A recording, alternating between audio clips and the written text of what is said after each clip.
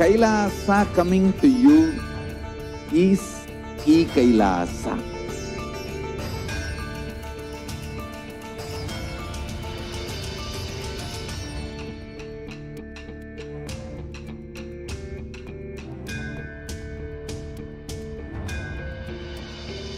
I will revive Hinduism.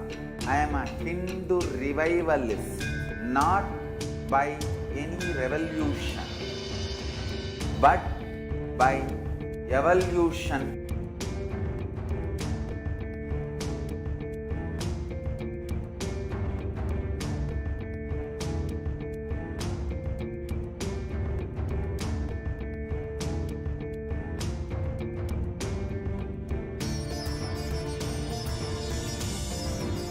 And setting model communities.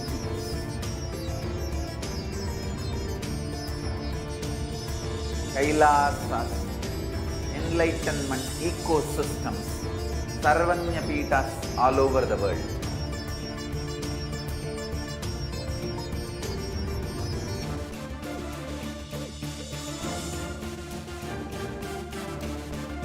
All powerful cognition, knowledge, only when you live, power manifestation and possibilities manifestation happens. This is a fundamental truth.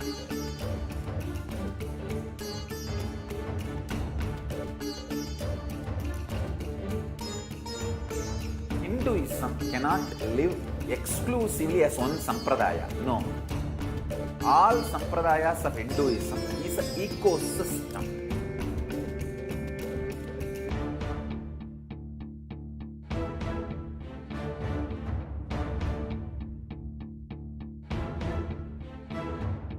So don't keep quiet thinking that if one sampradaya is attacked, only that sampradaya is going to be affected. All of us are ecosystems.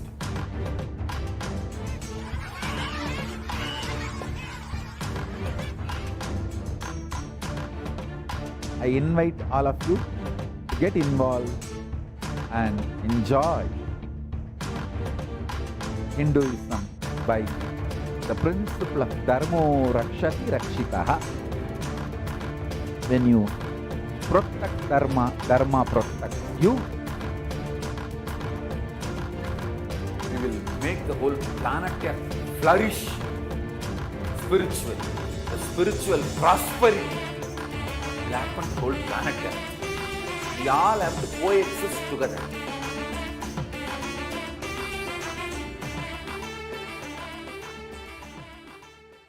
Just be alive for next 3 years. Don't die within next 3 years.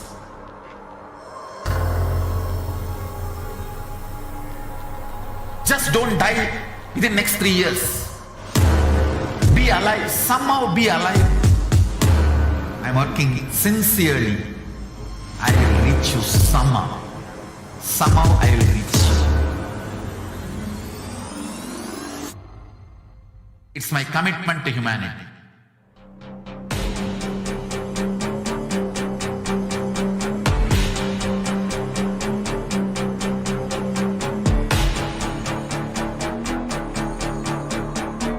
Just don't die within the next 3 years. I will reach you wherever you are, whichever corner of the world you may be. I will reach you with enlightenment. You manifesting the space, state, powers, being, Paramashivoham. It is possible, and it is possible for you.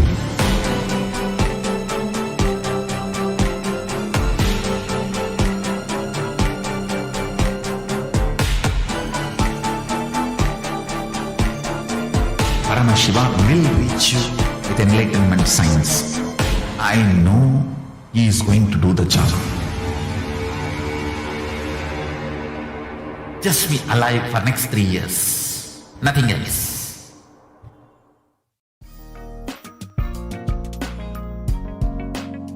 We get you health. We get you ability to build beautiful relationships in your life. We get you direct spiritual support and we make sure you become wealthy.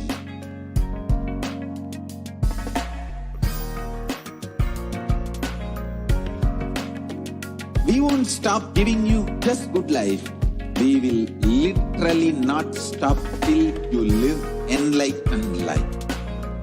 Manifesting the state of Paramashiva, space of Paramashiva, powers of Paramashiva, being of Paramashiva.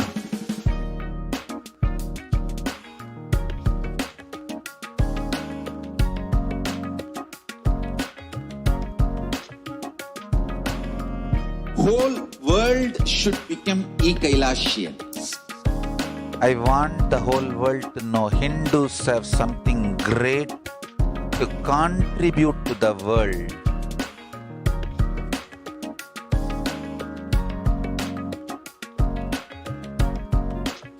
We have something great to contribute to the world. Let us do that.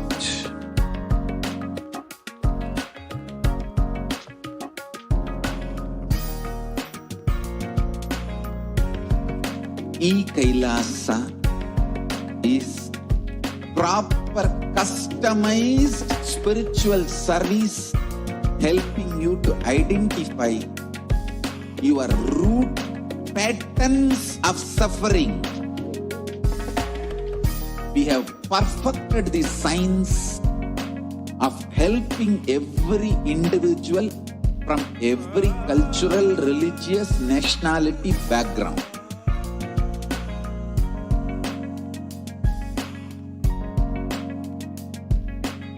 You will have lowest reactionary assumptions, highest awakened response, alive response for life continuously.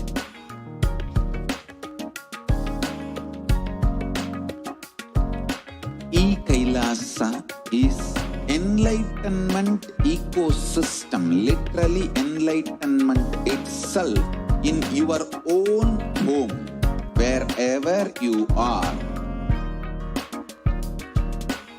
Proper customized spiritual service helping you to complete with your life negativity, withdrawal from life, self-hatred, self-denial, self-doubt, so much of tiredness, laziness.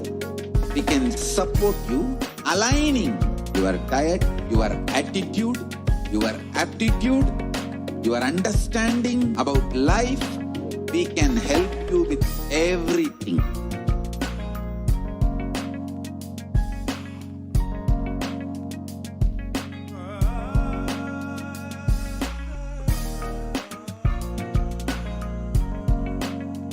If you are interested in enlightenment, we will immediately bring this to you.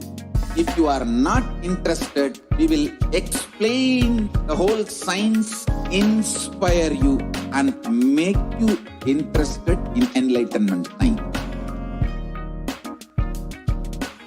We need to cater this enlightenment science to the whole world wherever they are, because enlightenment is the birthright of all human beings. Kailasa is responsible to provide that to all human beings.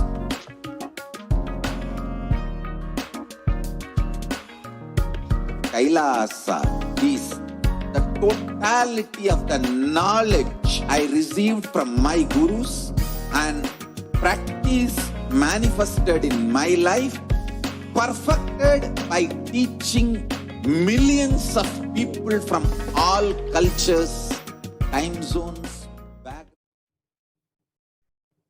Nithyanandam Paramasukadam Kevalam Jnanamurtim Dvandvatitam Gagana Sadrisham Tattvamasya Dilaksham Ekam Nityam Vimalamachalam Sarvadi Sakshi Bhutam Bhavatitam Trigunarahitam Sadgurum Tam Namami.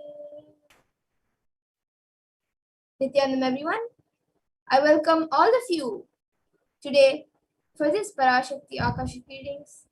Everyone watching us on YouTube, Facebook and many other social media platforms. I welcome all of you today for this amazing experience of the Parashakti Akashic readings.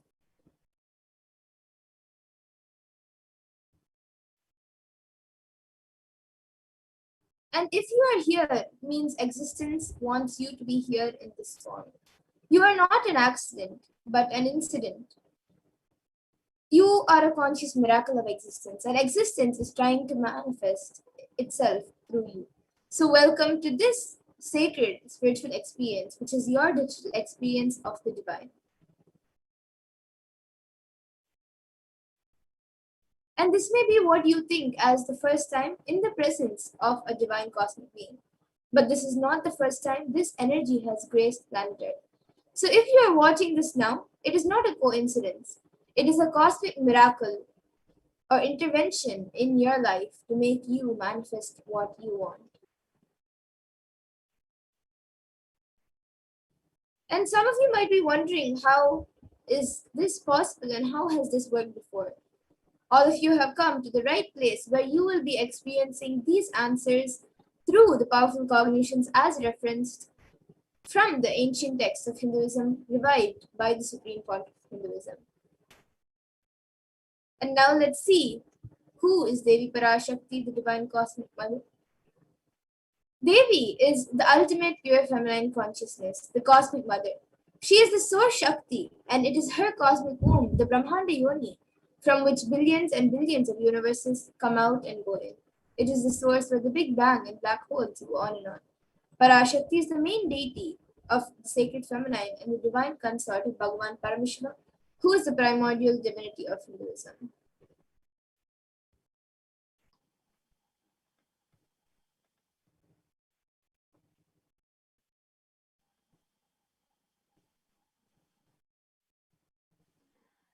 So, first and foremost, relationship is mother, ability to learn.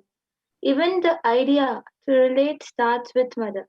How to relate starts with mother. Understand?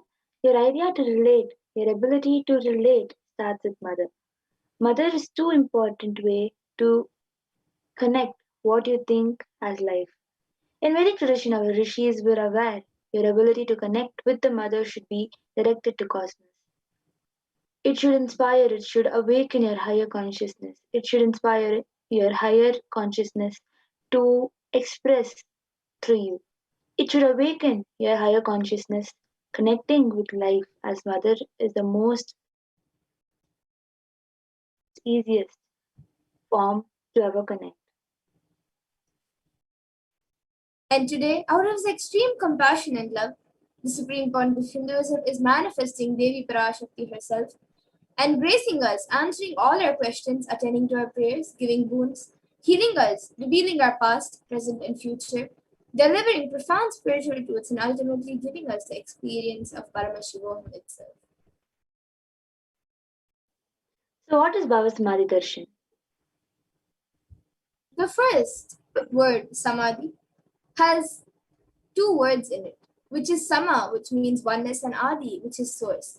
So Samadhi means one with the source, and Bhava means attitude or aspect. So Bhava Samadhi, both put together, means being one with the source through this aspect.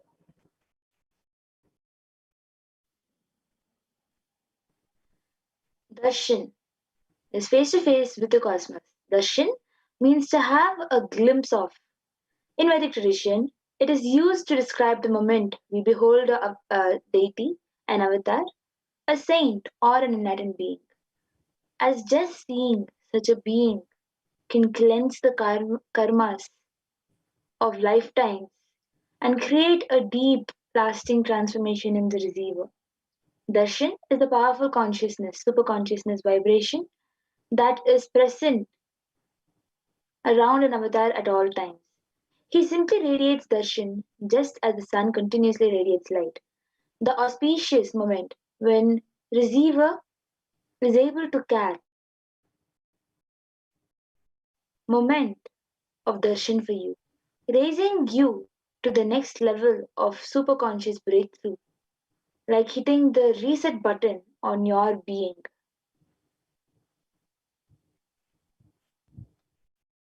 And a few fundamentals that all of us need to understand and internalize about the science of Baba Samadhi Darshan is that divine cosmic beings are real and they manifest from Kailasa, the enlightened time phase zone, through deities and incarnations. And the divine cosmic beings manifest through the Archavatars, which are deities in temples, and through the Baba Samadhi Darshans in Nijavataras incarnations. Baba Samadhi Darshan is the science of Nijavatara manifesting Paramashiva, the consciousness. It is where formless, the being of Paramashiva expresses through Divya Sharira, light body, and manifests as Nijavatara, physical form, embodied experience Paramashiva. And as all of you can see now on the screen, you can see how Devi expresses through the beings of Devi Rajarajeshwari and manifests as Nijavatara, the physical form, through Devi Meenakshi.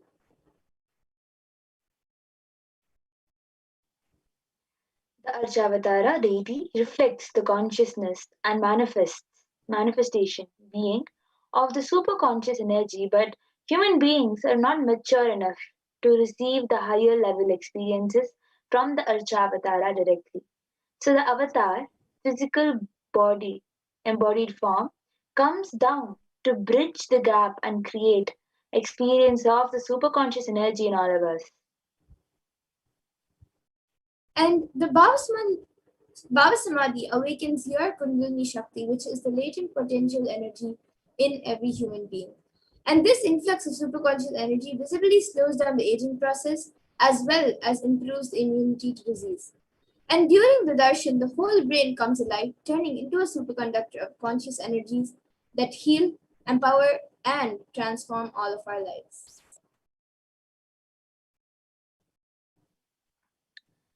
Signs of Bhava Samadhi Darshan. During Bhava Samadhi Darshan, the avatar, mirror neurons activate and process all the observed moments of information of the avatar just seeing. That is, the entire silently and without moving receive what is happening elsewhere through a process of direct observation, experiencing the superconscious energy radiating by the avatar. And these Akashic readings are not a prediction, but is a reading from the cosmic archives, beyond space where creation and destruction happen simultaneously. And in the dimension of time starts the past, present, and future. But the Akashic records, as it is stored in the Akasha, the space dimension, there is no past, no present, and no future.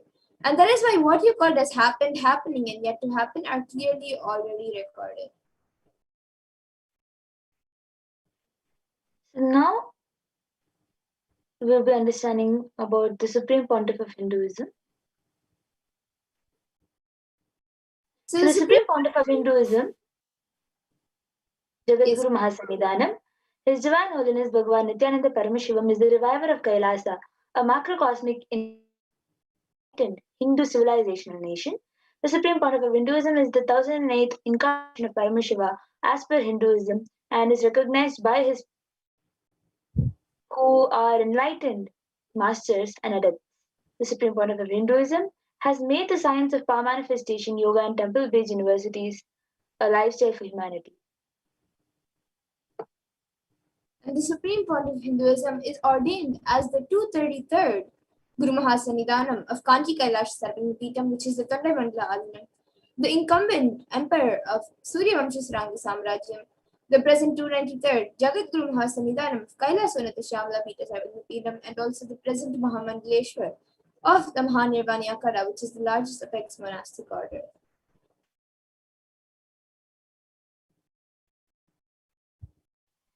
Supreme Pontiff is the 1000th Acharya Mahamandaleshwar, the head for all spiritual leaders of Attalakada, body of Hinduism, and is the present 293rd Guru Mahasannidhanam of Dharma, 23rd Guru Mahasannidhanam of Dharma Mukti Swargapuram Adinam, and is elected as the Supreme Pontiff of Hinduism by a congregation of over 1000 Hindu leaders or the pontiffs. And the Supreme Pontiff of Hinduism is also revered as a teacher of Hinduism, the most prolific, most viewed, read, and watched. And he has authored 300 books and 10,000 articles in 3 different languages, which are English, Tamil, and Sanskrit. And these are translated into over 50 languages with over 1,000 titles. And also over 20 million copies of books and articles are sold, read, and downloaded. And he also has over 10,000 hours of discourses published. And the Supreme Pontiff of Hinduism has also enriched and enriched 1 billion plus lives digitally and is respected as a commentator of all sacred scriptures such as Upanishads, Bhagavad Gita, Shiva Sutras, Brahma Sutras, Yoga Sutras, Ashtavakra Gitas, Jain Sutras, and many more.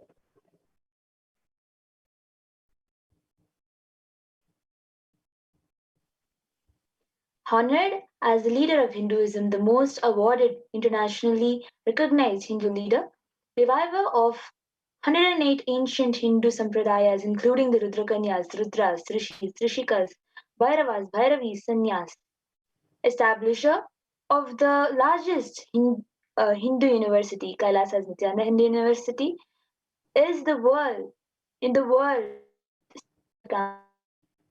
in 150 countries and is the establisher of 1,000 plus Kailasa enlightened ecosystems,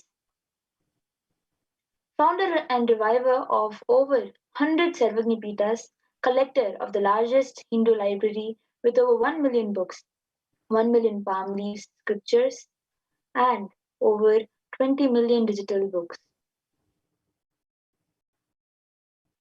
And now we will be getting into the next segment where we will be seeing a live demonstration of the extraordinary manifestation of the divine powers, which is given as a gift to humanity by the Supreme Pontiff of Hinduism through the science of Diksha. So we will be back with all of you after a short break, so all of you can witness the live demonstration of these extraordinary powers.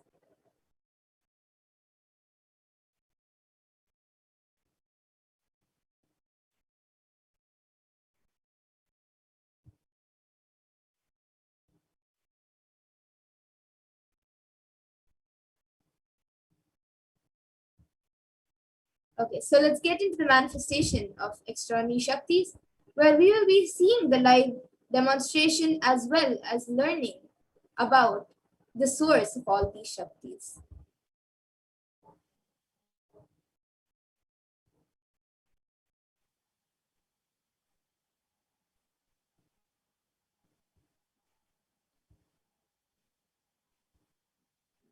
The Balasan Nithyananda Pontiff of Hinduism will now be demonstrating the powers of third eye and sharing the results of the extraordinary manifestation of the divine powers awakened in us through Diksha initiation. And in today's Bhava Samadhi Darshan, all of us will be receiving the initiation into the third eye awakening in various other powers with the blessings and grace of the Supreme Pontiff of Hinduism. We will be manifesting the following powers of third eye, which is seen with the eyes blindfolded. And some of you might be wondering where the third eye is located and how it works. So the answer for that is that the third eye is a cosmic browsing center located between the brows, which upon initiation one can effortlessly manifest the Shaktis, the powers, and see through the third eye just as you would with your 2 eyes. So, what are Shaktis? In the Vedagamas, the source scriptures of Hinduism, Paramashiva reveals in elaborate detail being is hardwired to be able to manifest 463 plus extraordinary Shaktis, the divine powers, manifesting powers, the Shakti, the system, method, and science for human beings to explore the various possibilities and powers and have access to various states of consciousness. Shaktis manifest from the fundamental cognition that you are a divine, you need to manifest divine, and you need to reach divine. And some of you might have heard the term Siddhis, as it is a very common term used for powers that are expressed through human beings. So let's look at the difference between Shaktis and Siddhis.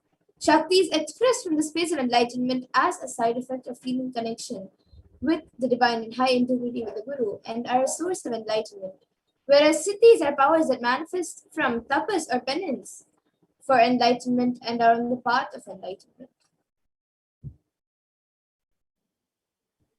The Shaktis of Paramashiva manifest through ordinary human beings in an extraordinary way, after whereas Siddhis are not permanent and may divert you from enlightenment.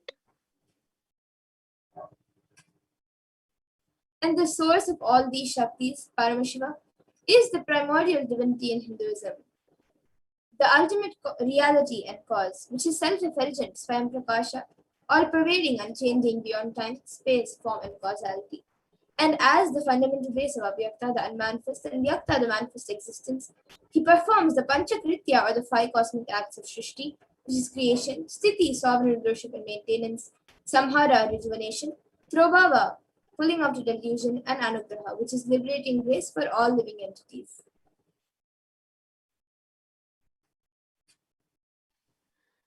So the avatar of Paramashiva, the Supreme Pontiff of Hinduism, Jagadguru Mahasannidhanam, His Divine Holiness Bhagavan Nithyananda Paramashivam, the Supreme Pontiff as the 1008th living incarnation and representative of Paramashiva and the reviver of Kailasa, the ancient enlightened Hindu civilization and nation, the great cosmic warless Hindu nation.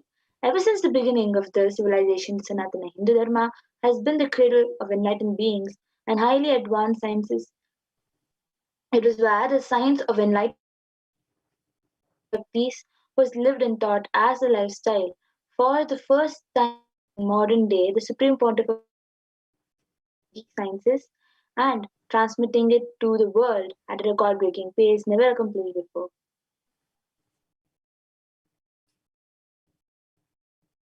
And all of this knowledge and science is transmitted to the next generation, from one generation to the next generation through Diksha or initiation by the enlightened Gurus, and that is called the Guru Parampara.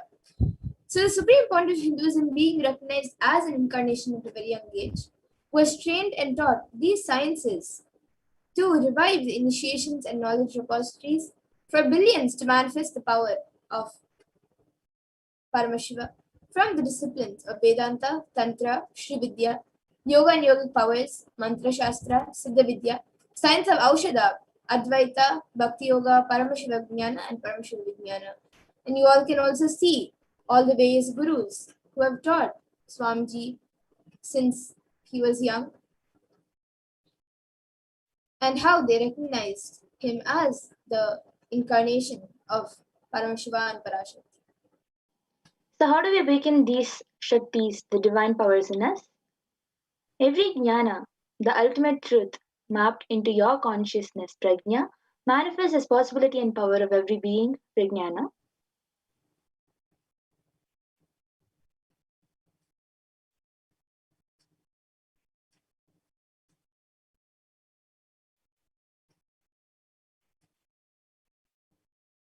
And this science of power manifestation is authenticated through 4 aspects of evidences or pramanas. So the first is the Shastra Pramana, which is the empirical evidence, which is the eternal and changeable truths revealed in the source scriptures.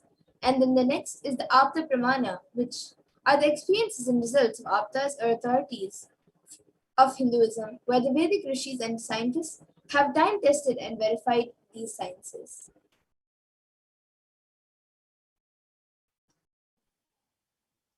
The Atma Pramana, the account.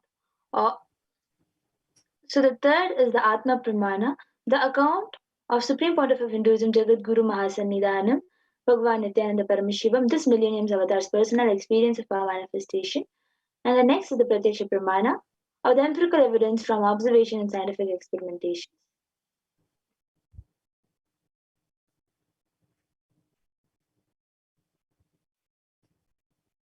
And the Vedas are the ultimate superior authority for Hindus and are pure science where the ultimate truths are explained. And the Agamas are the scriptures where the applied technology and applied science is expanded.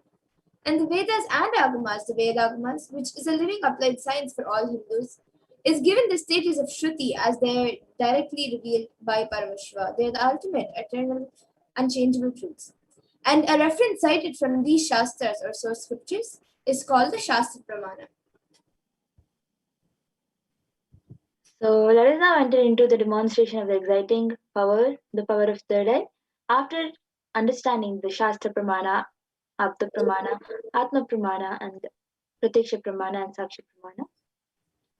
So the first power is the power of third eye, and the Shastra Pramana for this power of third eye comes from the Vijnana Bhairava Tantra, 34th verse, 11th dharana. कपालान्तर्मनोऽन्यसा तिष्ठन्मीलितलोचनः क्रमेण मनसोदार्ध्यात् लक्ष्ये लक्ष्यमुत्तमम्. The translation is, by fixing the mind on the inner space within the crown center and sitting and having the eyes closed in succession, by that stability of the mind and inner space, through the power of the third eye, one directly sees the ultimate goal Lakshyam by having the vision beyond the sight that reveals any object or place, attaining the space of oneness with the source Paramashiva. The next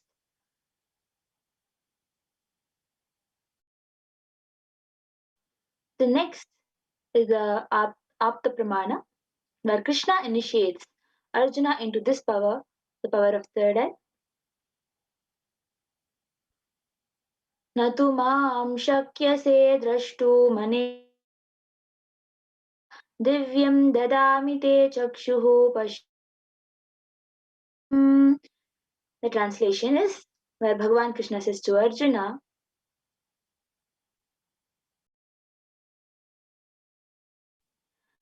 but you these physical eyes of yours, therefore I grant you divine third eye vision. Behold my cosmic opulence. The translation, in the Hindu Purana, Bhagavad Gita, Bhagavan Krishna initiates Arjuna into the power of third eye to behold Krishna's Vishwarupa, his cosmic form. The 11th chapter of Bhagavad Gita, which contains the description of Bhagavan Krishna's cosmic form, is completely narrated by Arjuna as he third eye.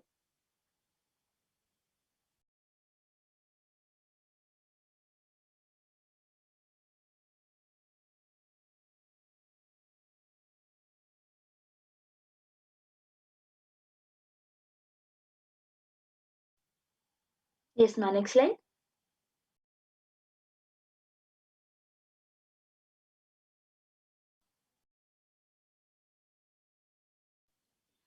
So the next is the Atma Pramana, where Swamiji is sharing in Swamiji's own words. Experiences that I was able to see everything around me, above me, the whole 360-degree, 10 directions below me, everything. I realized not only I was able to see, I was able to feel, experience all of that as me.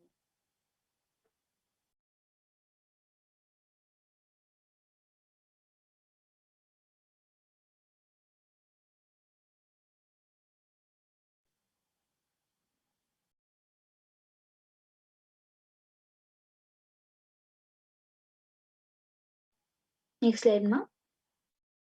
So the Pratyaksha Pramana, the empirical evidence from observation and scientific experimentation, the steady measures and activities of the brain in conscious and meditative open of third eye states using positron emission tomography, the PET. It was scientifically proven that when doing daily activities, high activity is measured in the brain where located state. Only the third eye region is active and almost 90% of the brain is at peace.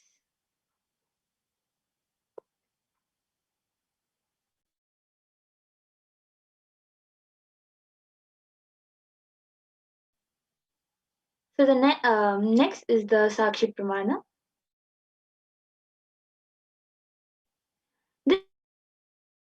The third eye awakening is being made available to humanity for their ultimate enrichment and conscious evolution by the Supreme Pontiff of Hinduism, Jagadguru Mahasannidhanam, His Divine Holiness Bhagwan Nithyananda Paramashivam.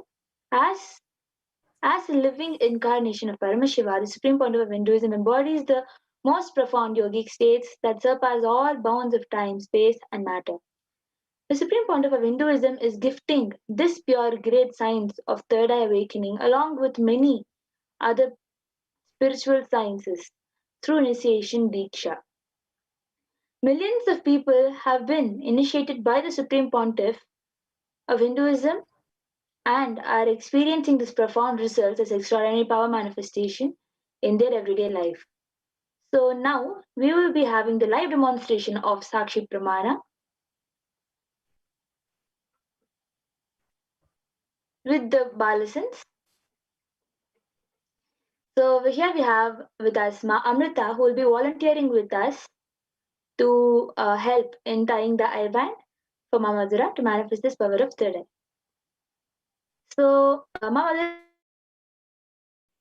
so this eye band has sponge attached to it, and it has two openings into which Ma Madhura's eyes will just go and stick into. So the sponge doesn't let any light enter inside, and you will not be able to think when the this eye band is. Normally, it is used for having peaceful sleep and not letting any light enter. So when you will not be able to see anything, and there will be no such light that will be able to enter inside. So this eye band will be put by the volunteer on Mama.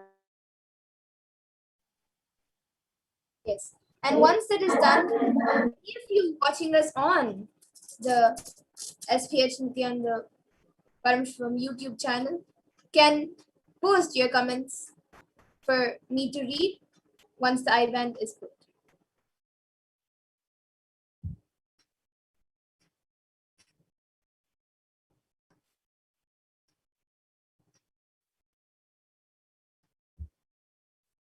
So you can put it a little tighter.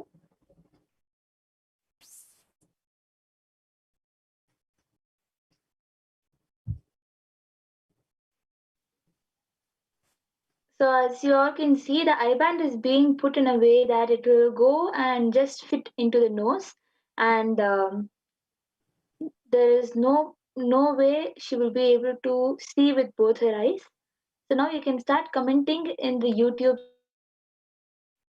comment section, whatever you want. And before that, we'll actually see Ma Madhura. You can turn towards the left, right, down, and show to the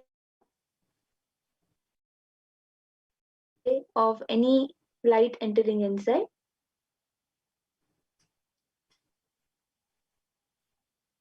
So Yes, and now, ma'am, the YouTube comments will be projected now.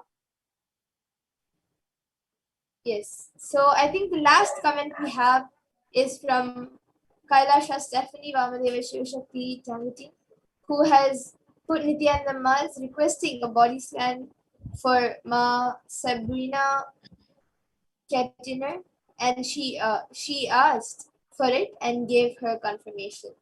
Yes, Ma, after this we will be doing the power of body scanning. We will surely do for Ma Sabrina Kettiner. And So if anyone anybody else who would like to comment can put in your comments. It can be a sequence of emojis, a sequence of numbers, words, sentences, and it can even be something that does not even make sense.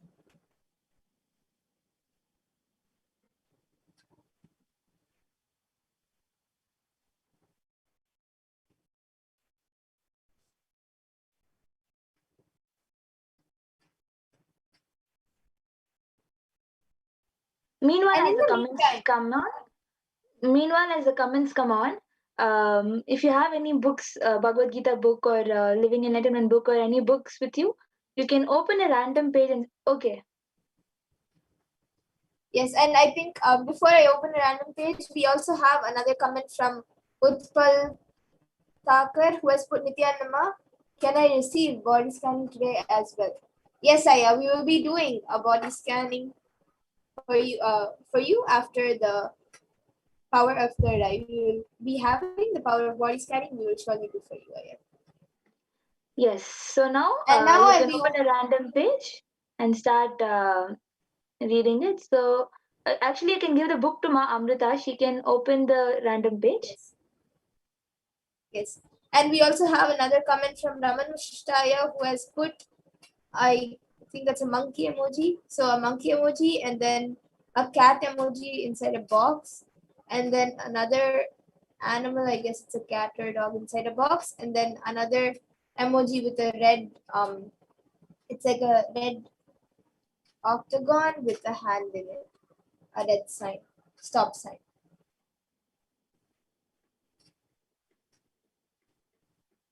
Yes, and now Monica, you can open a random page.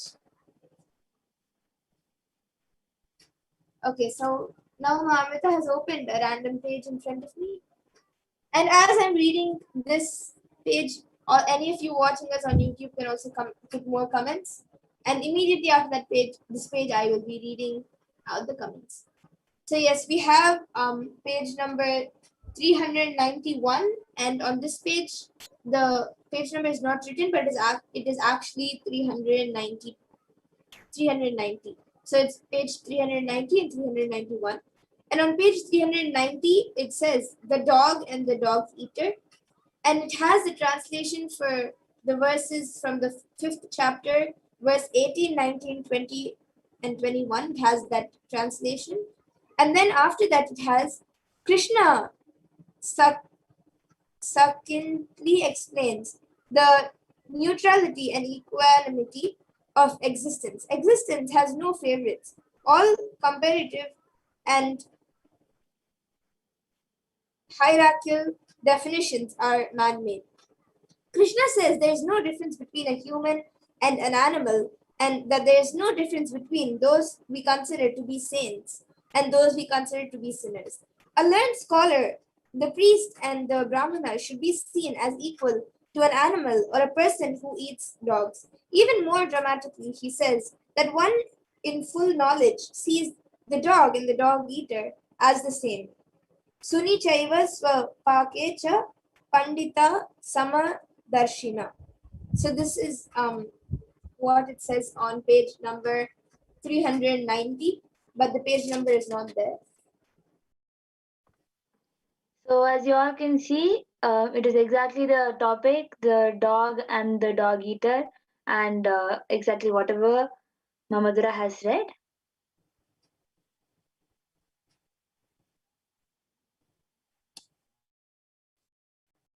So as you all can see, it is exactly what was revealed to Mamadura. So if anybody else wants, you can also comment.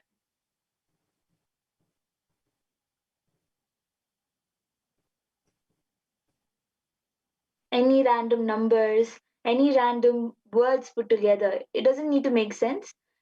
And if you want, you can also put something with wrong spelling, wrong spellings. So whatever you want, you can enter You into can the put power any of body spelling scanning. which you Yes, think I may not be able to read. yes. You can put any scientific terms which you your age, whatever you want, you can put in the chat.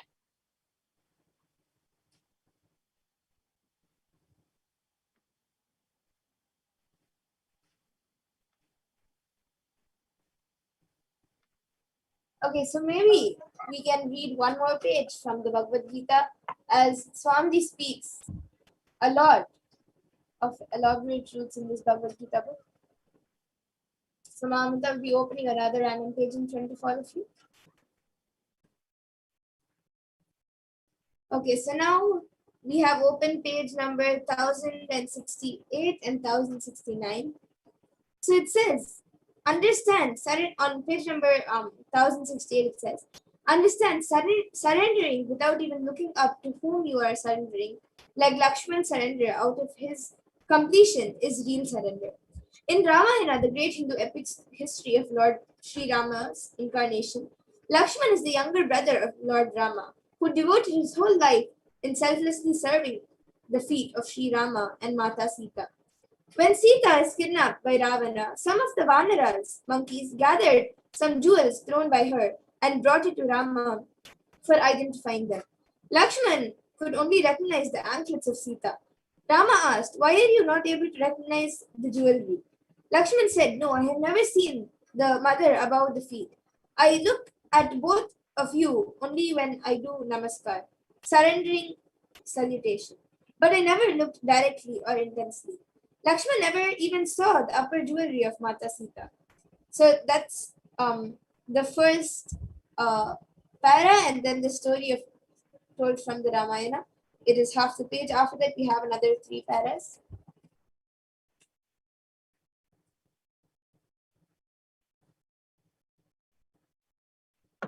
So as you all can see, it is a story of Rama and Lakshmana, exactly from the Ramayana, whatever Mamadura has read.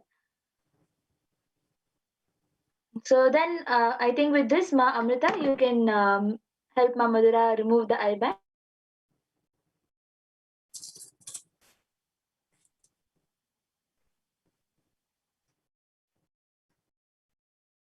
Yes, so now all of you can see the eye band. It is just as it was before we had put it on. Yes, you all can see the eye band. It is the exact same eye band that was tied. So we'll be entering into the next power, the power of body scanning.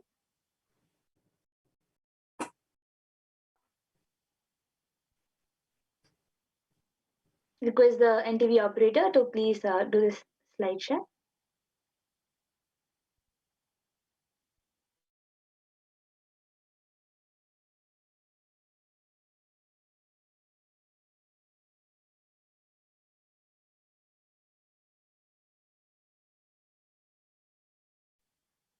And we'll be entering the power of body scanning after a small break.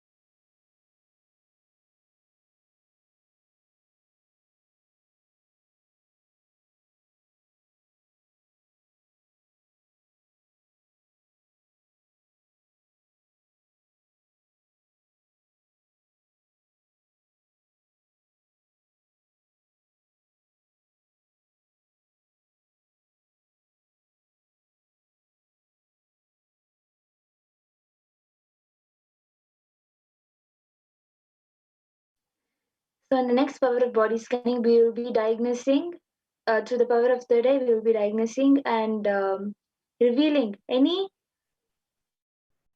problems in the body, your body, and reveal. Yes. So the Shastra Pramana for this power of body scanning comes from the Vijnana Bhairava Tantra. Swadehe jagato bhapi sukshma sukshmatarani cha tatvani yani nilayam dhyatvante vyajyate para. And the translation for this verse says, Bhagavan Paramashiva says, "Cognize deeply that from the subtle to the subtlest constitutive principles of your whole body, Swadeha, or the whole universe, simultaneously consist of essential reality. They are being absorbed in their source cause, Paramashiva.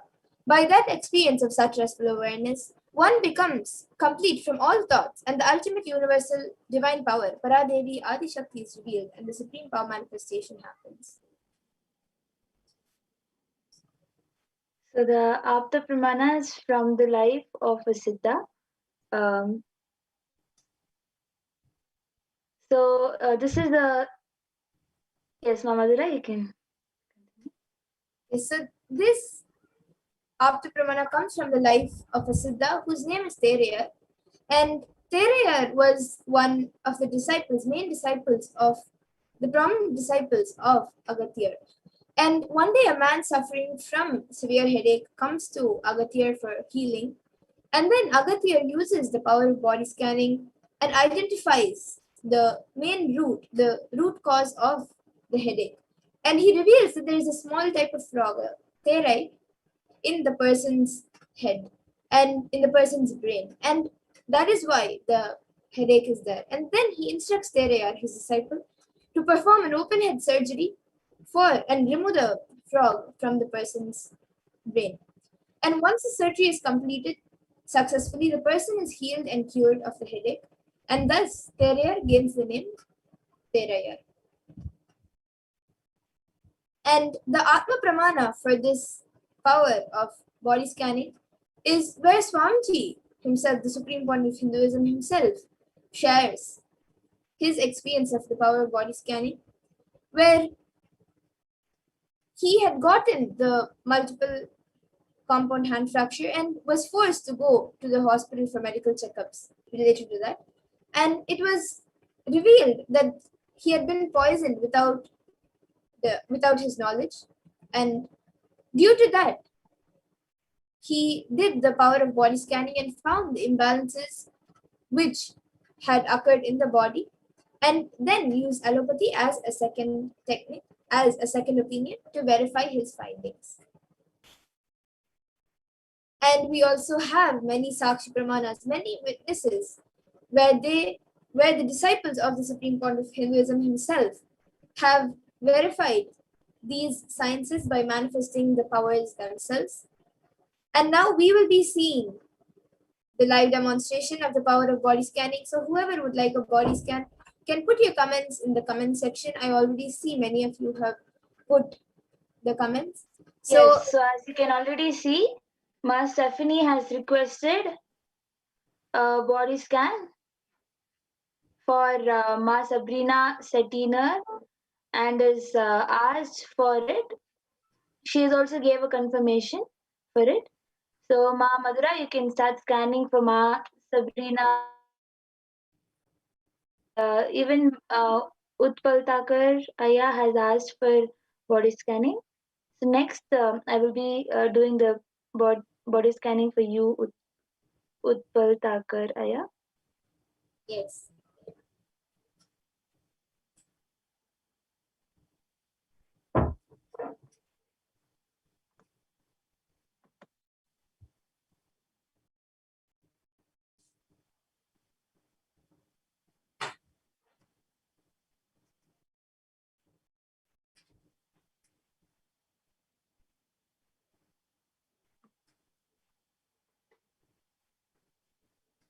So, Ma Stephanie, if Ma Sabrina is there, she can join it and listen to the revelation. So, what Paramashiva revealed to me in my third eye for her ma was that in her throat there is there's a lot of dryness, but it's not like the normal type of dryness which happens when you don't drink water. It is, or when you shout or something. It's not the normal kind of sore throat or dryness which affects the throat. This I was able to see the type of dryness which has happened now is that she's able to do everything quite feel like she can drink water, she can do everything properly, doesn't affect her much. Only when eating a certain type of food, like on few days it comes as spicy food and sometimes with sweet food. Only when eating that and when swallowing that type of food, or when drinking hard water, only that time it affects the throat. Otherwise, I was able to see it doesn't affect her much. But I was able to see that if it's not taken care of within maybe the next 2 or 3 weeks, it can become more difficult to swallow food or drink any water. So I was able to see a solution for this is every day morning and night, um, in the morning with an empty stomach, and in the night immediately after food with filled stomach, 1 teaspoon of little warm honey, organic honey, she can just swallow it, and that will help healing the throat. So this is what I was able to see for Ma Sabrina. She can get back in the comment section, or you can get back in the comment section on behalf of her. Yes. And So, I also see she has asked specifically yes. about stomach issues. Actually, about that, I was able to see that I actually saw the stomach, but I was there is nothing severe in major. It is just normal gas which is being formed, which is getting accumulated in the stomach. For that, if she drinks hot water, she will be healed now. So this is what I was able to see for Ma Sabrina. Yes. So, Ma Sabrina, you can get back in the chat if you could relate. Ma Stephanie, you can ask Ma Sabrina to get back in the chat. And also, Ma Stephanie has requested a body scan for Ma Kyan Fuken from the Paramashivoham program. So she is itself asking for the body scan. So Ma Madhura, you can scan for Ma Kyan Fuken next. So Utpal Takar Aya, I was able to see that you have lots hit you. It will be like a sudden pain, which will be a lot of pain, and that is occurring because of the food that you the water that you add in the food for cooking is uh, is not healthy enough for your body. So that water should be changed, and I was able to see that when you start consuming a lesser food when you're eating the food, when you start consuming lesser food, that sudden stomach pain will heal. I was also able to see it having slight cold, and the solution I was able to see for the slight cold is for you to have with water some lemon and lots of pepper added to that lemon water with brown sugar. So this is the solution I was able to see for the cold that you're facing.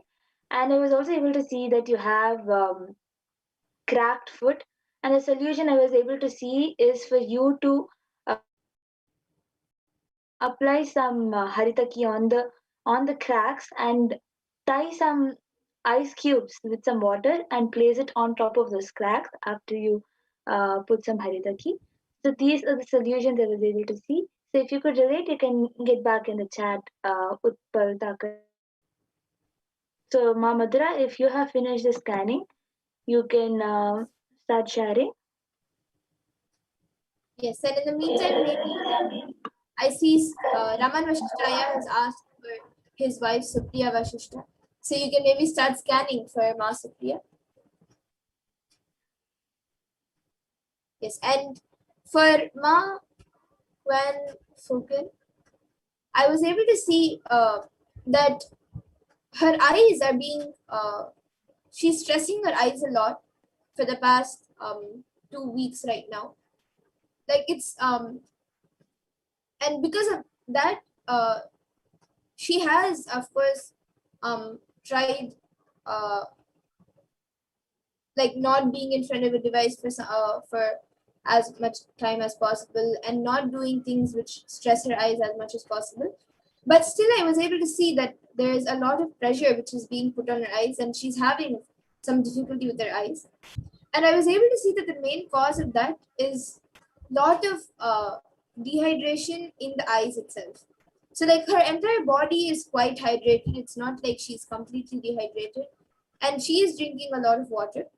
But her eyes are, with the normal heat around, her eyes are mainly getting affected, as her eyes are quite sensitive, I was able to see. So for this, I was able to see that if she does the eye wash every day, morning and night, that will help in healing the eyes. This is for Ma Van Foken, who was attending the PSM session and program, and Yes. he's asked for it. So this is what I was able to see as the problem for her. Ma. So Ma Stephanie can get back in the comment section if she was able to relate. Yes. Also,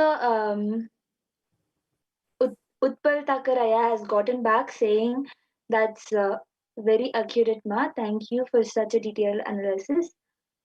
And Ma Stephanie told sure she will check with Ma Sabrina. And for Supriya Vashishta, Ma Supriya Vashishta, I was able to see that she is very self-conscious. I was able to see that um, yes, she has knee pain and she has back pain. She does have like the um, upper back area pain, the shoulder pain, and all.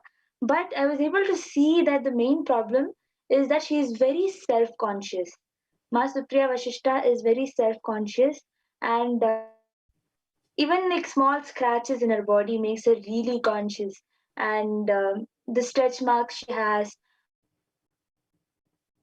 conscious, and um, the solution I was able to see is you to relax with Mahavakya, play Mahavakya around and just connect with the Mahavakya intensely. You will see that you will start loving your body, ma. That is the important uh, thing. When that happens inside you, when you start loving your body, you will see that pain, whatever it is because you're keeping yourself really stressed. You're just like forcing your body to be in like in a particular position. So when you just start loving your body, you will be carefree and you will be able to relax your body, and that will not cause the back pain, leg pain, or stomach pain, whatever pains you're going through. All of that will be completely healed. This is the solution I was able to see. Yes, so Raman Vashishtaya, you can And get yes, if Raman Mas Vashishtaya, you can get back. And thank you, Utpal Takaraya, for getting back. Ma Stephanie, if you have checked with Ma Sabrina, you can also get back. and you And can if also get back about Ma Van Foken. yes, and if anybody else is having any body scanning, you can get back for power manifestation at 2 a.m. Indian Standard Time. Yes, so Ma Stephanie has gotten back saying Ma Van was able to relate to what was said. It's correct. Yes, Ma. Thank you for getting back. And she says, thank you. Yes, Ma Kyan, thank you for getting back. And Raman Vashishta has also gotten back saying, thanks, Ma. That's very helpful. Ma, yes. So with this, if anybody else also wants this power of body scanning, which we just done, which we just demonstrated, you can get back every day at 2 o'clock for this power demonstration. Yes, so 2 a.m. IST, 4 p.m. IST, we will be having this Parashakti Akashic reading preparations every day. And we will be doing this power manifestation segment. So all of you can again come back for the power manifestation. And we will be more than happy to do a body scanning or any power for any of you. And with this, we come to the conclusion of this power manifestation segment. We thank all of the viewers who are watching us right now for joining us for this segment. And we will be moving on to the further segments where we will be seeing about Devi Parashakti. And yes, I think Ma Durga Devi is now asking for body scanning. Yes, Ma, we will do the last body scanning. So, Ma Pragyana, you can maybe do a quick body scanning for Ma Durga Devi.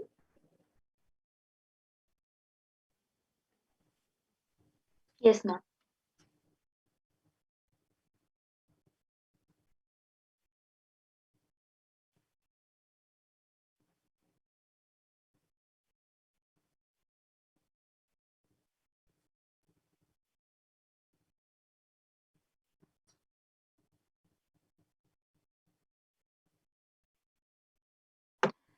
So Ma Durga Devi, I was able to see. Sorry. So Ma Durga Devi, I was able to see that you are you have lots of fear about your body. For example, if um, if you have like a small throat pain, or if you have just little bit cold, you're really getting scared that maybe you're having um, bigger problems. Maybe you're having viruses, or becoming very scared about your body for the normal cold, or for the throat pain, and for the cough, anything. You get tense, not just during this pandemic time, but normally you just become really stressed about your body. For example, if you have stomach pain, it might be something bigger than become stressed about your body. And the solution I was able to see is for you to completely trust in healing. With that, as you are also an devotee of Swamiji and is initiated, you can just close your eyes and let Swamiji flow through, heal the normal problem over thinking that it might be something more, or um, you so scared about the natural happenings in the body, and become stressed about it. So this is the solution I was able to see, and you can get YouTube comment section if you could relate with the body scanning. Yes. So thank you, Ma Pragyana. And Mother Devi, you can get back in the comment section. And now with this, we will be moving on to the further segments where we will be learning more about Devi Parashakti. And once again, I thank all of you for joining us for this Power Manifestation segment. And please stay tuned for further segments where we will be learning about who is Devi Parashakti and also what she has revealed for us and for the rest of humanity. So with this, I thank you all once again for joining us, and we will be back with all of you after a really short break to continue with the next segments. Thank you, Nithyananda.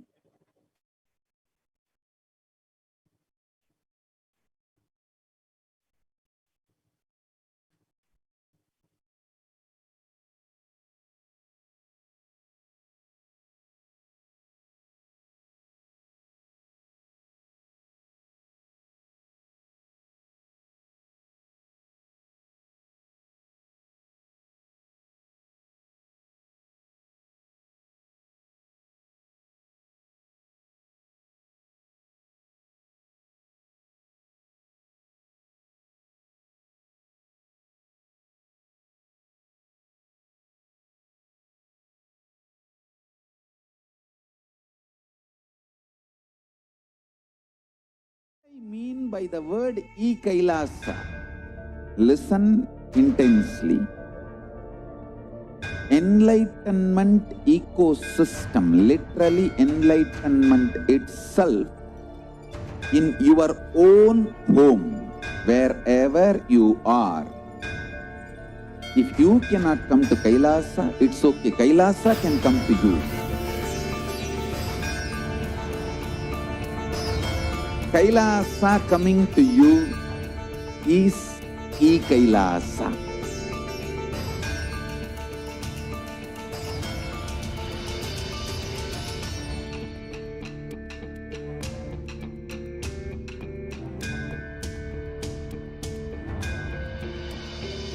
I will revive Hinduism. I am a Hindu revivalist, not by any revolution, but by evolution.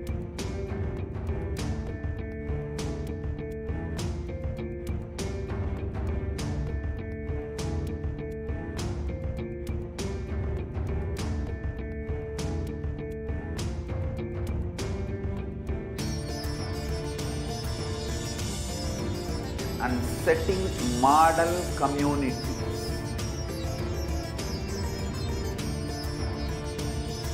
Kailasa, Enlightenment ecosystems, Sarvanya Peethas all over the world.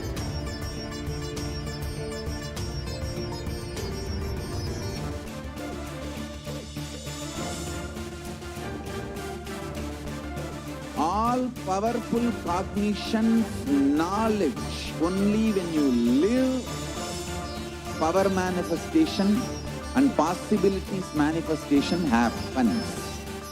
This is a fundamental truth.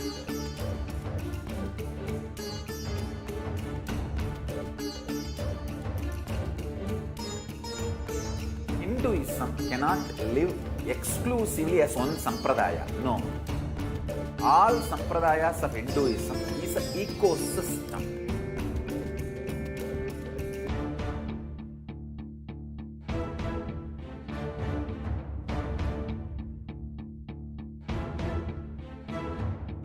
So don't keep quiet thinking that if one sampradaya is attacked, only that sampradaya is going to be affected. All of us are ecosystem.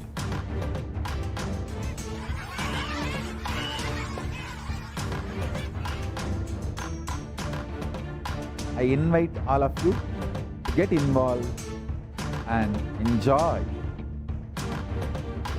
Hinduism by the principle of Dharmo Rakshati Rakshitaha.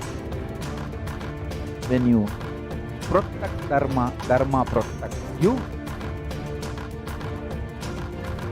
We will make the whole planet flourish spiritually. The spiritual prosperity will happen to the whole planet. We all have to coexist together.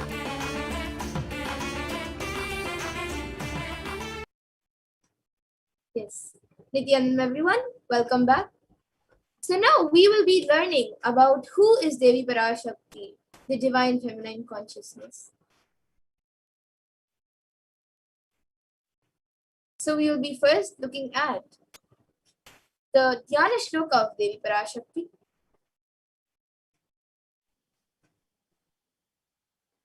So the Dhyana Shloka of Devi Parashakti. Sinduraruna vigraham trinayana taranayaka shekaram smitamukhi mapi navakshoruham panibhyamali ratna chashakam raktotphalam bipratim saumyam ratna ghatastha rakta charanam dhyaye. The translation is: the Divine Mother is to be meditated upon as shining in a vermilion red body with a triple eyes,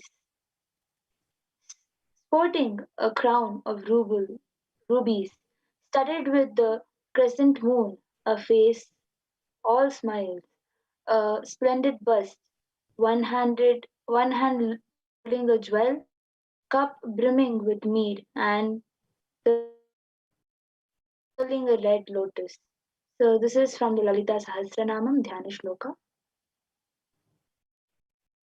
And another verse which also comes from the Lalita Sahasranamam, I will be chanting it now.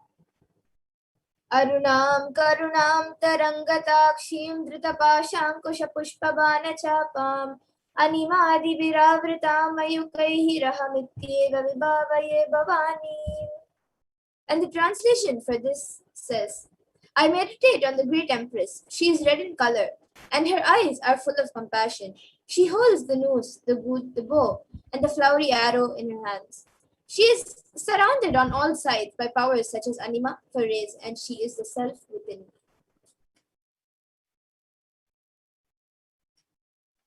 Devi, the ultimate pure feminine consciousness, Parashakti, is the cosmic mother.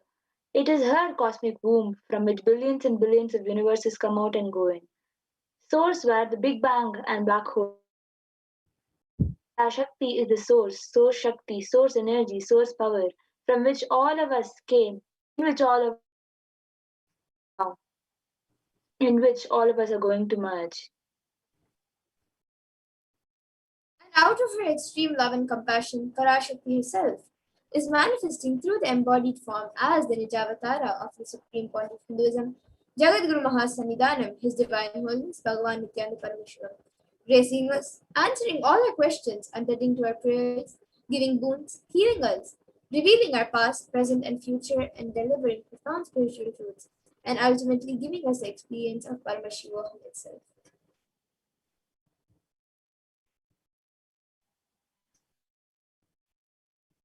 Be herself.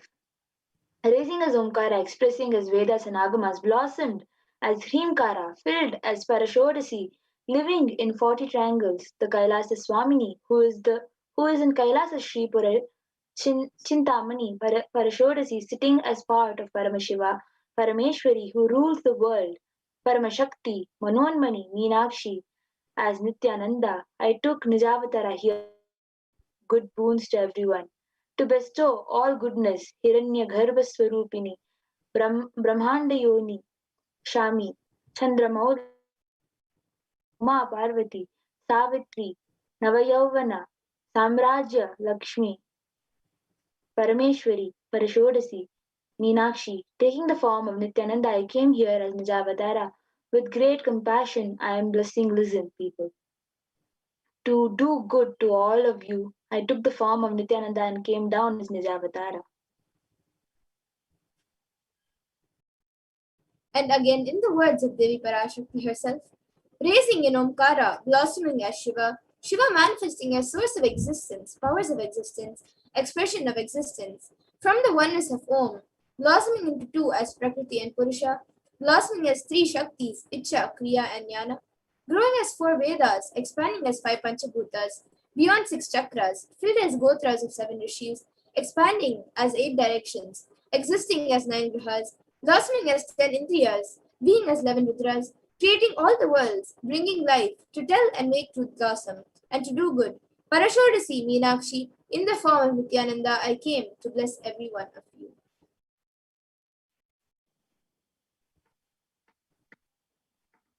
How to receive Devi Parashakti? Literally, you are seeing Paramashiva and Parashakti at that moment. She is there in your screens. So always receive her very traditionally. So keep two betel leaves, one banana, one betel nut, and one coin in front of the screen. Watch Devi. And coin is considered traditional dakshina in Hindu tradition. So it can be the lowest value. In India, it can even be 1 paisa, just 1 paisa. And in US, it can just be even a cent, just 1 cent. I'm not trying to monetize. Keep even 1 cent, it is okay. So for 100 days, if you have darshan, it will add up to $1. So in India, even 1 paisa is okay. And once the darshan is over, and once the offerings are offered to Devi, you can eat the banana, the beet leaf, and the betel nut immediately and take it as prasadam immediately. So the coins that you collect, you can send it to the LA temple. And some of you might be wondering how this betel leaf and betel nut will benefit you. This betel leaf and betel nut may look too small, but in a few days you will see how much it adds to your sentiment that really she is there. You will not take Devi darshan for granted. Swamiji says rituals will break your monotonous unconscious mentality and lifestyle and remind you and raise you to the powerful cognition. It will break your unconscious behavior.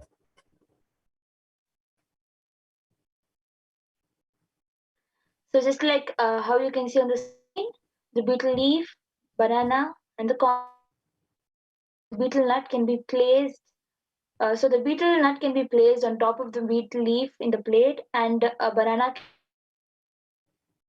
to the betel leaf, and you can just place the coin in.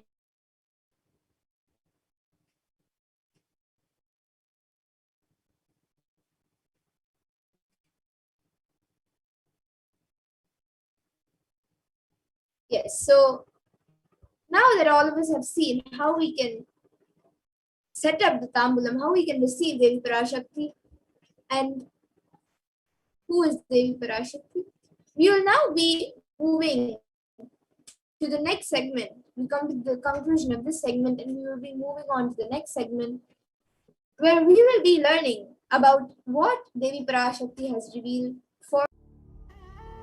What I mean by the word Kailasa, listen intensely.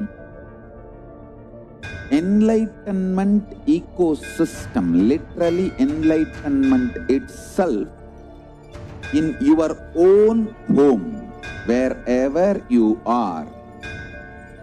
If you cannot come to Kailasa, it's okay. Kailasa can come to you. Kailasa coming to you is Kailasa.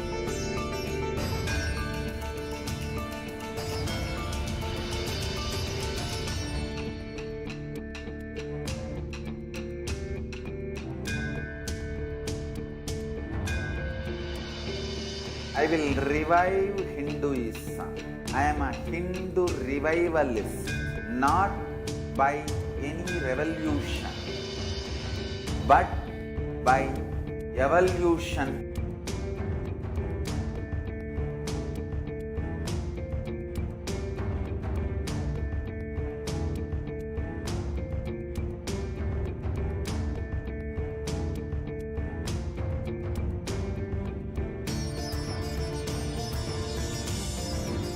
And setting model communities.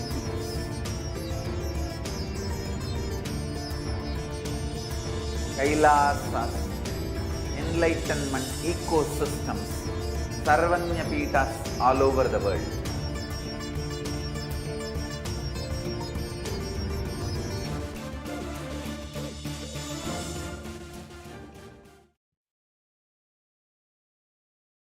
Nithyananda, welcome back to your viewers. Now we will be entering into this next segment where we will be understanding some of Devi Parashakti's revelations made for humanity. We will be exploring some of the revelations that Devi has made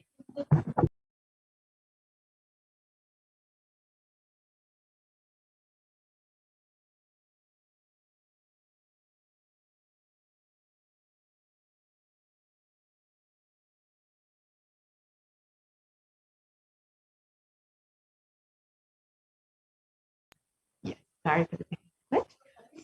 So we will be understanding some of Devi Parashakti's revelations made for humanity and understand what exactly the effects of COVID-19 will be on the immunity and how they will be affecting us.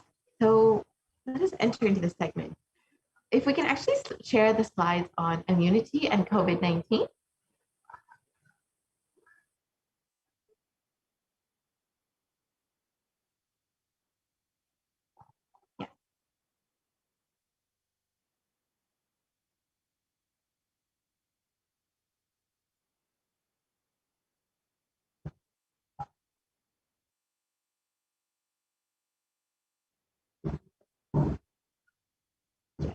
So out of his extreme compassion and love, the Supreme Pontiff of Hinduism is manifesting Devi Parashakti herself and gracing us, answering all of our questions, attending to our prayers, giving boons, healing us, revealing our past, present, and future, delivering profound spiritual truths, and ultimately giving us the experience of Paramashivoham itself.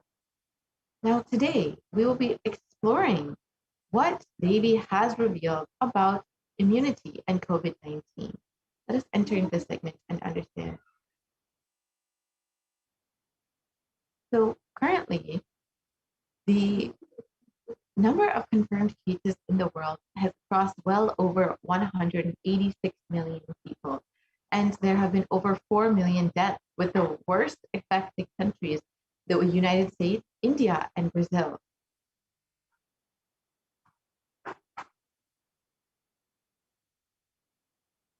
Next slide, please. So let us listen to Devi Parashakti's revelations on how COVID-19 will be affecting our immune strength.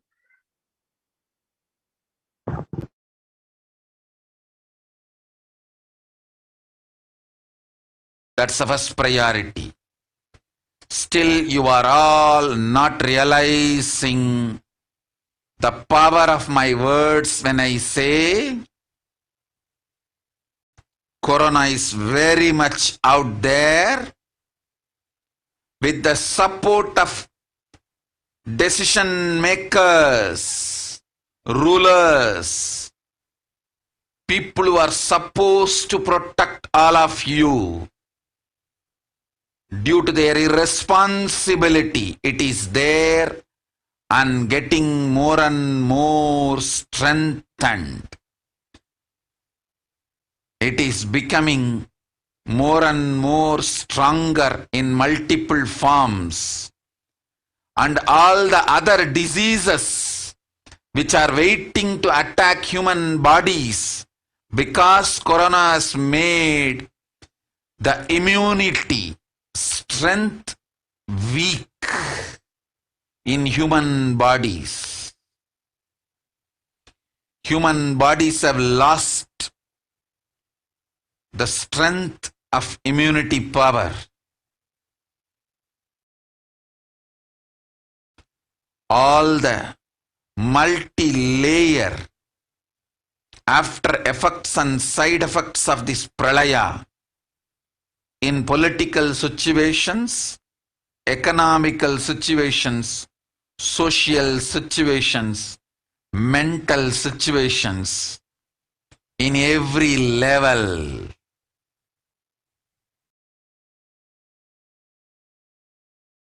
Cannot be described. Wait. This year, focus on keeping yourself alive.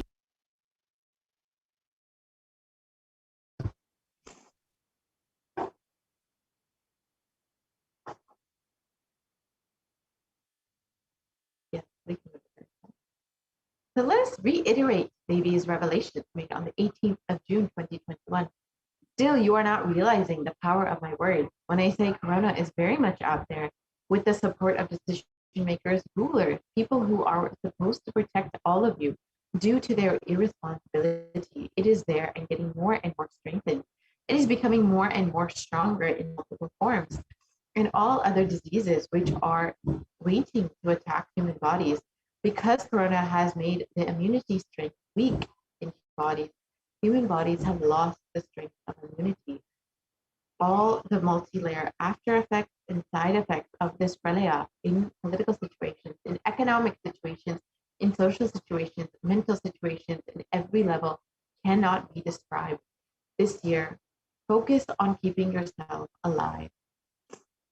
Let us explore some of these revelations. First, one of the main revelations Devi has made is that Corona has made the immunity strength weak in human bodies. So let us understand this revelation a little bit more deeply.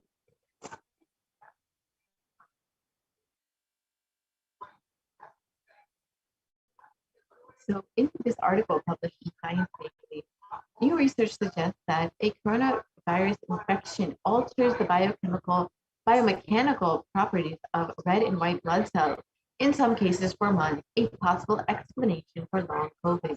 And this article was published on June 19, 2021, just 11 days after the revelation.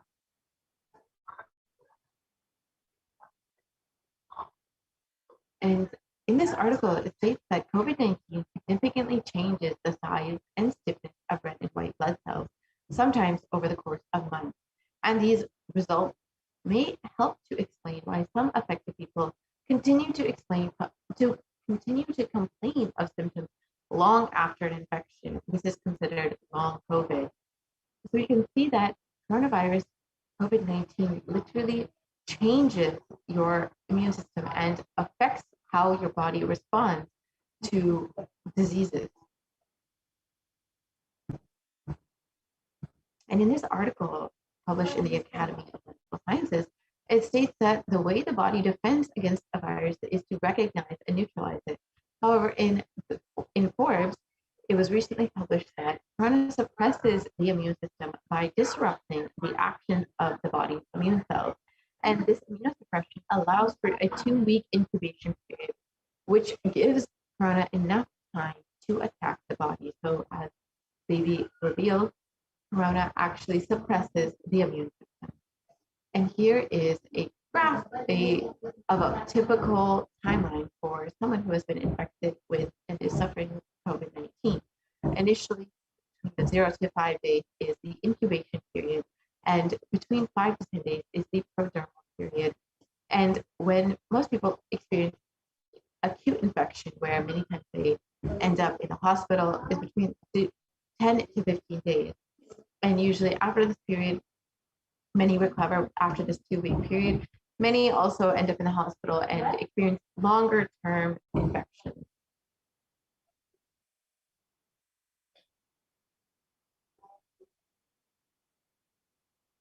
And here is just a small infographic that shows the impact of COVID-19 in comparison to other deadly diseases throughout history. And you can see that the impact of COVID-19 cannot be dismissed.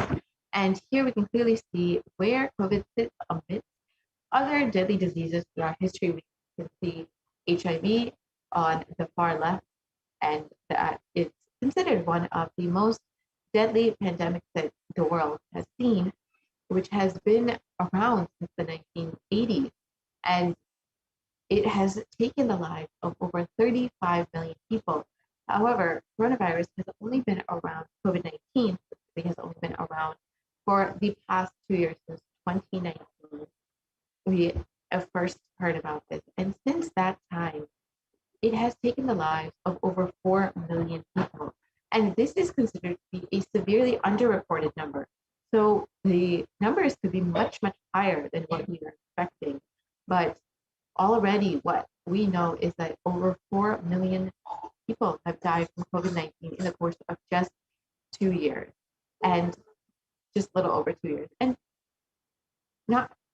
just a little under 2 years. And we can see that this is just, this is very much in this killing people at the same rate, if not more, than what the HIV pandemic, the HIV epidemic that took place in the 80s, 90s, and is continuing to affect people. It is very well within the same range.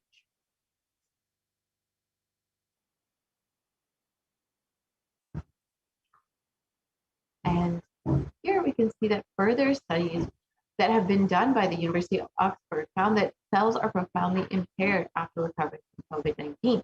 And this is how long-term the COVID-19 affects the immunity long-term. And in the British Society for Immunology, they found that the effects of COVID are far beyond respiratory health. It is also known to affect the cardiovascular and renal system, along with the immune system.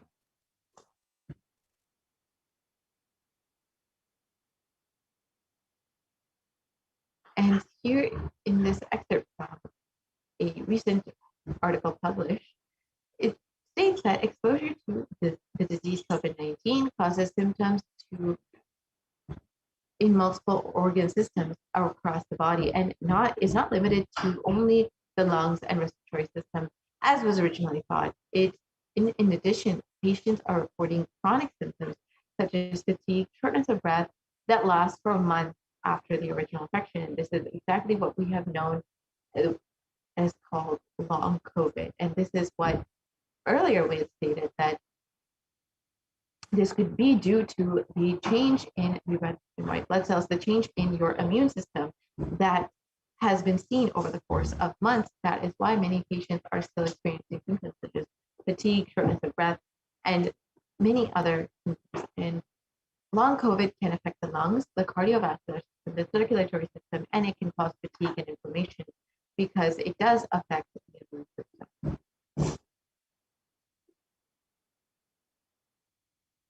And here's an example of how the lungs can be affected in someone who has suffered from COVID-19. On the left side, you can see the healthy lungs, and on the right, you can see the COVID-19 affected lungs, where there is far more scarring within the lungs. And you can see how much COVID really affects the respiratory system.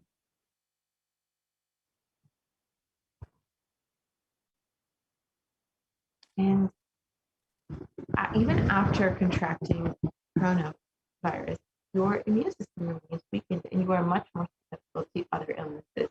And these, in the CDC, it reports that symptoms that can last weeks or months after being infected with the virus, and multiple organs can be affected, if not all organs, if within the body, including the heart, the lungs, the kidney, and other skin and other brain functions.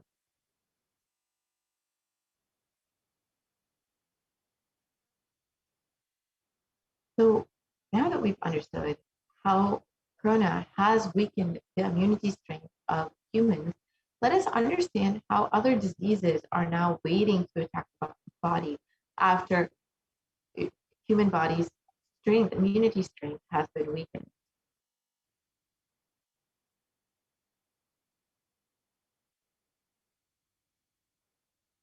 So many of us have heard of black fungus, white fungus, and other fungal diseases which have been sweeping the nation in India and are primarily affecting patients who have recovered from COVID-19. Here in this article, it reports over 9,000 cases of this rare infection have been reported.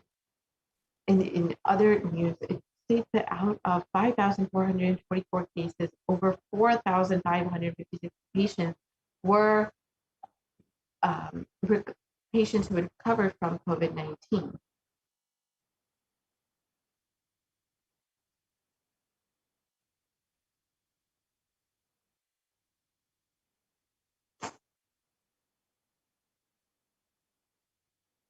Yes, exactly.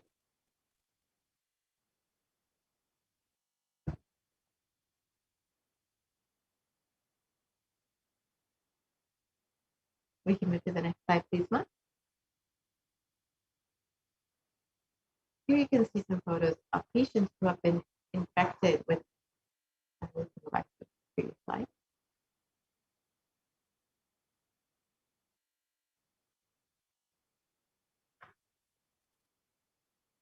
Yeah. So, sorry, we can go back to the previous slide, please.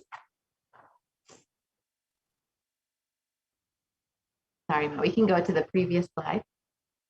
We can go back to the slide with the revelations made by Devi. Here we go. So here are just some photos of patients who have, we can go to the, yeah. So here you can see some photos of patients who have been infected with these fungal diseases and who are having how these fungal diseases affect the body and how they eat the skin, the brain tissue, and other body organs. And these are patients who have recovered from COVID-19. And you can see how much it affects the patient.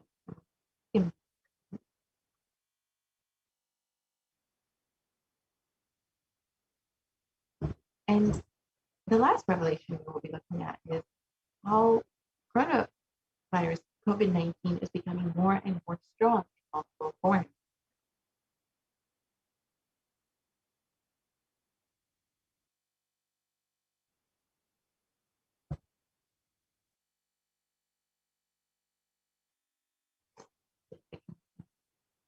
So many of us have already heard of the various variants of COVID-19 that have been discovered, including the South African variant, the UK variant, the Brazil variant, and of course, the Delta variant, which is coming out of India. And so these have been serious causes of concern for many countries.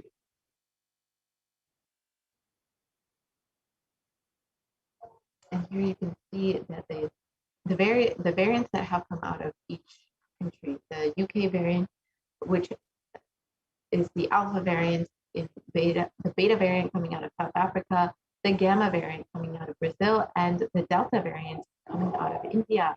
And these viruses generally mutate, but in the case of COVID, we have seen that they become more dominant, actually. And these have been serious causes of concern, especially the Delta variant coming out of India, which has been known to be the cause for the second wave that India is experiencing currently. And the dangers of these variants was further highlighted when the World Health Organization categorize the Delta variant as the most highly transmissible variant of COVID-19. And in this article, it also indicates that the Delta variant was the primary cause behind India's second wave of COVID-19. And exactly as they revealed, that the coronavirus COVID-19 will be becoming more and more strong in various forms. And we are seeing how we are already experiencing that.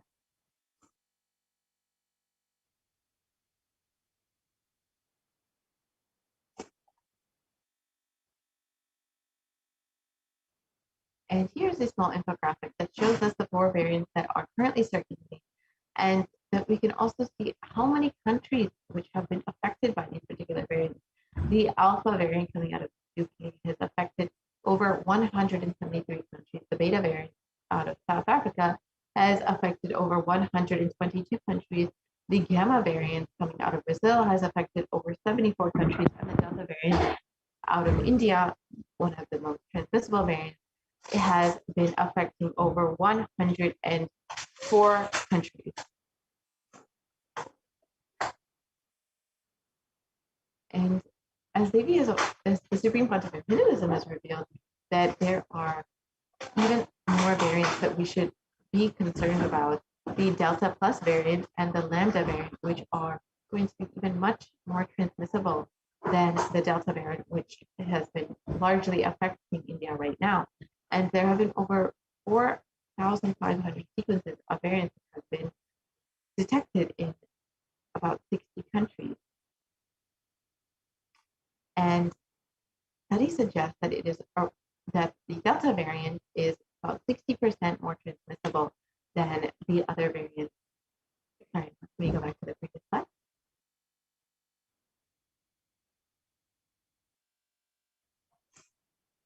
And the Delta variant is far more contagious than other variants, and secondary attack rates have been known to be between 51 to 61% higher than that of the Alpha variant. So we can see that already the Delta variant is a serious cause for concern and has been affecting much of India. And now that with the Delta Plus variant and the Lambda variant that the Supreme Pontiff has revealed about, there is very much more cause for concern, and there needs to be a very serious action taken by each person to ensure that they are keeping themselves and their family safe. So let us listen to Devi Parashakti's revelation and understand a little bit more about when we will be seeing the coronavirus coming to an end, and understand a little bit more deeply about what we have to come in the future, in the near future.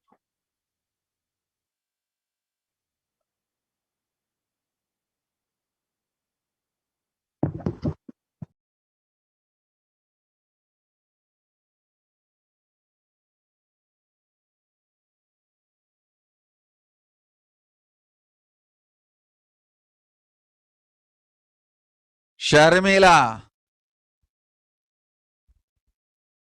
Corona ஒழிந்தது. கொரோனாவை வைத்து அரசியலும் அழிவாட்டமும் செய்ய நினைக்கும் மனிதர்களின் சதிராட்டம் முடிய இன்னும் 4 ஆண்டுகளாகும். என் பக்தர்களையும் சீடர்களையும் கைலாய வாசிகளையும் நானே காத்துக் கொள்கின்றேன், நானே காக்கின்றேன். என் பக்தர்களுக்கு ஒரு துயரும் ஒரு துக்கமும் வாராது. ஆனால் உலகின் இந்த கொரோனாவின் சதியாட்டம் முடிய 4 ஆண்டுகள் ஆகும். 2025 தான் அடங்கும். இது சதியாட்டம், மனிதர்களின் சதியாட்டம்.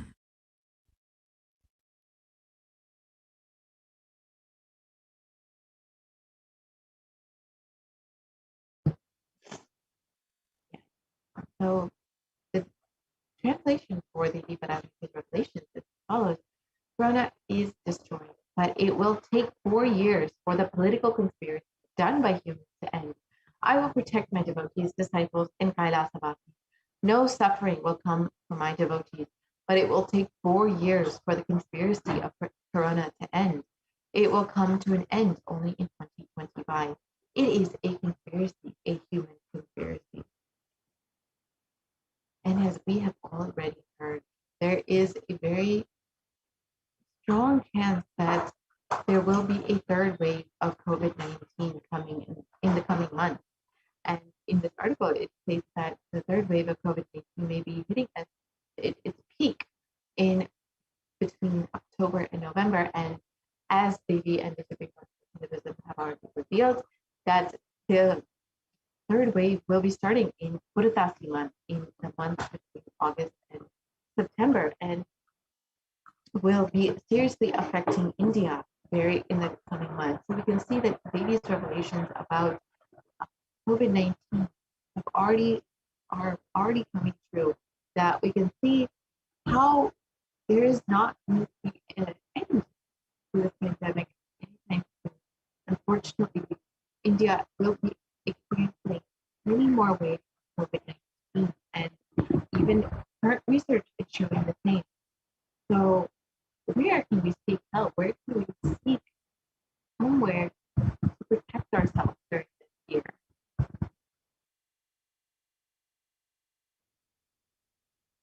Where is who's providing a solution, and where can we protect ourselves? Let us understand what options we have for this dark time.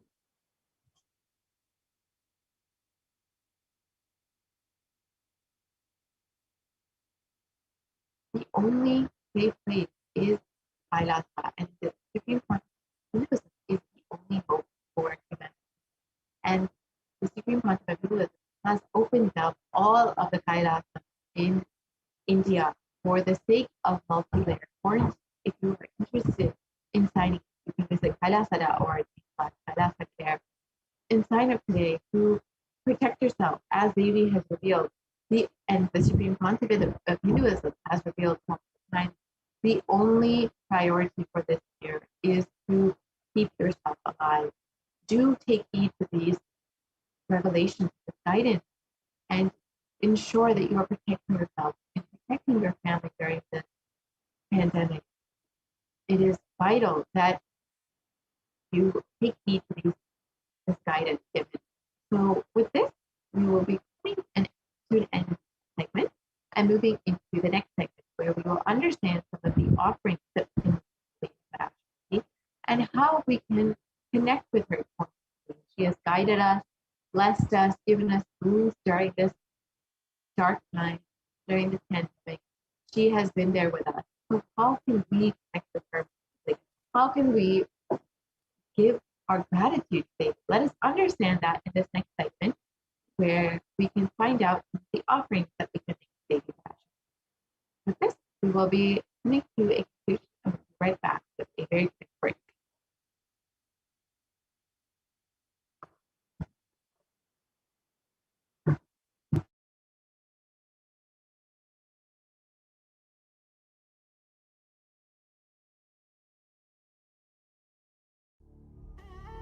What I mean by the word Kailasa, listen intensely.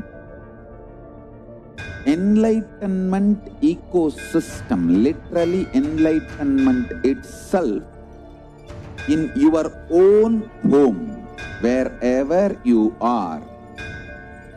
If you cannot come to Kailasa, it's okay. Kailasa can come to you.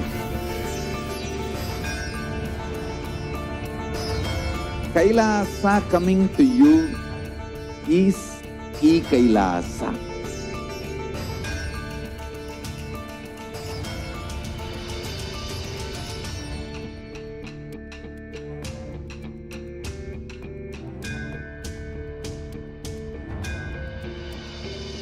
I will revive Hinduism. I am a Hindu revivalist, not by any revolution, but by evolution.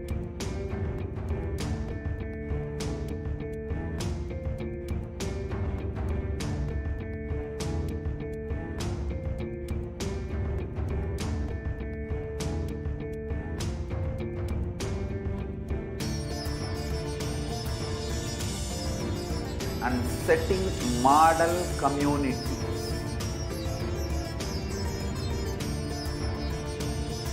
Kailasas, enlightenment ecosystems, Sarvanya Pitas all over the world.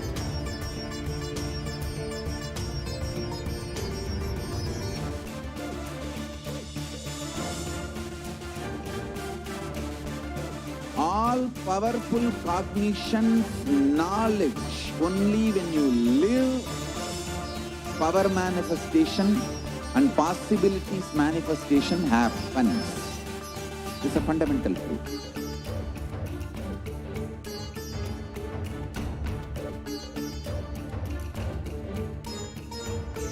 Hinduism cannot live exclusively as one sampradaya. No. All sampradayas of Hinduism is an ecosystem.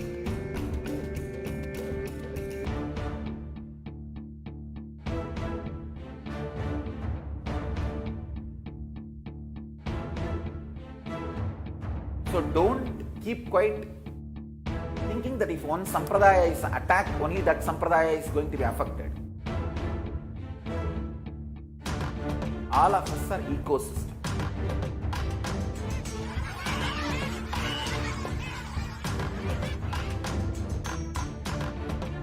I invite all of you to get involved and enjoy Hinduism by the principle of Dharmo Rakshati Rakshitaha. When you protect Dharma, Dharma protects you. We will make the whole planet flourish spiritually. The spiritual prosperity will happen to the whole planet Earth. We all have to coexist together.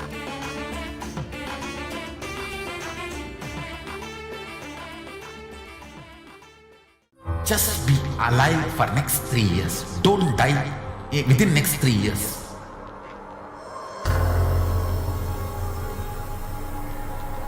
Just don't die within next 3 years. Be alive. Somehow be alive. I'm working sincerely. I will reach you somehow. Somehow I will reach you. It's my commitment to humanity.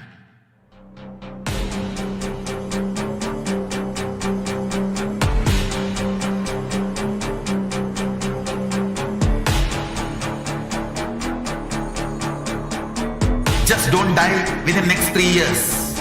I will reach you wherever you are, whichever corner of the world you may be. I will reach you with enlightenment. You manifesting the space, state, powers, being Paramashivoham. It is possible, and it is possible for you.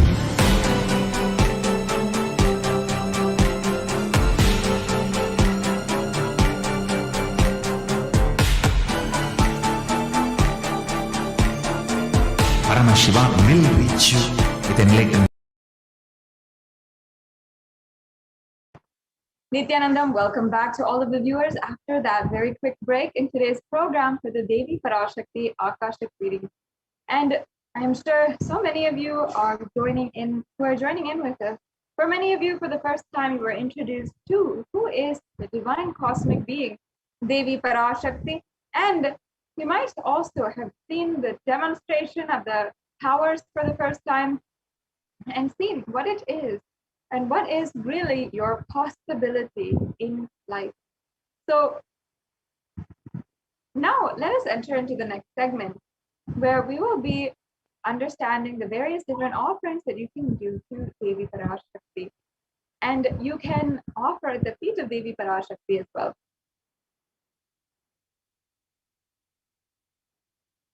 We can go on to the next slide.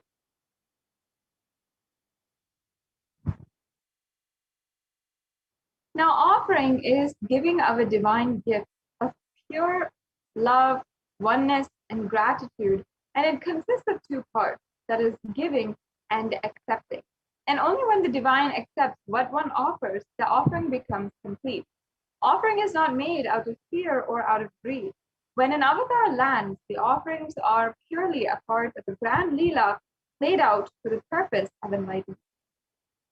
And for many of us Hindus, we all know, cherish inviting God into our lives and practicing the presence of God in our daily actions, whether it is even waking up in the morning doing the Suprabhata Seva, or if we are doing the Naivedyam 3 times a day, as whenever we eat, we offer first to the gods and goddesses, and then we have a portion of that food. And whatever it is, we offer and we live with God. And that is the fundamental concept, the fundamentals of the lifestyle of Sanatana Hindu Dharma.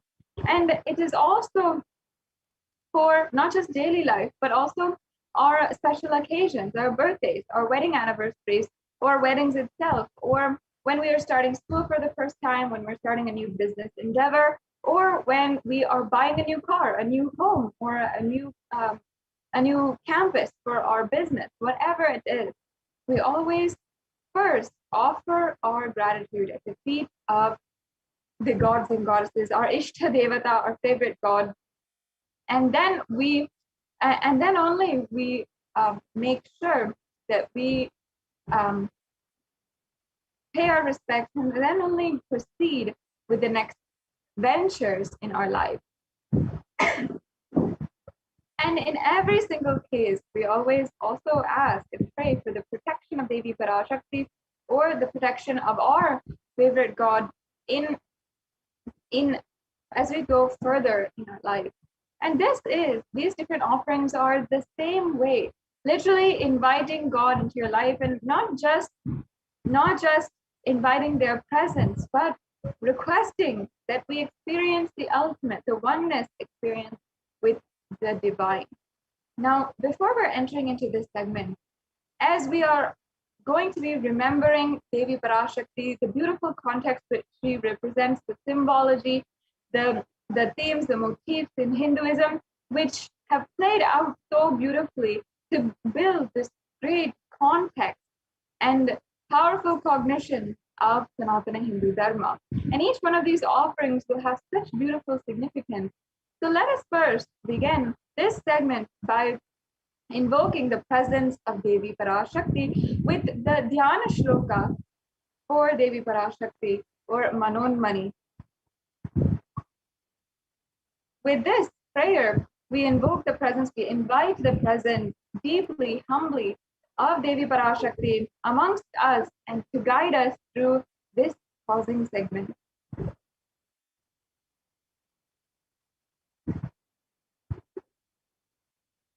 Indunibabedakaravahinayanam syat pankajavarabayajapakshasarayuktam angahimabhushana vichitravasanam syat tungamukatujjalamanonmani swarupam. The next slide, please. And this is the English translation. Moonlight face holding the Vedas in hand and fire in eyes, with lotus flower gracing and blessing hands, and one hand with the japamala, beautifully decorated with jeweled ornaments and wonderful clothes and shining bright crown. Her name is Manonmani. And the next Dhyana Shloka, I'll now be chanting. Dhyaye devim trinetram shashini bhavadanam vedahastam dadanam savye padmam varadama pare chabhayam chakshamalam divyeravarananer vibhushita tanum brahmadi vipujitam devimeva manonmanim pratidinam kamatra dhatrim shubham.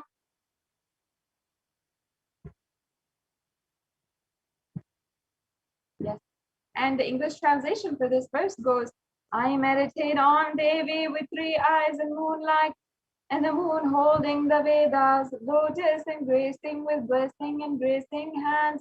She is wearing beautiful ornaments, and she is worshipped by Brahma and other many gods, and showers auspicious boons for all actions every day.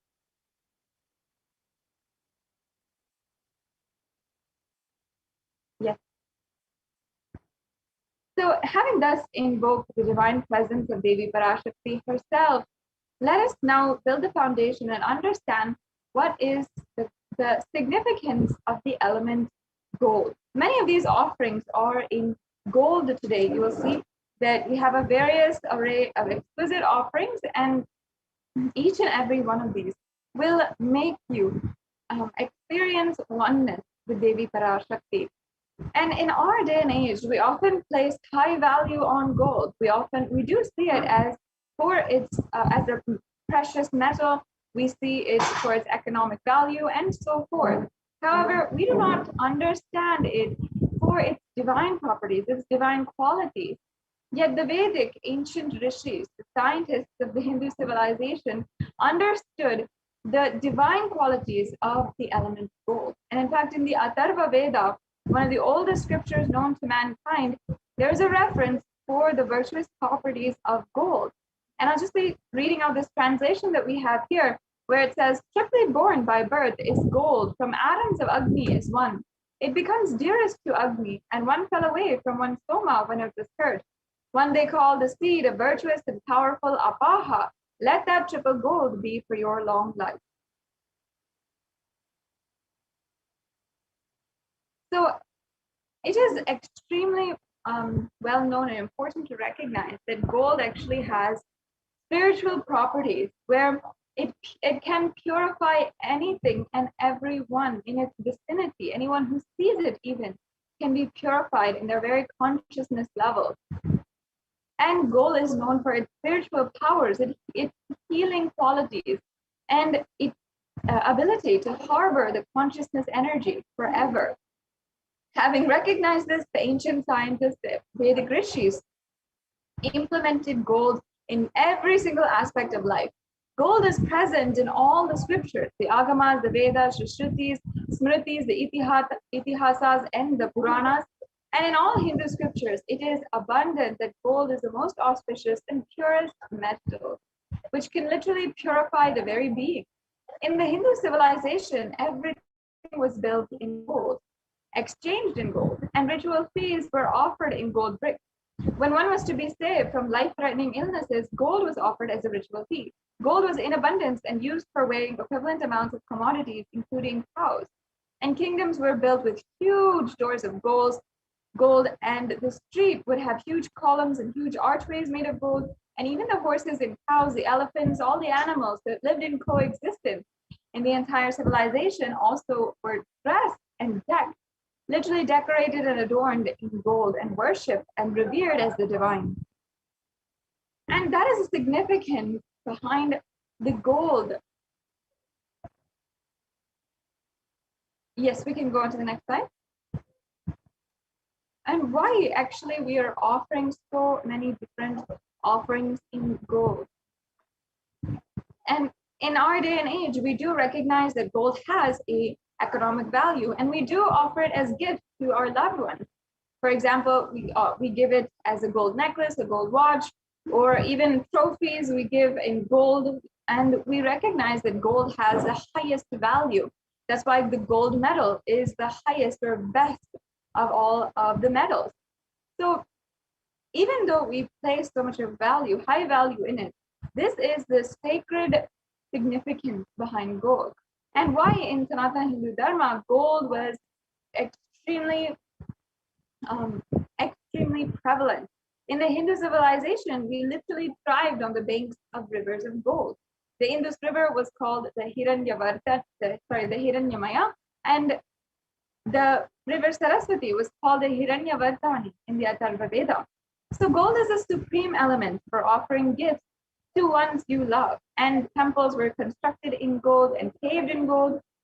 Deities were made in gold and decked and adorned in gold. And it was used so prevalently because it preserves the Enlightenment energy for thousands of years, and literally it lasts forever.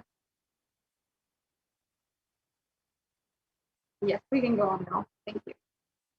So this is the foundation, the understandings and significance of the element gold. So let us now begin by entering into the various array of offerings that we have today. The first offering is the Evening offering, and this offering is a beautiful way that you, no matter what position you are in your life right now, You can offer a general donation and with whatever you want. And it's just your pure devotion. And Devi Parashakti has bestowed all of her blessings and her grace, her darshan, and for just out of gratitude, just for that, for having seen Devi Parashakti, you can offer the Ihundi offering. I'll just be chanting the verse where we celebrate Devi as the one who is fond of true devotion. Bhakti Priya, Bhakti Gamya, Bhakti Vashya Bhayapaham, Shambhavi Sharadaradhya, Sharvani Sharmadaini. Devi is fond of true devotion and is realized through true devotion. She can be won over through true devotion and she removes all fears. So in this verse, literally Devi Parashakti is worshipped as Bhakti Priya, meaning the one who loves and adores the devotees. And anyone who has any amount of true devotion in their hearts, she loves them. We can go on to the next slide now. You can offer this Ihundi offering just to remove any kind of fear inside of your heart. And especially in these kinds of times where we are becoming more introspective and we're questioning the existence and purpose of our life. It's at this time when the need for Devi worship becomes stronger. And having recognized this is your beautiful way to offer at the feet of Devi Parashakti any amount of your gratitude and surrender at her feet, and she will literally take care of everything else. So you can offer your gratitude and devotion to Devi Parashakti either through the registration forms, which we will also be sharing with you, or at the end of this, or we'll go through and you can pay through the YouTube super chat. And we'll be going through these options with you at the end of this segment, so make sure you stay tuned and listen for that soon. The next slide, please.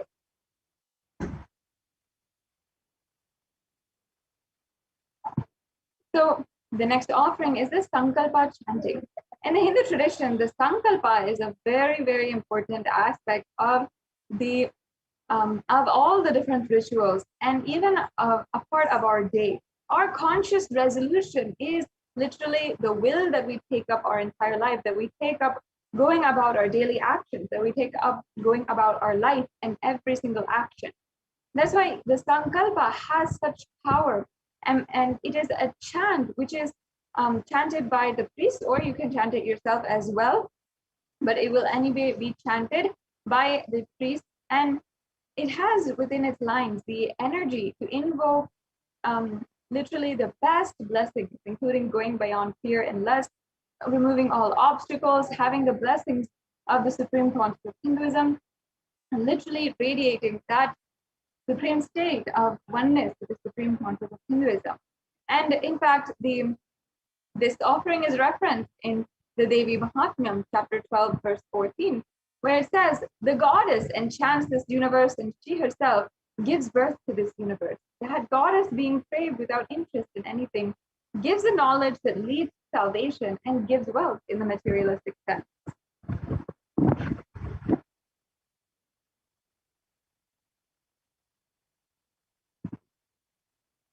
And the next offering that we have today is the Sahasranama Swarnakasu.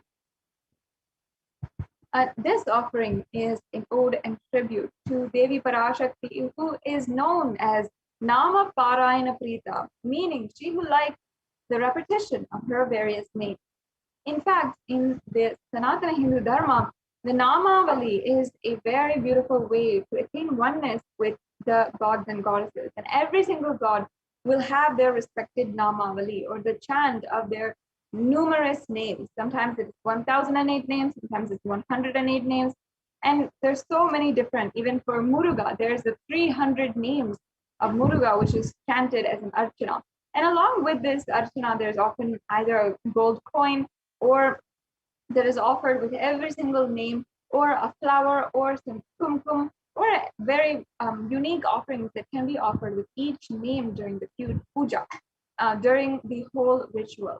And in the same time, we are chanting these names inside of our inner space, and we are chanting, creating those extremely powerful vibrations from which is literally proven how Sanskrit mantras have the power to create positive energy. And we are literally chanting and invoking the very Ananta Kalyana gunas of the Devi Parashakti. We're chanting and invoking all of those inside of us and requesting the blessings of Devi Parashakti to have those qualities expressed inside of us. So this Sahasranama Swaranakasu is the offering of the 1008 names of Devi Parashakti, and it's a very special offering, unique archana offered to the Mahameru of Devi Parashakti, and it's also the offering of a gold coin inscribed with each of the 1008 names, which is embedded on it. So you can, with this offering, receive the blessings to have the Ananta Kalyana Gunas, all the divine qualities of Devi Parashakti. You will see how literally it manifests in your lives, and all these qualities are harbored and energized within you, literally rejuvenated, and they start manifesting, they start expressing within you for this offering. So this is the Sahasranama Swaranakasu. And once again, it is an ode and tribute to Devi Parashakti, who is named as Nama Parayana Prita in the Lalita Sahasranama. So it has such a beautiful context and beautiful significance straight from the scriptures itself. The Sahasranama is a very beautiful way that each and every one of you can be a part, can literally invoke oneness in your life. So now we can move on to the next offering.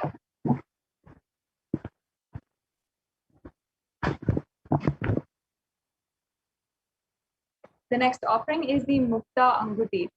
Now, if you know that your mother is very fond of pearls, and she might not really admit it, and she would never ask you for it, but if you know that she loves pearls and she has a favorite liking, a secret liking for pearls, then you will go to any extent for Mother's Day or just to please her, just to put a smile on her face.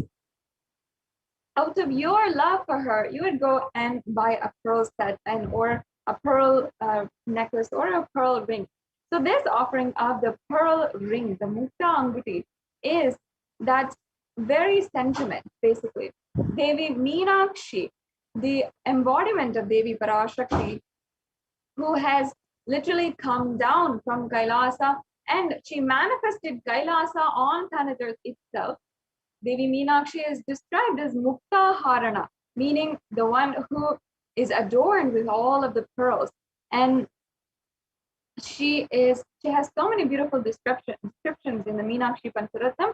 And now I will chant the first verse of the Meenakshi Pancharatnam. Muktaharanala Satkiritaruchiram Purnendu Vaktra Prabham Shinjannu Purikinkini Manidaram Padma Prabhavasuram Sarvabhita Palapradam Girisritam Vani Rama Sevitam Meenakshi Pranatosmi Santatamaham Karunyavaram Nidim. And the next, and we'll do the English translation as well. I bow down to the goddess Meenakshi whose crown has garlands of pearls and face shining like the full moon, who wears anklets that are studded with gemstones and has small bells, who is shining like the splendor of a lotus and who grants all the wishes, the daughter of the mountain, who is worshipped by goddess Vani and Rama. I remain ever bowing to the goddess Meenakshi, the ocean of compassion. Yes.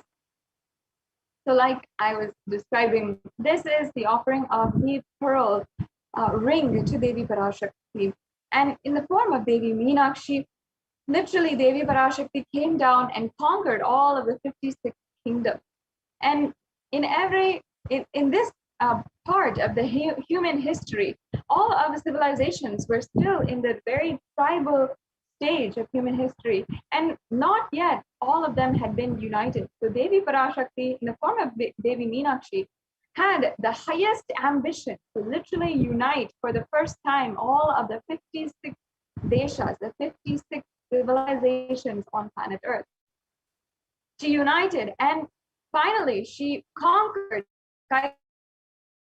Kailasa itself, and with Sundareshwara, Bhagavan Sundareshwara, both Bhagavan Sundareshwara and Devi Meenakshi came down to planet Earth to rule the whole world from Madurai and literally rule and see the Hindu civilization thrive in the most richest part of history we know yet.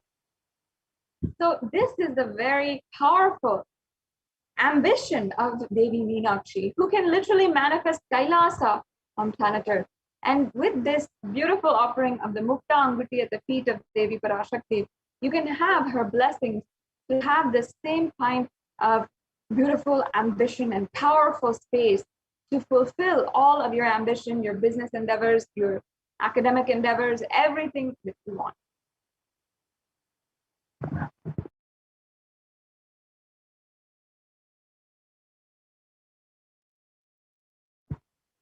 Sorry for that.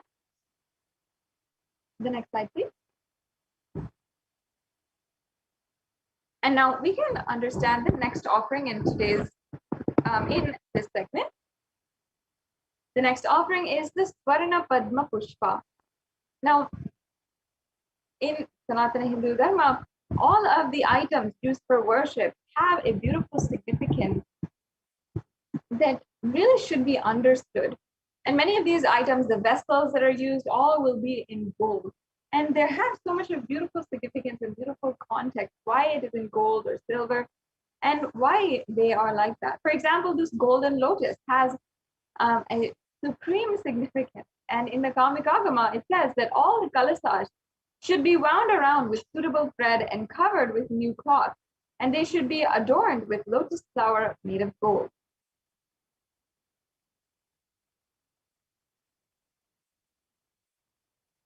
And in the Vedic tradition, there are hundreds of scriptural references for using the lotus or using the lotus, and not just scriptural references, but also in the arts and the architecture. In so many different places, this lotus motif is there. And that is because we considered the lotus a divine flower. Much like how when we recognized gold was a divine element, when we understood that the lotus was a divine flower, it was used everywhere in the culture and the tradition and the lifestyle. And why was gold such a beautiful symbolic energy? Why was the lotus such a beautiful symbol for divinity? It's because no matter what the lotus is growing in, no matter the background of the lotus, whether it is growing in polluted waters or it's growing in a small pond in a secluded place, or it is growing in a huge pond amongst all the different lotuses, it is still able to bloom, even if it's in polluted waters, no matter what situation it is in, still able to bloom with so much of elegance, beauty, and radiating resilience. That is the quality of the lotus. And that is why it is used with so much of, divine nature, because it is literally seen for its divine qualities. So no matter what, the lotus will be elegant, will be beautiful, will be so amazing to look at, even if it's in the most polluted waters. And in this way, you can offer this golden lotus in order to have the blessings of Devi Parashakti and be able to radiate the state, space, powers, and being of Devi Parashakti in your inner space amidst any and every adverse situation in your life.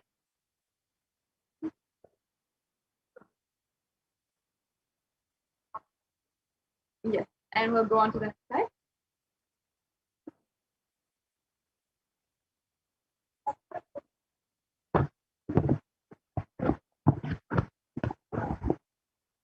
We can go on to the next slide now. Yes, the next slide is the Swarna Methi, the golden soul ring. So you can, we'll just chant this verse.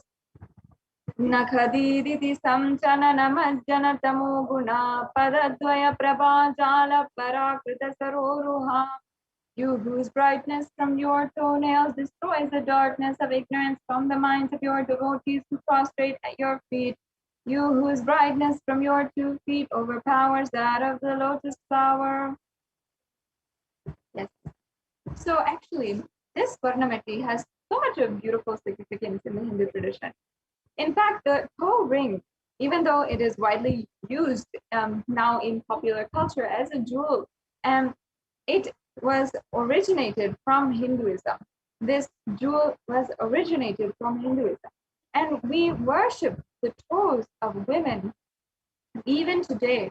Even today, during the marriage ceremony of the Hindu women, of course, during the marriage ceremony in Hinduism, the Hindu women are invoked as and worshipped as Devi Parashakti, and they are offered this golden toe ring. And there's a beautiful ritual where the toe ring is put on the bride, and she is after that declared as an embodiment of Devi Parashakti and the cosmic mother.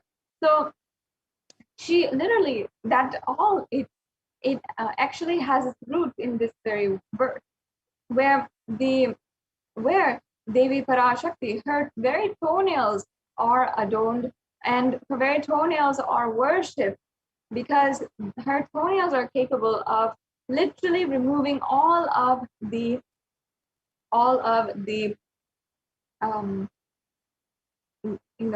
all the ignorance in your life, all the darkness in your life, all the suffering in your life, everything. Devi Parashakti has complete power to just remove that with nothing but her mere toenails. So we worship this aspect of Devi Parashakti and adorn her very toes with the toe ring. So you can offer this Swarnameti as well to have the blessings for in any situation in your life, to have the blessings of Devi Parashakti. And as you can see here, the next offering is the Swarna Mantika, the golden hairline jewelry.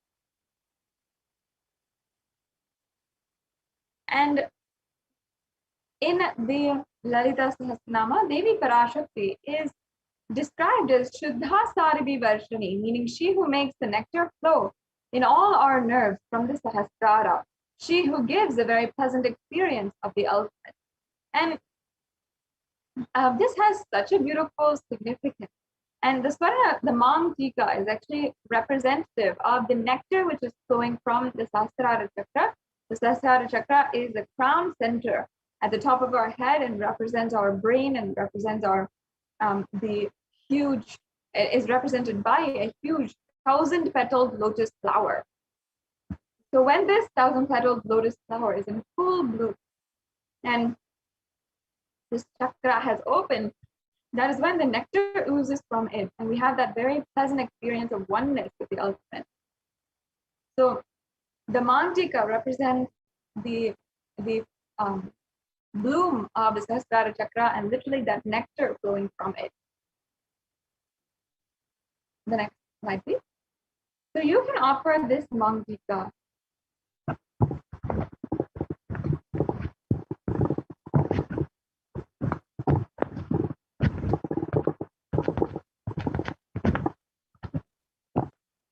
You can offer this Mantika to Devi Parashakti and receive the blessings of achieving the blissful state of overflowing gratitude and the space of complete completion.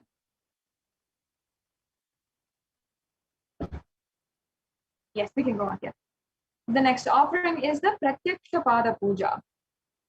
And the Pratyakshapada Puja is a very precious offering, especially since you are offering directly at the feet of the Nijavatar, who is manifesting Devi Parashakti and is literally manifesting on planet Earth for each and every one of us to surrender, to have that ultimate super conscious breakthrough. So once again, let me chant this beautiful verse. Nakhadiditi samchana namajjana tamo guna padadvaya prabhajala parakrita saroruha. The illumining splendor of Devi's toenails dispels the darkness of ignorance from the devotees prostrating at her feet, and her feet depict the lotus in beauty. And in Shlokam number 83 of the Saundarya Lahari, it states that the nails have been sharpened by constantly being touched by the crowns of celestial beings. And in here, Tamoguna is actually darkness. And in this stotram, tamas is indicative of ignorance in the minds of devotees, and by constantly prostrating for Devi, their ignorance is removed and they attain ultimate knowledge. So you can offer this Pratyaksha Pada Puja as well. The next slide, please.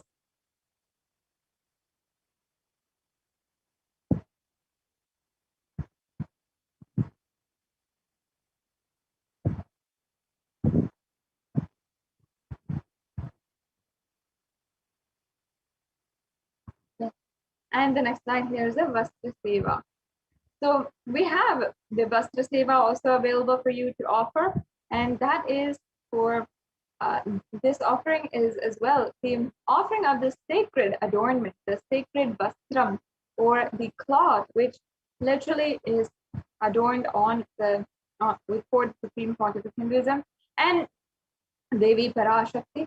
And this very cloth has, the blessings it bestows with this offering is so powerful, it can literally protect you from anything and everything in your life and give you the fruition and auspiciousness and blessings of the Supreme Pontiff of Hinduism.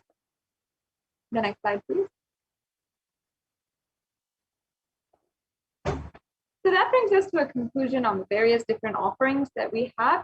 And as you can see, we have the Ihundi offering, the Sankalpa chanting. We have a table here of all of the different offerings that we have available for you to offer your gratitude today. And even if you feel that you may not be able to manifest, a substantial amount of money for making an offering at the feet of Devi Parashakti, you can still offer, and you can still offer your gratitude how much ever you want through the Ihundi offering or through other offerings. There's various different levels, there's various different things that you can offer if you'd like to and express your gratitude.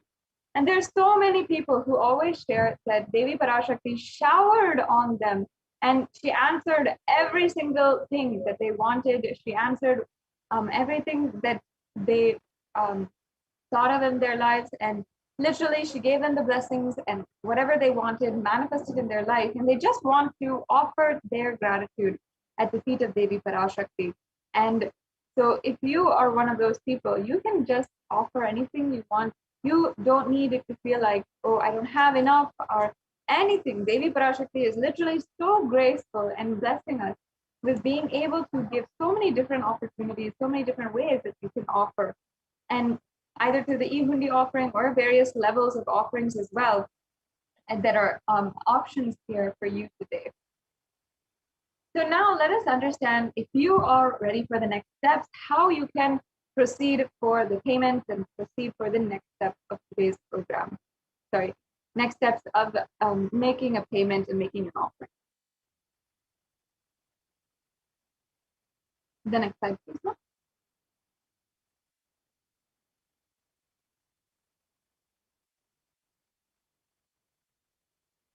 We can go on to the next slide.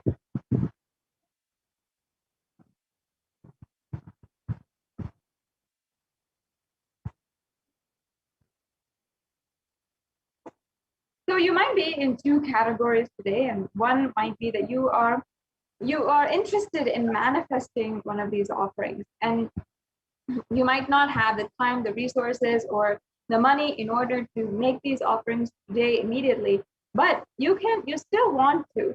And if you're in this category, we strongly suggest and encourage each and every one of you to fill out the intention form. If you fill out this intention form, you'll be able to get more information, you'll be able to get reminders, and you'll be able to see more information on other offerings that are happening that might be more suitable for you.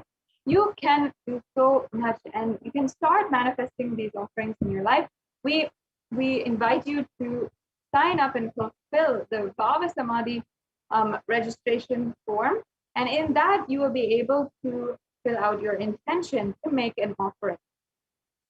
And in the next category, you might also be ready to make your payment today. If you are, that is great. We can now basically see the different links that you will just go through very quickly in order to make a very easy payment today. And it's just a few steps, as many of us have been used to online shopping right now. It's just like that. and it's been made very easy and very user-friendly for each and every one of you. So you can go to the link tiny.cc/bhavasamadhi, tiny.cc/devi-offerings. That is the offering, that is the payment link for all the offerings. So you can go to this link and you'll be able to make your donation today. And you just go through the steps in the form, select which offering that you'd like to make, add that to your cart, and then go through to the steps until you fill out your payment details for your credit card or your debit card, however you want to pay. And you can fulfill the payment. And after you make the payment, please make sure that you go to the form, the Sankalpa link form. And this Sankalpa form is the way that your name will be chanted and your name will be associated with the offering that is being done. So it's very, very important. And so here we have the 3 stages of making your offering. That is 1, the pre-stage, if you're not yet or you're hesitant about making an offering. The 2nd stage, making the payments. The 3rd stage, after you make the payment, what you can do. And of course, after that, Devi Parashakti takes care of the rest, and you're bestowed with the ultimate blessings, the pure oneness with Devi Parashakti, and more than you would have ever understood or ever even asked for in your life. You will simply find that you will have that in your life. So with this, we're now coming to a conclusion to this segment in today's program. And in the next segment, we'll be joined by the representatives from Adi Kailasa Sarvagni Peetham.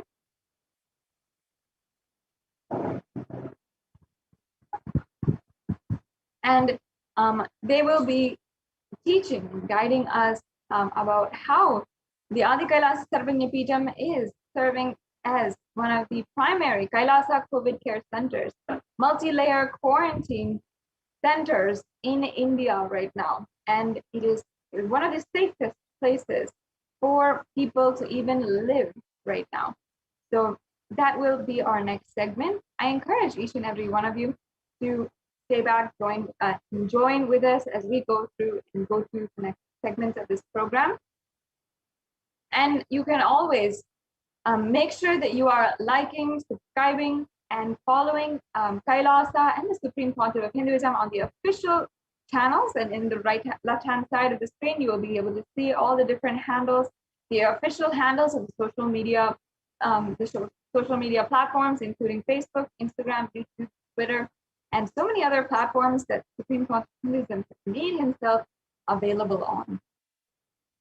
And not only that, you can, during the live Bhava Samadhi Darshan, as well as the live Nithyananda Satsang, whenever each and every one of these are live and there's a live event going on, you can ask your questions to Devi Parashakti or to the Supreme Pontiff of Hinduism. You can ask your questions, you can ask for personal blessings, you can ask for any boons that you want or healing requests if you want for yourself or your family members or for those whom you love. You can ask anything that you want.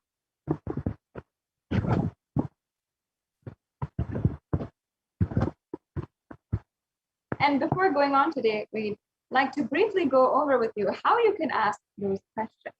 So if you are in YouTube, you can always go to the YouTube channel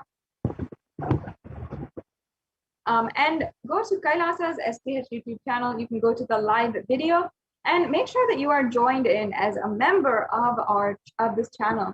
This gives you access to more than 7,000 videos and 20,000 hours of different footage, different sessions, different intimate sittings where the Supreme Pontiff of Hinduism reveals truth and the ultimate knowledge, spiritual knowledge that each and every one of you is craving for.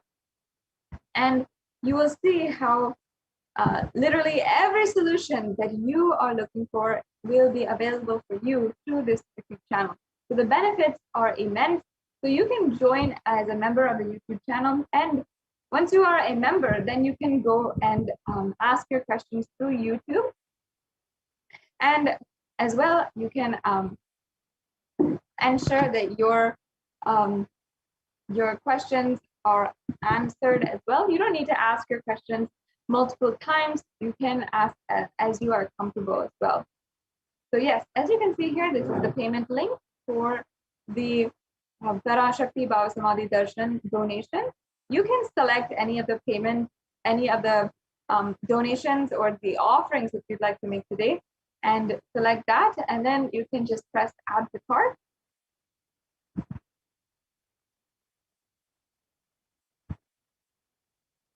And then once you press add to cart, you will need to go through the further steps where you fill out your billing details, you fill out your payment details, and then after that, it's a very simple process. You proceed for your payment. And after you make your payment, please ensure that you are filling out the Sankalpa 2021 form.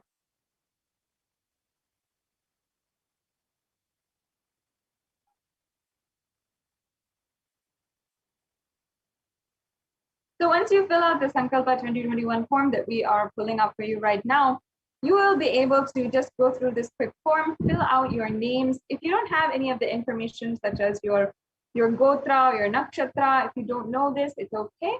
Your name is sufficient in order to bless you and your family with all of the blessings that you are seeking, more than that as well.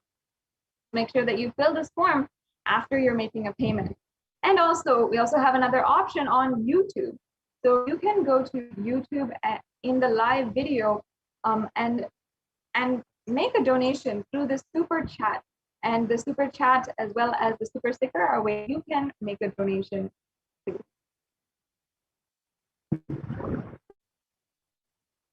As you can see here, this is the form. It's a very brief and very quick form. And this is just an easy process for you to make donation today.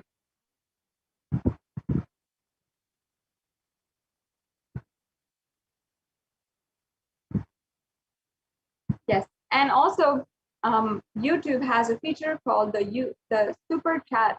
And with that super chat, you can simply go and you can make a donation using the super chat. Yes, as you can see here.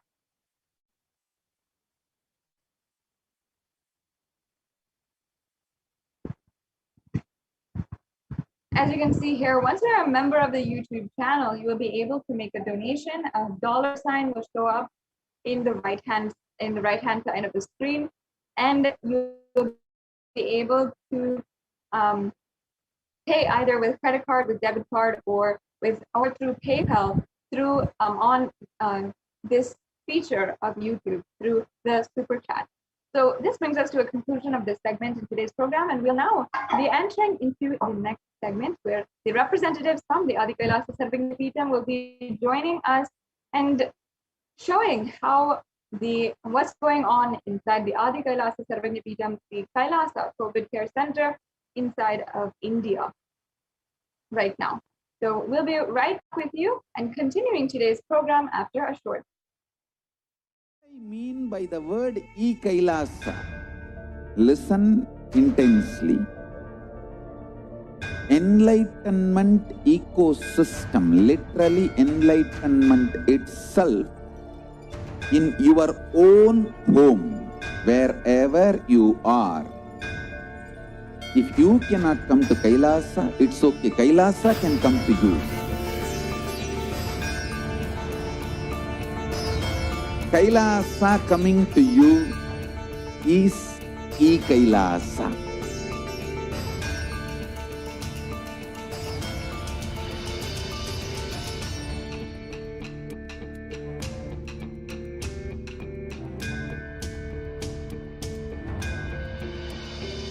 I will revive Hinduism. I am a Hindu revivalist, not by any revolution, but by evolution.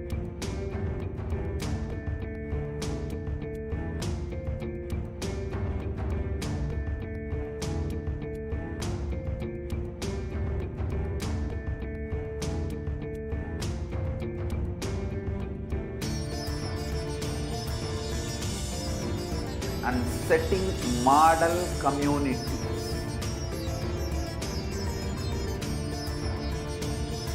Kailasas, enlightenment ecosystems, Sarvanya Peethas all over the world.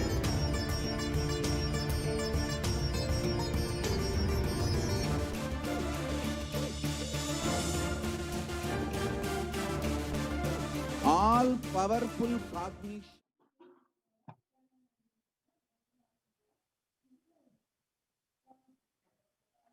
Nithyanandam, welcome back. Let's start our next segment with the Supreme Pontiff of Hinduism, Jagadguru Mahasannidhanam, His Divine Holiness Bhagwan Nithyananda Paramashivam blessings.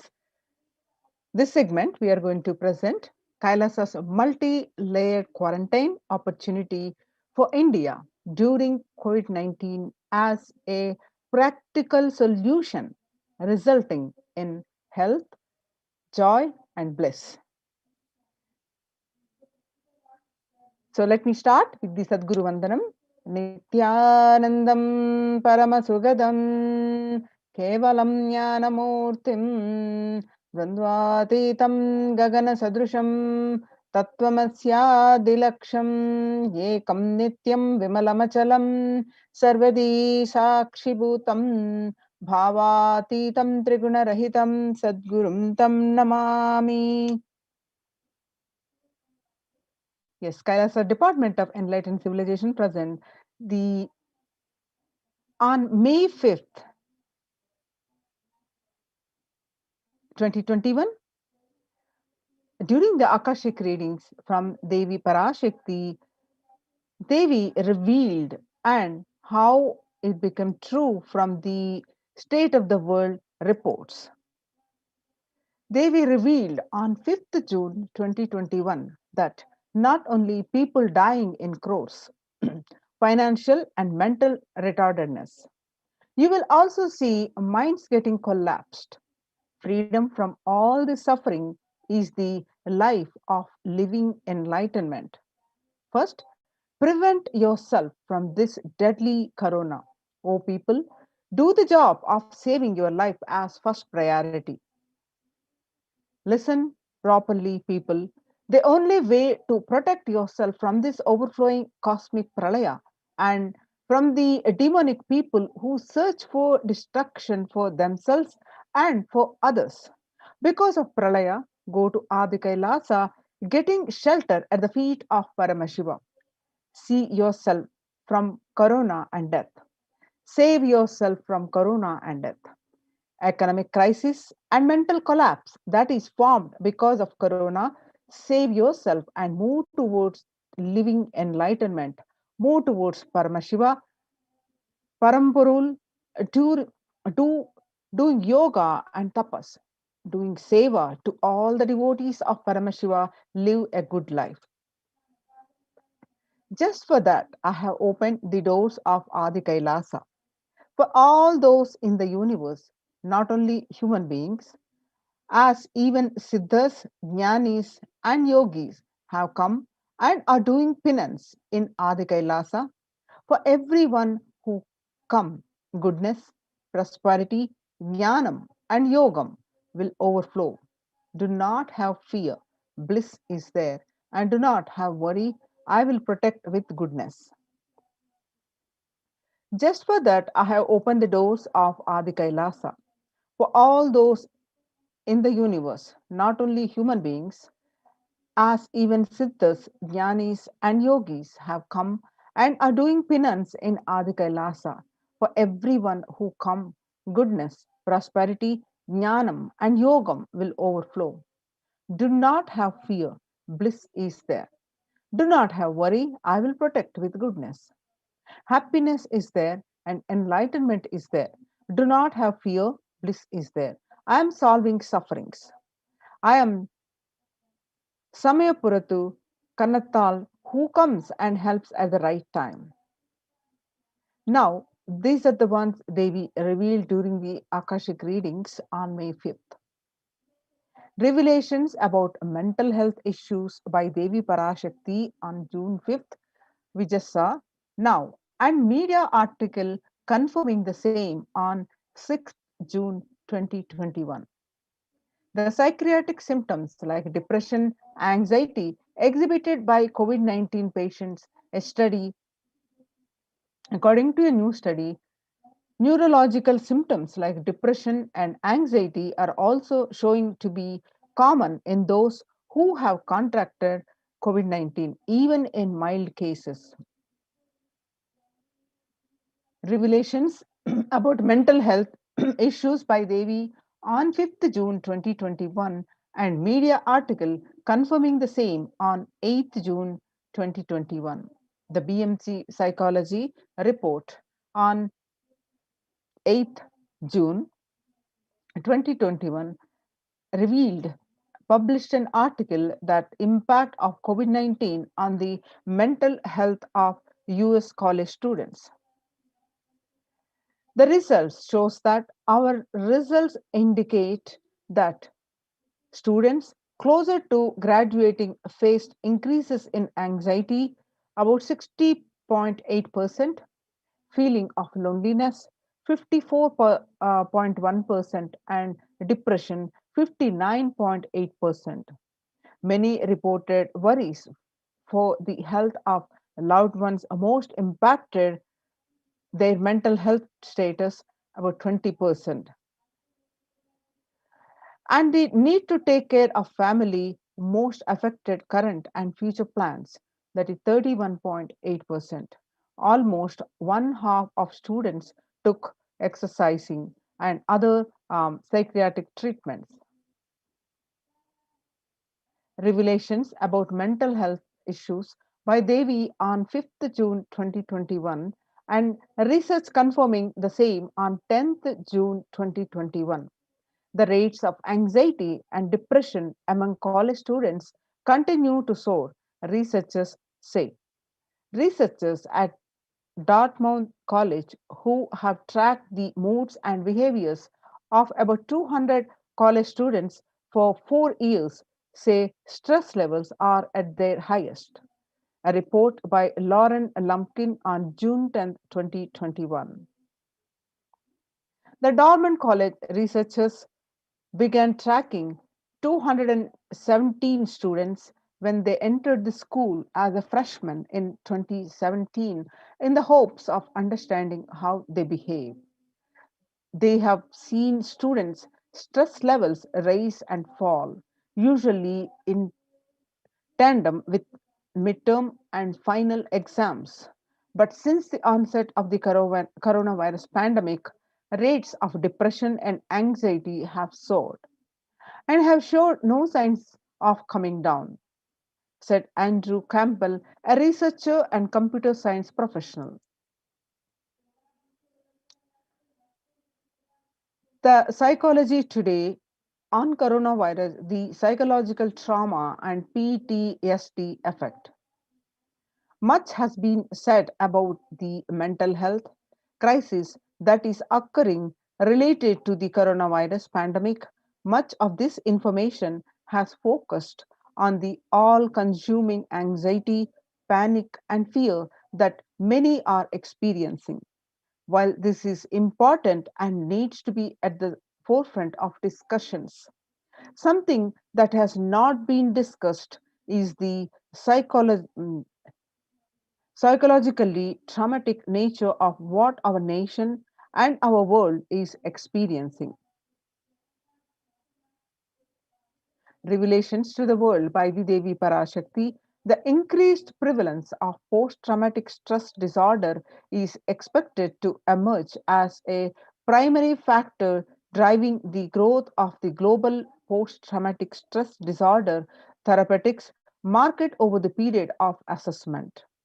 The global post stress disorder PTSD therapeutic market about 2021 to 2027,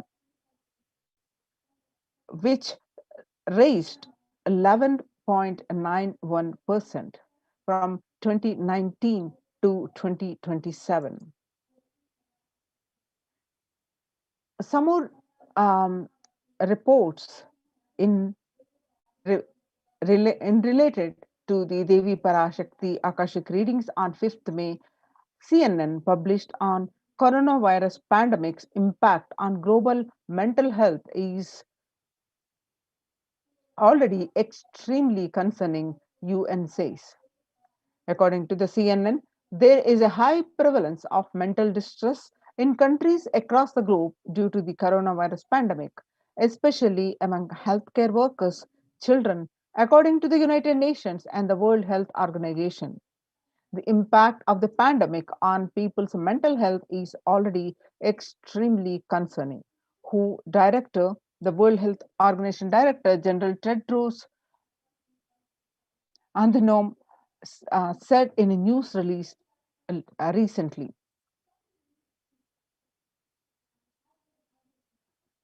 CNN Health, the coronavirus pandemic's impact on global mental health is already extremely concerning, UN says. It is now crystal clear that mental health needs to be treated as a core element of our response to and recovery from the COVID-19 pandemic, Tedros said. Yo, According to the Devi Revelations to the World by Devi Parashakti, yoga greatly improves mental, spiritual, and physical health. People who practice yoga experience less anxiety, less depression, and fewer symptoms of post traumatic stress disorder. Yoga also improves well being, including increased gratitude, relatedness, acceptance, centeredness, empowerment, self esteem, compassion, self awareness, and hope.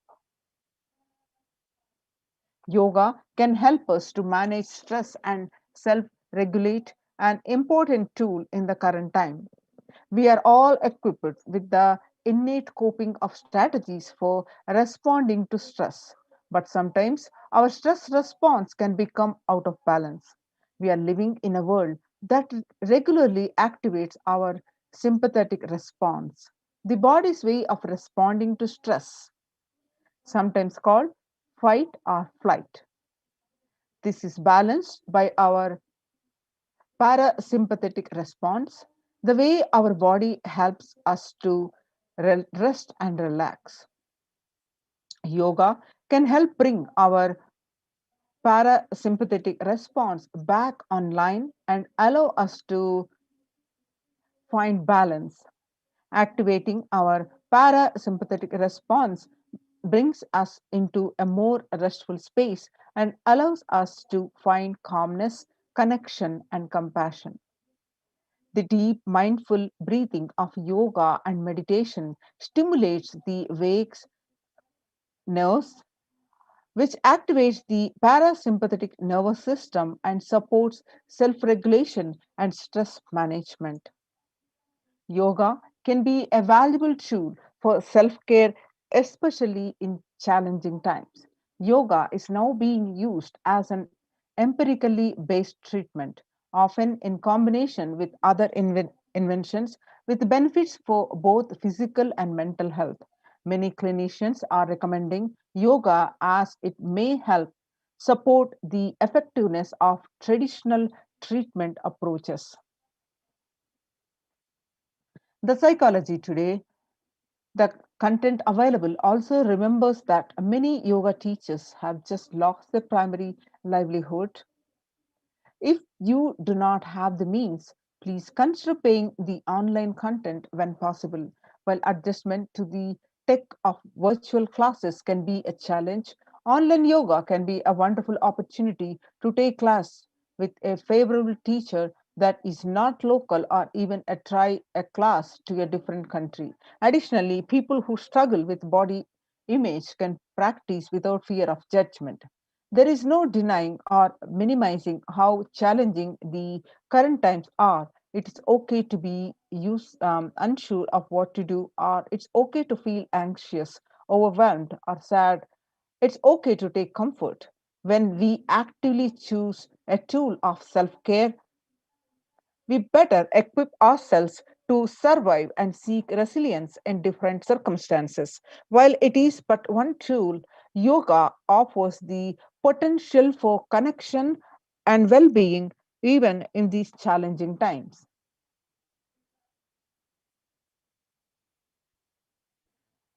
The spirituality benefits mental health. Research shows that individuals have better mental health if they belong to a particular community or have religious beliefs.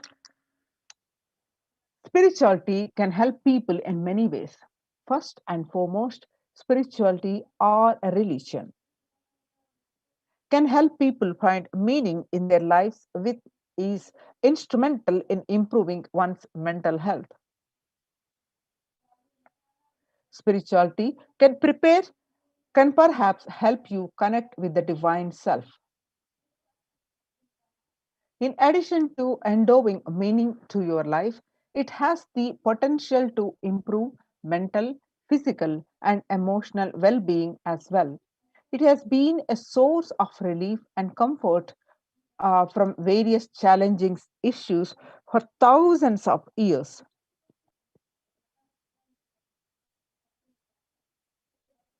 The revelations by the Supreme Pontiff of Hinduism, Jagadguru Mahasannidhanam, His Divine Holiness Bhagwan Nithyananda Paramashivam on 22nd May 2021. Paramashiva is very clear. Focus on making your body alive, life alive. Mine is obsessive compulsive reaction. It is nothing but a bunch of unconscious reactions. Do not try to sympathize with the mind. Make your body and life alive. That is the only priority for all of you. I am talking to everyone who has a little love and sympathy for me. For all of you, take this as a guru walk. Make your body consciously strong.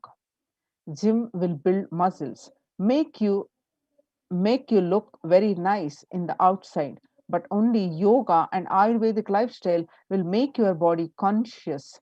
Just see all over the world. All the gym bodies are just dropping dead. Only yoga will make your internal organs strong and your ability to manifest consciousness strong. Let me give you the solution from Paramashiva to protect yourself from this whole pralaya, not just from corona. The amount of depression, mental suffering, the way the whole world is suffering, the kind of poverty happening, people losing their job, income, having insecurity, comforts, being lost. So much just make your life extremely strong. 3 years back, I said, keep yourself alive for next 3 years. I have enough evidence that 3 years back, I trained the whole Kailasa. The first, the devotees in their own homes. Second, the Kailasa inside the Sangha physically and mentally, um, psychologically, or consciously for quarantine lifestyle. For being active without getting mentally broken by being in one place, doing intense yoga, making the body and internal organs strong, taking bay leaf, neem juice, and tulsi, haritaki, triphala, churna, Ayurvedic lifestyle of less food and more energy, more activism. I only told it is for an important reason. Please wake up. Quarantine yourself, build your body, don't bother about your business or any other profit and anything else. This year, if you are alive, that is the greatest profit. Now, let us see how the Supreme Pontiff of Hinduism, Jagadguru Mahasannidhanam, His Divine Holiness Bhagwan Nithyananda Paramashivam, is reviving the temple sciences and ecosystems. Let us see the importance of reviving these temple sciences and ecosystems. How they protecting the surviving safely from the pandemic. If we see some of the statistics across the world amidst the rising of COVID-19 cases in different states across India, the various temples, that have been functioning from ages, unbroken lineage of functioning since ages, thousands and thousands of years ago without a break. But due to the pandemic, they are being closed for devotees. Some of the examples are the Shirdi temple administration took the decision after the Maharashtra government on recently announced a weekend lockdown on night curfew in the state to control the spread of coronavirus. And the famous Puri Jagannath temple to remain closed for public, keeping in view of the surge of COVID-19 cases in Odisha and also in Puri, the authorities of the temple of Lord Jagannath in the pilgrim town on Sunday. The famous temple is closed for the devotees since May 5th, as a statewide lockdown was imposed by the Odisha government. Not only the Puri Jagannath temple, but all the religious places closed for public in Bhubaneswar as city records the highest daily COVID surge, with the Odisha capital Bhubaneswar registering the highest ever single day spike of 581 new COVID-19 cases. The local municipal authorities recently declared the closure of all religious places like temples, mosques, gurudwaras, and churches for devotees recently till further orders. In Uttar Pradesh, the major Madura temple banned entry of the devotees amid COVID-19 surge. Two major temples of the Sapta Devalaya, the cluster of 7 temples in Vrindavan, recently banned the entry of devotees in view of the rising COVID-19 cases. Gujarat Somnath temple closed for darshan amidst the COVID-19 surge. In view of a surge in the COVID-19 infections, the Somnath Temple Trust has announced that the temple will remain shut for devotees from April 11th for an indefinite period. And on the other hand, in Tamil Nadu, the Chola era temple murtis beheaded. The murtis of Chola era temple have been vandalized in Pudukkottai, Tamil Nadu. A devotee who went to the temple was shocked to find all the murtis in the temple in a beheaded state. He lodged a complaint with the local police later. The Kailasa temple in a village in Pudukkottai is said to belong to the era of Kuduchunga Chola II.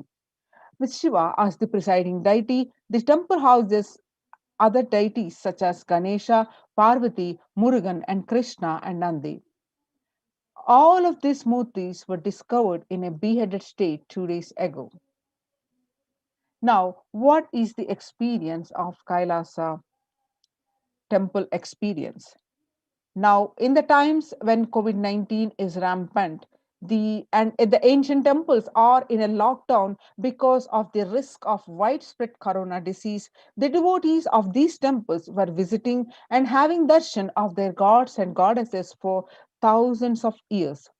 At all these ancient sacred sentiments have come to a harming halt after the lockdowns have taken place. The religious fervor of the devotees is being lost due to the pandemic. The Supreme Pontiff of Hinduism is reviving the Kailasa ecosystem and bringing all the ancient traditions of the online platforms on Kailasa TV, YouTube, and Facebook. Now let us see the Kailasa Department of Enlightened Civilization presents with the blessings of the Supreme Pontiff of Hinduism, Jagadguru Mahasannidhanam, His Divine Holiness Bhagwan Nithyananda Paramashivam blessings. Let us understand the basics of why deity worship after a little break.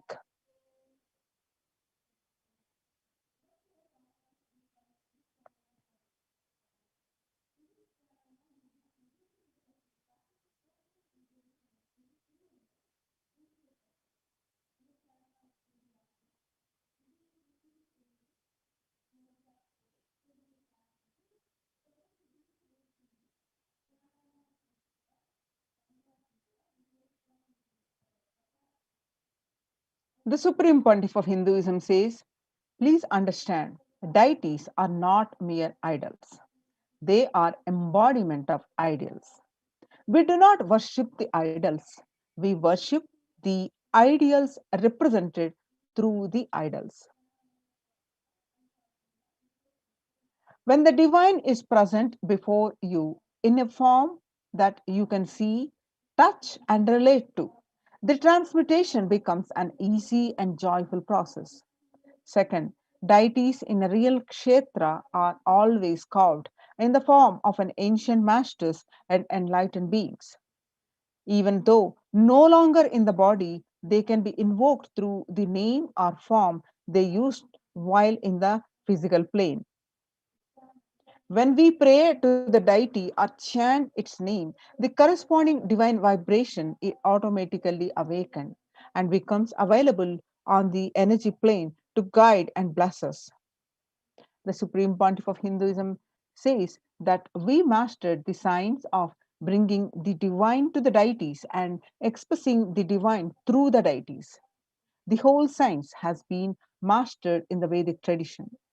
The revival of temples will be the revival of world peace and world bliss. Revival of temple culture, the deity worship where people are made to look in. That is where the revival of Sanatana Dharma, Advaita Satya, is going to happen, says the Supreme Pontiff of Hinduism. Now, some more basic understanding. What are these all these names and various forms of the deities? The divine has infinite auspicious qualities called Ananta Kalyana Gunas in Sanskrit. The upon a call of a devotee or to save the world from destruction, the divine manifests himself in any auspicious quality to protect the devotee or to save the world. That become an independent intelligence. When we connect with that independent intelligence, we get the benefit and auspicious quality of that divine. For example, Shiva saved Markandeya from death. Markandeya is an ardent devotee of he's a young boy, and it so happened that his destiny is that he was going to die at the young age of 16.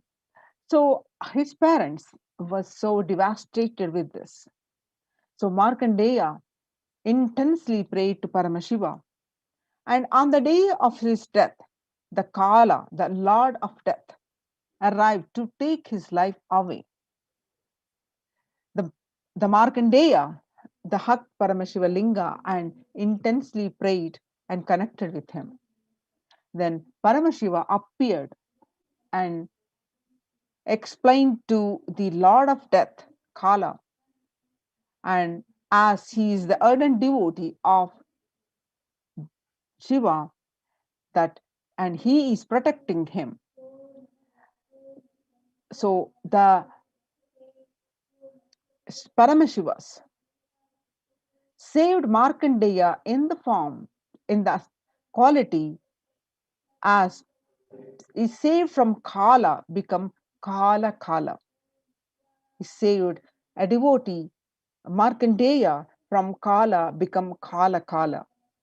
So, and not only he saved his life from Kala, Kala Kala also blessed Markandeya as the life of eternity, immortality, blessings of immortality. Same way, Paramashiva danced in ecstasy as cosmic dancer, performing the Panchakrutas of the creation, sustenance, rejuvenation, and pulling out of delusion and giving us the liberation. And all that Panchakruta, the five actions. As a cosmic dancer, Paramashiva performed so casually, so blissfully. The cosmic dancer became Nataraja. Mahavishnu's every action of showering blessings on the world becomes Lakshmi. Brahma's very action of constantly sharing the wisdom becomes Saraswati. So each of the actions of the ultimate becomes independent intelligence and energy. When you connect with those independent intelligences, those deities, whatever you want immediately happens. Whatever result you want, worship with rites those divine energies who are the personification of those specific actions. The immediate results are achieved by connecting with those deities. In this world, this can be a powerful method through which you can achieve whatever you want in your life. Join now in any one of the Kailasa's COVID care protection centers. Register now through the link below, https:// kailasa.org, KAILAASA, kailasa.org / Kailasa care. Kailasa's temple ecosystems.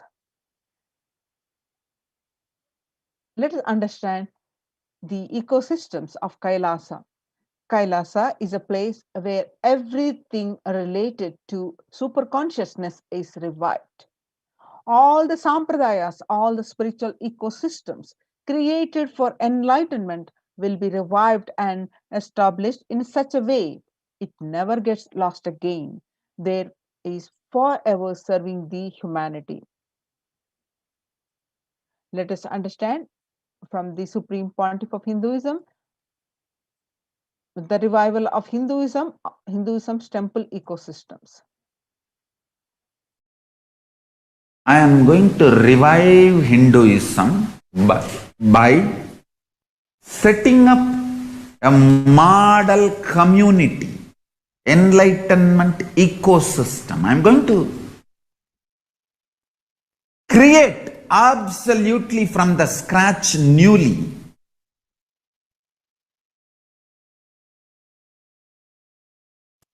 self-sustaining, temple-based Hindu ancient enlightenment ecosystem and civilization based on that. Understand? Kailasa is reviving the ancient Hindu enlightened civilization.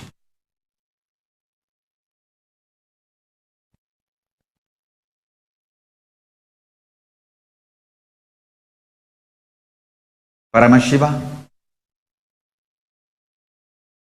himself manifested this Kailasa Mandala, the enlightenment ecosystem, and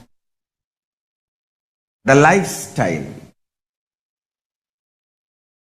I am going to revive this whole enlightenment ecosystem, Kailasa, by creating a model Kailasas all over the world.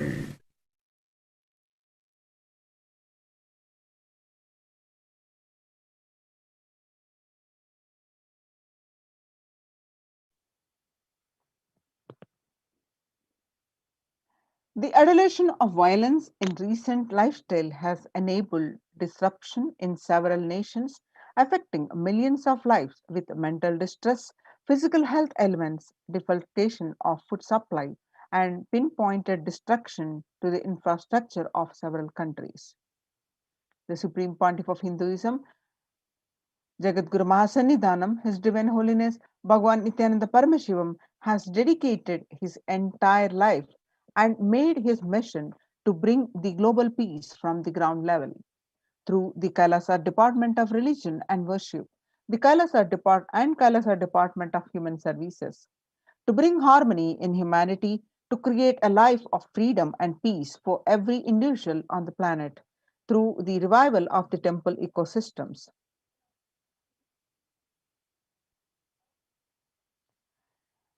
The director of the National Institute of Mental Health, Joshua Corden, pointed out that the environmental factors present both risk and protective influences on mental health.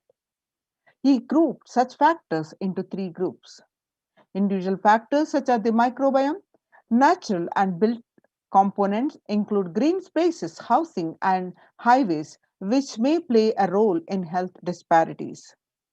The social factors like family structure, poverty, and other social determinants of health. A report from National Institute of Environmental Health Studies on March issue.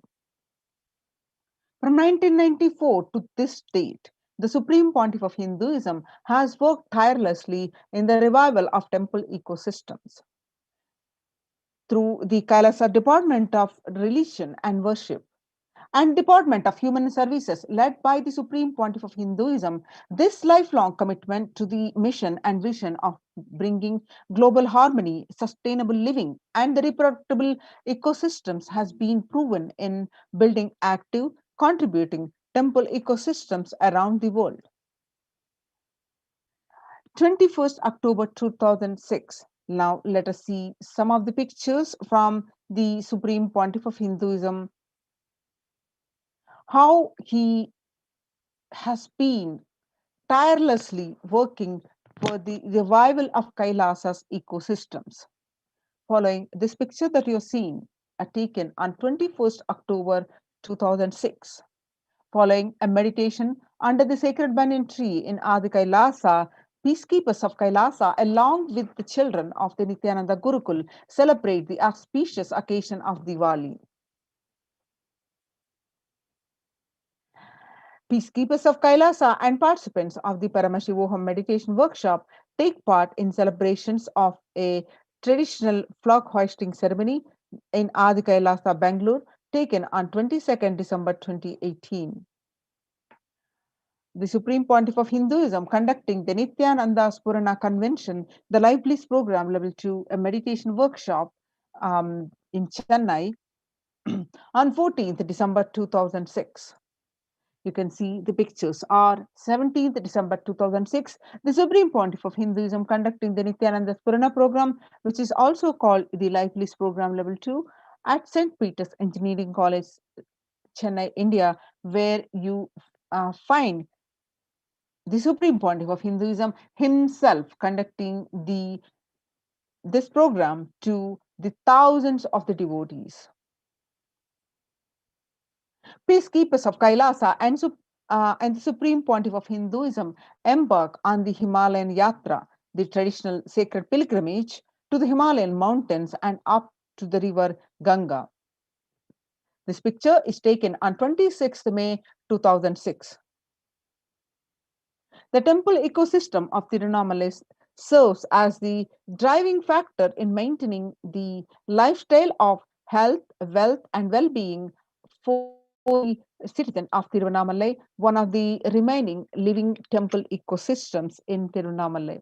This picture that you are seeing are taken on 20th December 2011.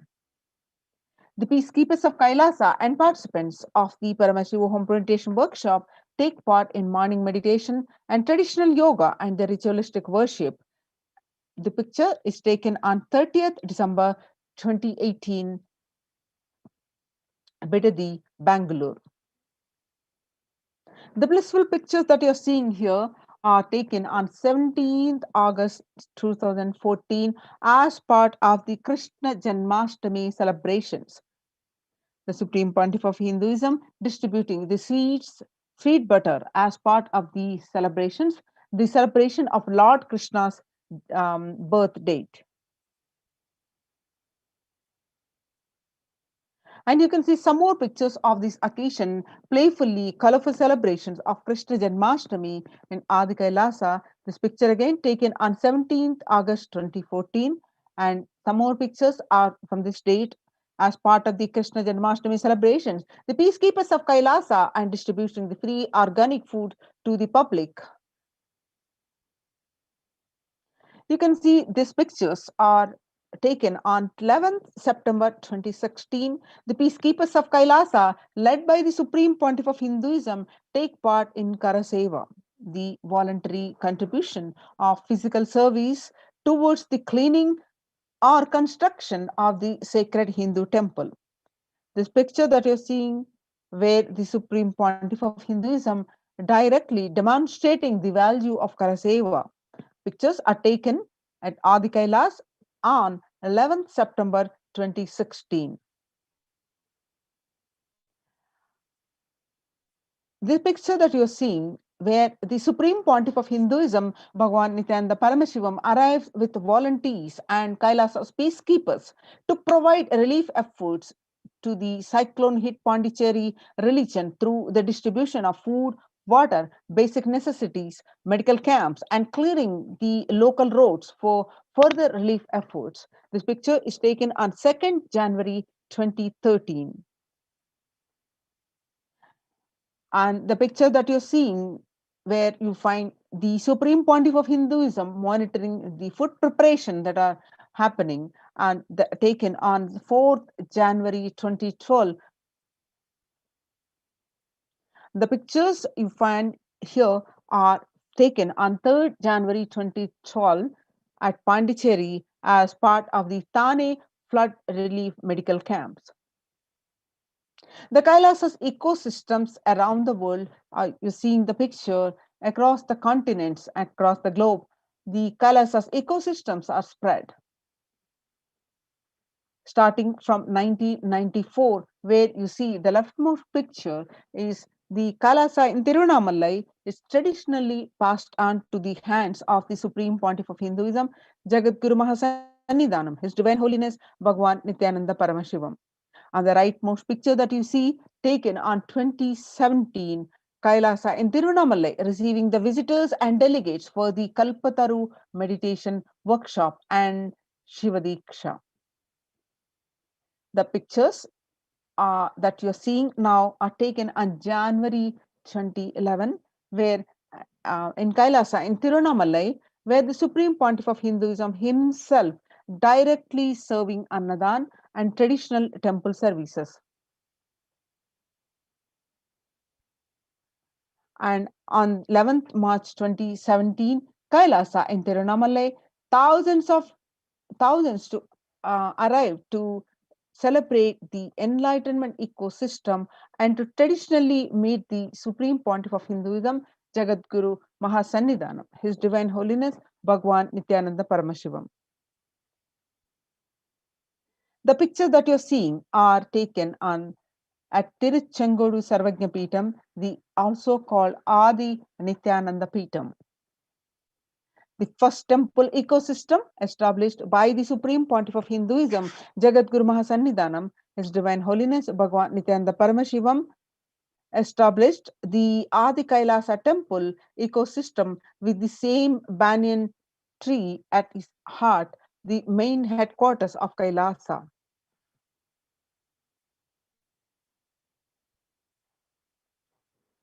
Through the live stream of the sacred banyan tree and deities, the temple ecosystem of Adi Kailasa is continuously available to all from wherever you are. The pictures that you're seeing are the Kalpa Vriksha tree, the wish fulfilling, the sacred Kalpa Vriksha tree, which is a banyan tree, and the deities of Nithyanandeshwara Paramashiva and Nithyanandeshwari Paramashakti. And the rightmost picture that you're seeing is the Nithyanandeshwara Paramashivalinga. The darshan is available continuously via live stream.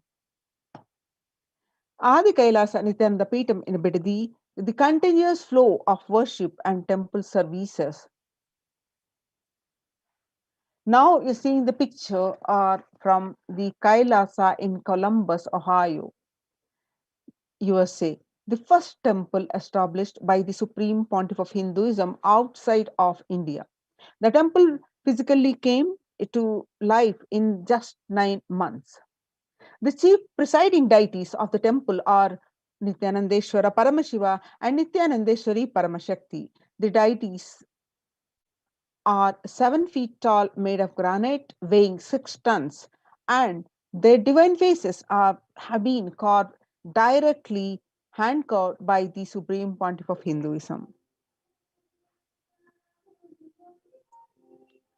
And now you're seeing the pictures of Kailasa in Los Angeles, California. The Los Angeles temple, the first inaugurated in 2005, then established in its permanent location in 2007, houses the largest Shivalinga and Rajarajeshwari Devi in North America.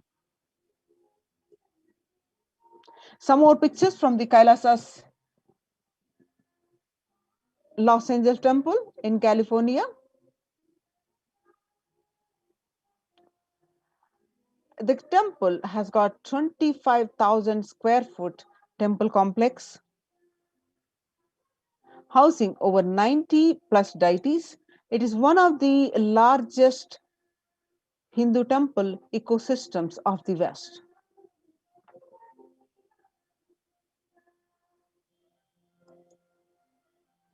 The pictures that you're seeing are from Kailasa in Seattle, Washington, housing the blissful dancing form of Ganesha and the largest living Nataraja deity outside of India.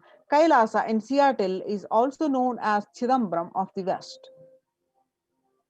Chidambaram temple, the ancient Hindu temple where Paramashiva resides as Nataraja, the cosmic dancer and expression of Akasha space. The Nataraja also have been to be the center of the Earth's magnetic equator. The pictures that you're seeing are from Kailasa in San Jose, California. Inaugurated in 2009, Kailasa in San Jose radiates the energy of the Madurai Meenakshi Amman temple. The chief presiding deities of the temple are Devi Meenakshi, the Shivalinga, and the Lord Nithyanandeshwara Paramashiva and Devi Nithyanandeshwari Paramashakti, which have been created, installed, and energized by the Supreme Pontiff of Hinduism.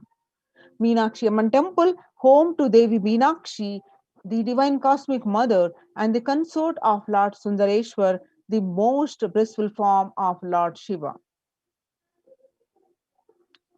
The pictures that you're seeing are from the Kailasa in St. Louis, Missouri.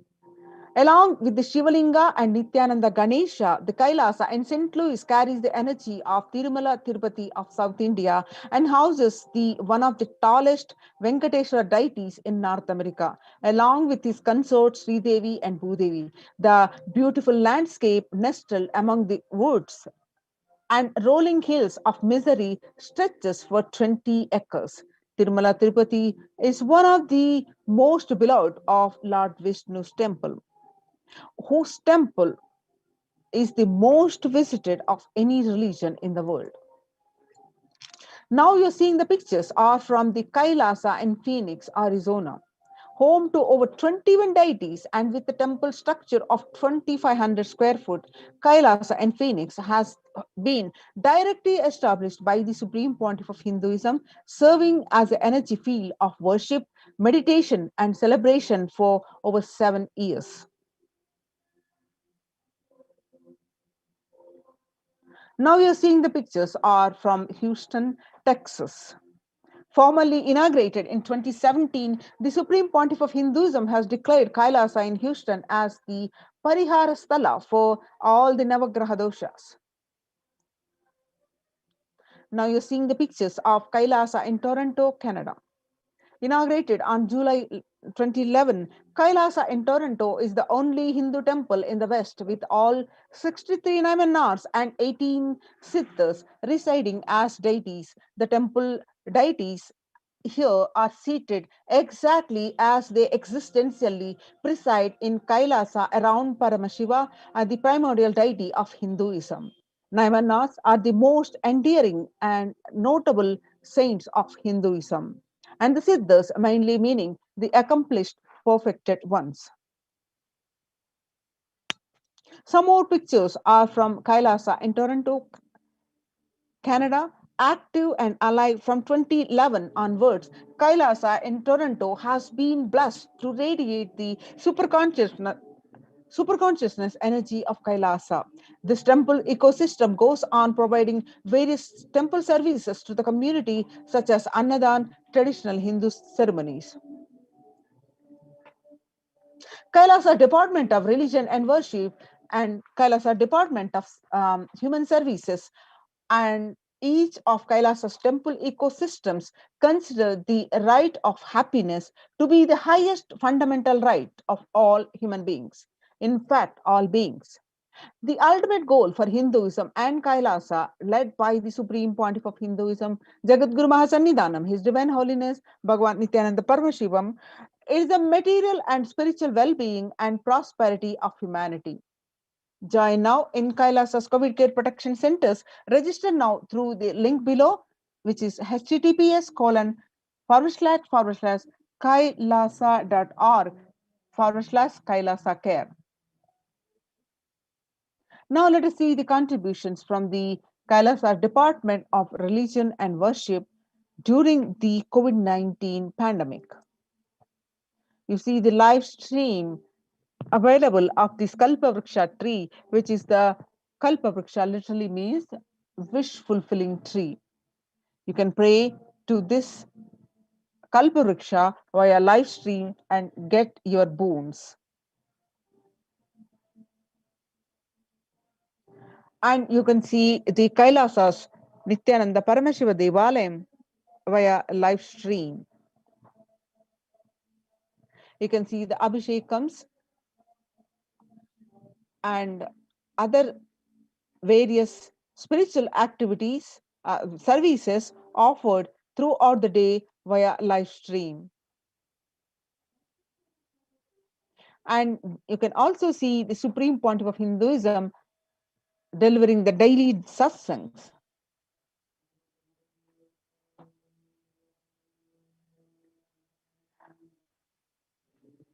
On 12th May 2021, Devi Parashakti revealed to the world that I came as Nija Avatar. I am blessing you, listen. People, listen. To do good to all of you, I have taken the form of Nityananda and came down as Nija Avatar. People of India, listen. Carefully listen. Time after time, Bharatam is Jnana Bhumi, where enlightened beings comes. We cannot make Jnana Bhumi as infertile. Enlightenment beings have to come. They have to live, it has to flower. Few hypocrites, because they are stuck in delusion, we cannot sacrifice the world. Cosmos cannot be destroyed. The ship I did to save the cosmos from being destroyed, that is called Adi Kailasa. The ship I did to protect beings from Pralaya is Adi Kailasa. Because of conspiracy of Drohis and the enemy's rule, the captain has to leave the ship. Before 12 years, knowing the great deluge that is going to happen, all Aushadas by this Guru Purnima, that Jnana Rasavadam, Navapashana is going to flower, allowing people to come and take a dip in Navapashana flower. People, whoever comes and dip in Vaidya Sarovar, they will not have death. They will not have corona, and crores of people will come in line. Every day they will take a dip in Anandalingam. 13th May 2021, they continue to reveal that listen well to my words. For India, I made ship as protection. The Nityananda Navapashana Lingam in Vaidya Sarovar. Go to Adi Kailasa, O Indians, listen. All those regretting losing the Nityananda Nijavatara without confusion and working without talking as a lip service, go to Adi Kailasa. Scores of people will come there looking for health, Navapashana, water feast, and medicine to get health and protection and enlightenment to protect India from great destruction. I, Parashakti, made this huge ship. Even if captain is not there, ship is there. When the first world countries closed their borders during a massive global emergency, Kailasa has opened its not only doors for all without exception. Join now in Kailasa's COVID care protection centers. Register now through the link below at Kailas https://kailasa.org/Kailasa care. Now let us see the glimpses of Nithyanandeshwara Paramashiva Devalayam Adi Kailasa Sarvajna Peetam. You can see the various 5 rituals are happening, and you can see the other rituals,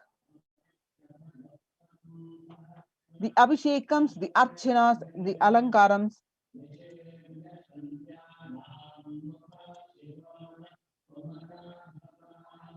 You can see some more glimpses from the Nithyanandeshwara Paramashiva Devalayam Adi Kailasa Sarvajna Peetam.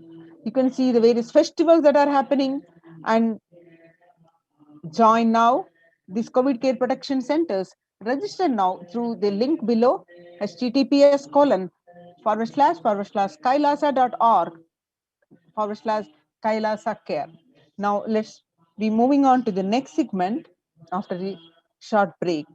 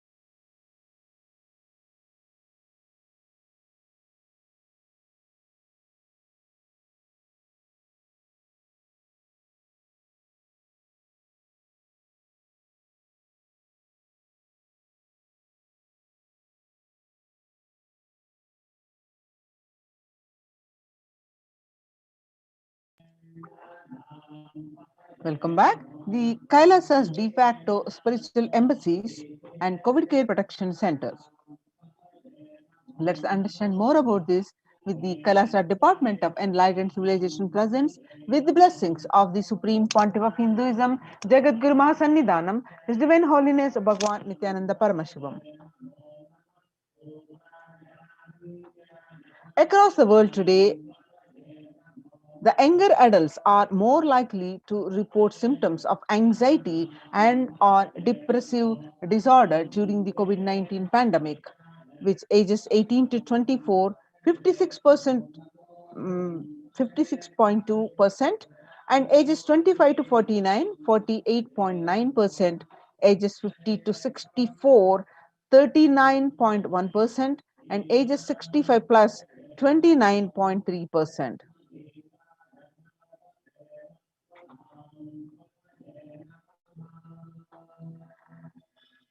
Average rate of adults reporting symptoms of anxiety disorder and depressive disorder.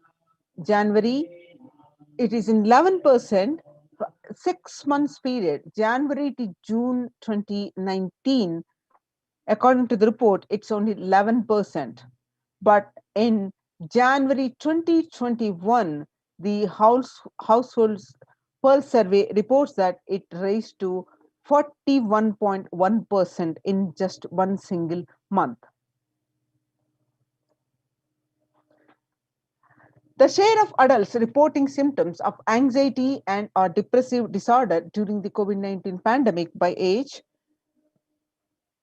you can see the pictures, as the young adults are the most affected. How are you feeling? What employees say they feel more than half the time at work? They are feeling tired, 34%. They feel they say they are stressed, 34%. They say they are burnt out, about 27%. They say they are discouraged, about 22%. And they say they are distracted, about 19%. And they say they are depressed, about 17%. The COVID-19 is a significant stressor for most Americans.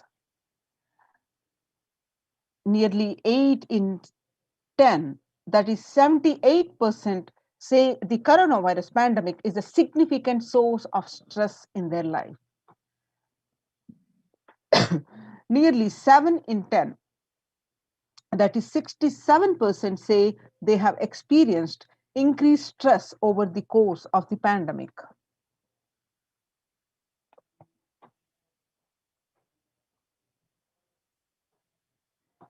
One in 4 essential workers, that is 25%, diagnosed with a mental health disorder since the start of pandemic.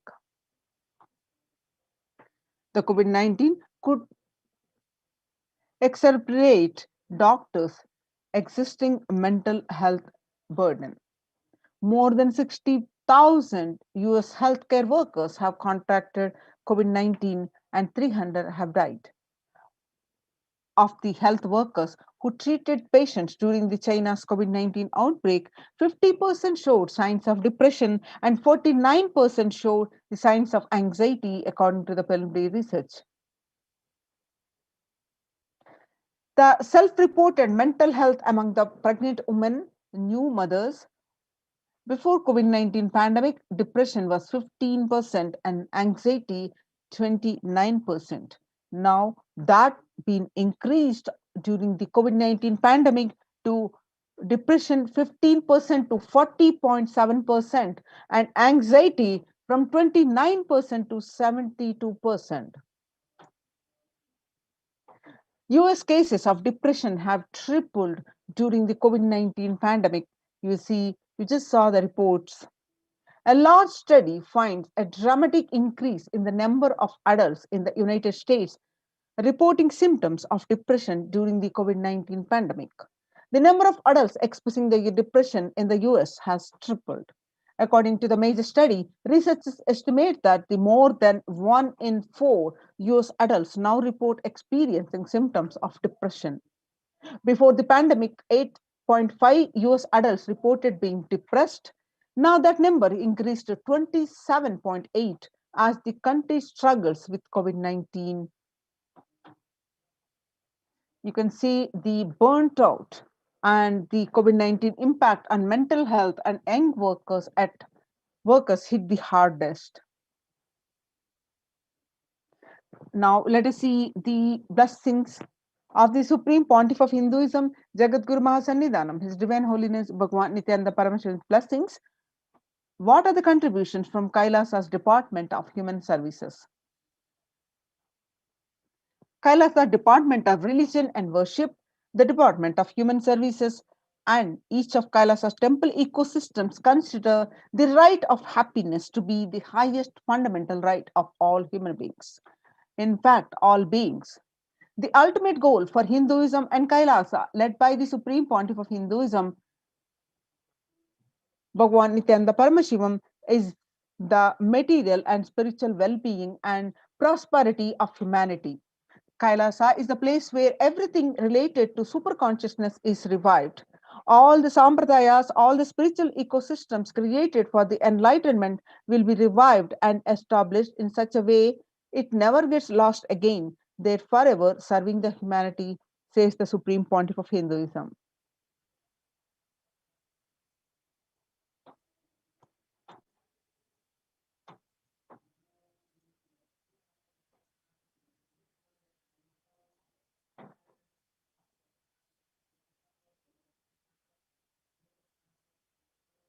Now, how the routine, morning spiritual routine at the Kailasa's de facto spiritual embassies.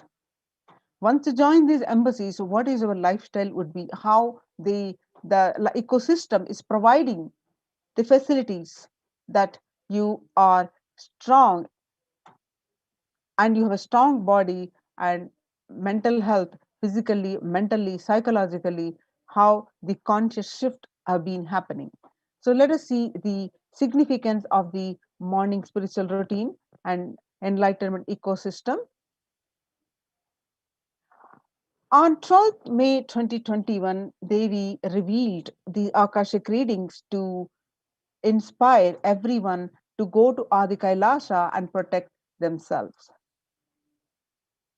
When the first world countries closed their borders during a massive global emergency, Kailasa has opened its doors to all without exception.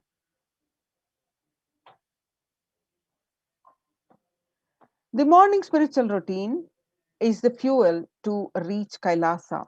The morning routine and the chemical changes it brings in you, and the healing it does in your system, and the biological rhythm it sets in your system, all of them are very important.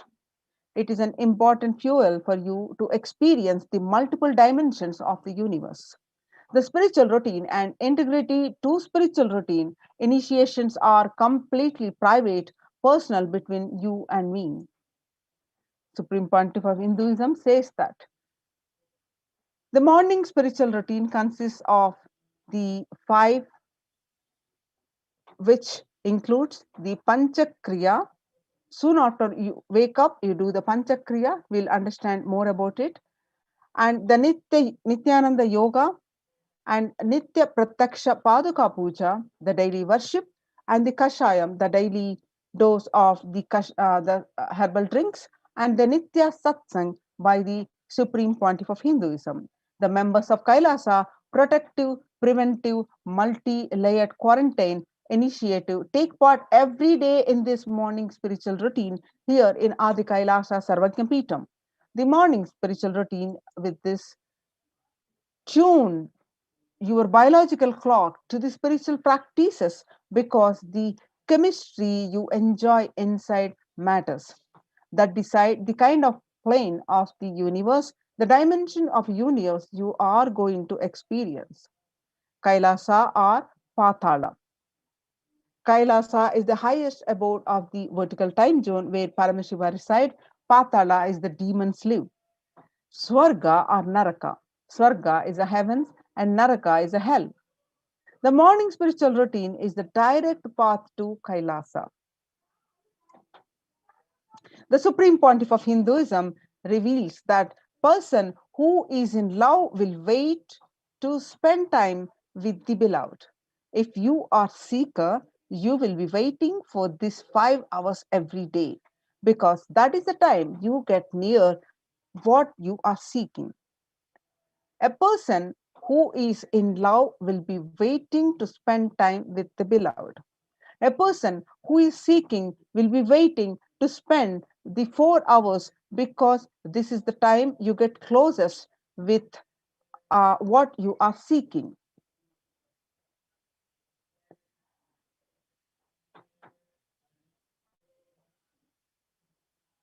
A person who is seeking will be waiting to spend these 4 hours because this is the time you get closest to what you're seeking. Your seeking takes shape into the system.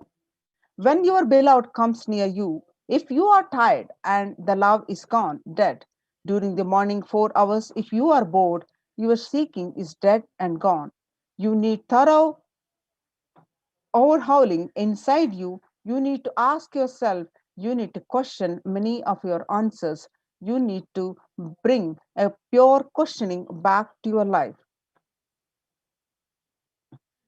Now let us understand the morning spiritual routine a little bit more details. When you do the start the day, soon after you get up, do the Panchakriya. The Panchakriya involves five powerful processes. Pancha is five. To remove toxins and impurities from the system, just like how we take a shower every day to clean the external parts of our body. Panchakriya is a powerful cleansing process which cleanses the internal organs of our body, keeping it cool.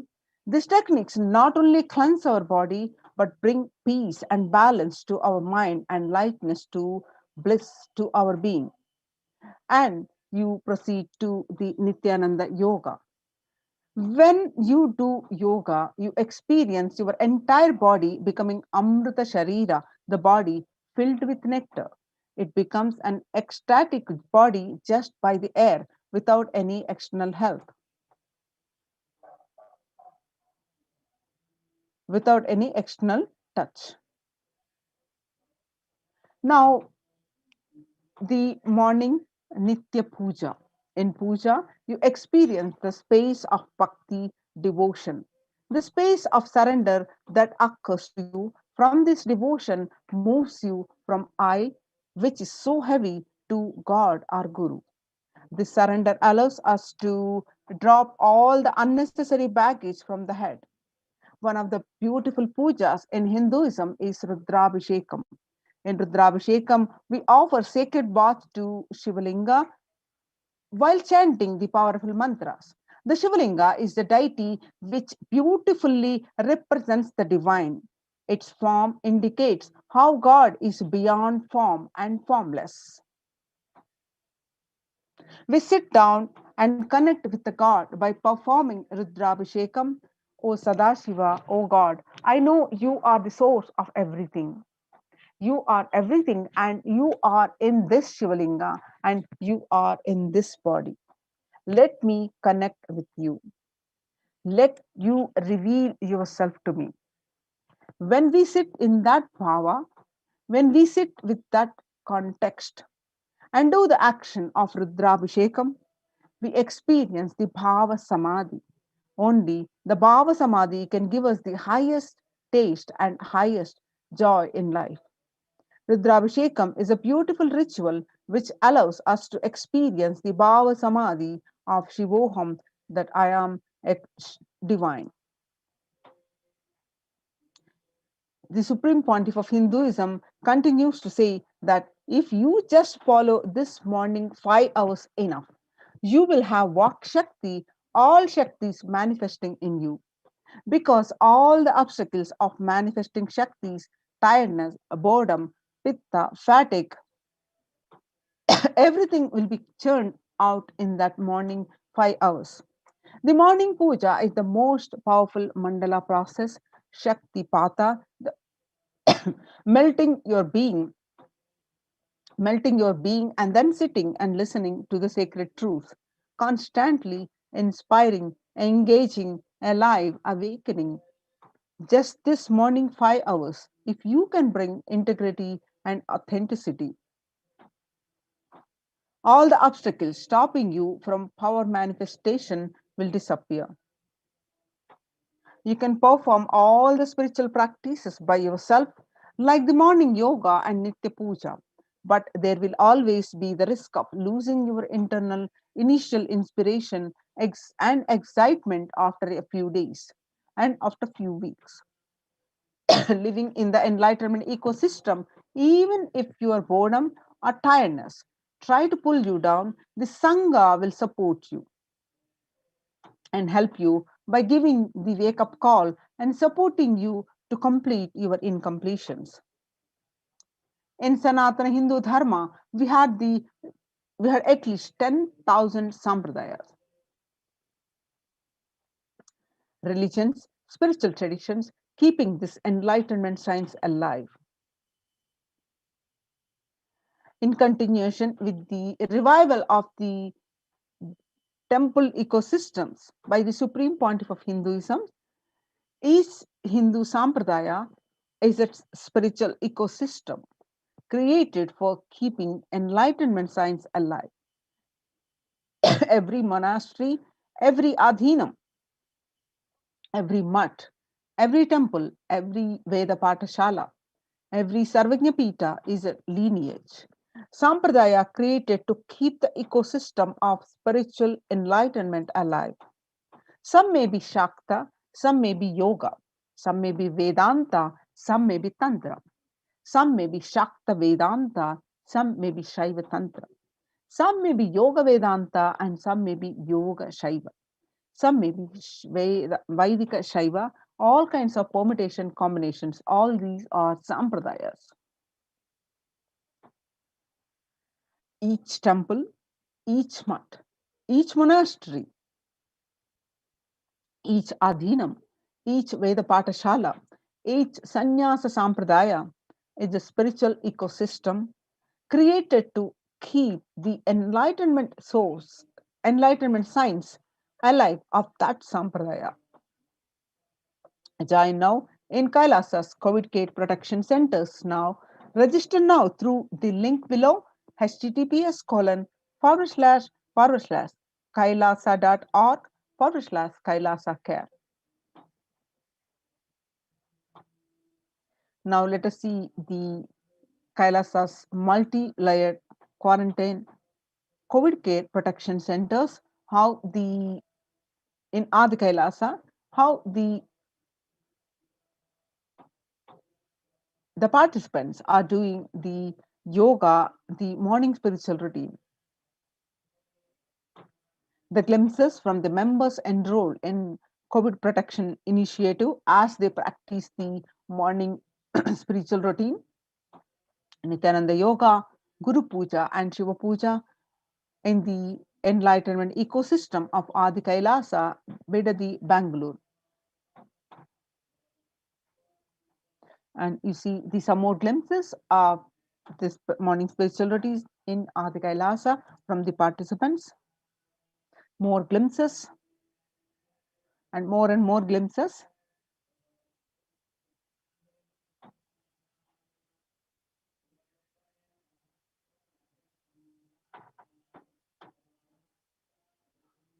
Join now in Kailasa's COVID care protection centers and register now through the link below https://kailasa.org/Kailasa care.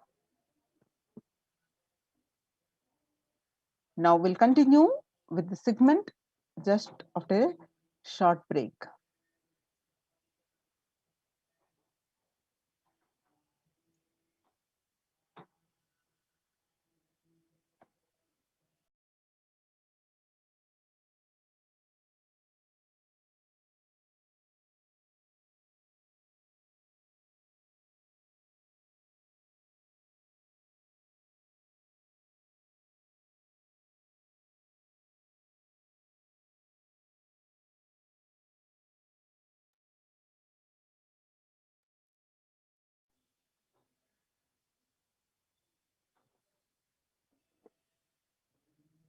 The Kailasa's multi-layer quarantine COVID care protection centers at de facto spiritual embassies of Kailasa, how the Annadanam, Nitya Annadanam is happening, and what is the need for the Annadan. If you see the world across, due to the pandemic rise, the COVID-19 is creating a hunger catastrophe in India. The pandemic has led to increase in global food insecurity affecting vulnerable households in almost every country. It has exacerbated existing inequalities, pushing millions of people into the vicious cycles of economic stagnation, loss of livelihood, and worsening of food insecurity. And you can see the various statistics and the hunger in plain sight. COVID-19 worsens the plight of food insecurity, and the child malnutrition and hunger skyrocket in Haiti as COVID-19 infection spike. The refugees are paying the highest price in the COVID-19 pandemic. Famine risk spikes amid conflict and COVID-19 and funding gaps. The World Bank releases a report on growing food insecurity that the World Bank released an analysis of the rising food insecurity rates in response to the COVID-19 pandemic. The report released on Monday 2020th, sorry, released on May 20th, 2021, stated that COVID-19 impacts have led to severe and widespread increases in global food insecurity, affecting vulnerable households in almost every country, with impacts expected to continue through 2021 and into 2022. It also states that global food prices increased significantly by 38% since January 2020. World Economic Forum, 155 million people are caught up in food crisis of varying severity. 133,000 people in Burkina Faso, South Sudan, and Yemen are most at risk. 10 countries account for two-thirds of those facing acute hunger. The resilience of agri-food systems is being eroded by conflict, insecurity, and environmental trends. Join the COVID Care Protection Centers and register now through the link below, https:// kailasa.org/Kailasa care. Now let's see understanding of the Supreme Pontiff of Hinduism on the food, on revelations on the food. What you eat contributes to what you think. You become what you eat. What you eat contributes to what you think. What you think contributes to what you cognize. What you cognize contributes to who you are. So, what you eat directly affects who you are, and that is why I'm making the statement you become what you eat. What is in your plate matters because that is going to become you. Violence based food derived from killing animals and life negative chemical based toxic food both harm the system equally. Organic vegetarian food is not just for health, it gives you an inner space, physical system, and physiological flow to develop the highest psychology. To develop highest psychology, not only your physical system, even your physiological flow needs to cooperate. Your brain is constructed for all these higher things. When you don't explore the higher things, you are bound to feel the lower things and keep your brain engaged for survival. If you don't explore higher dimensions of consciousness, you will force yourself into the drugs and try to explore the hallucination, imaginary, illusionary dimensions of the universe. The human body is naturally designed for vegetarian food.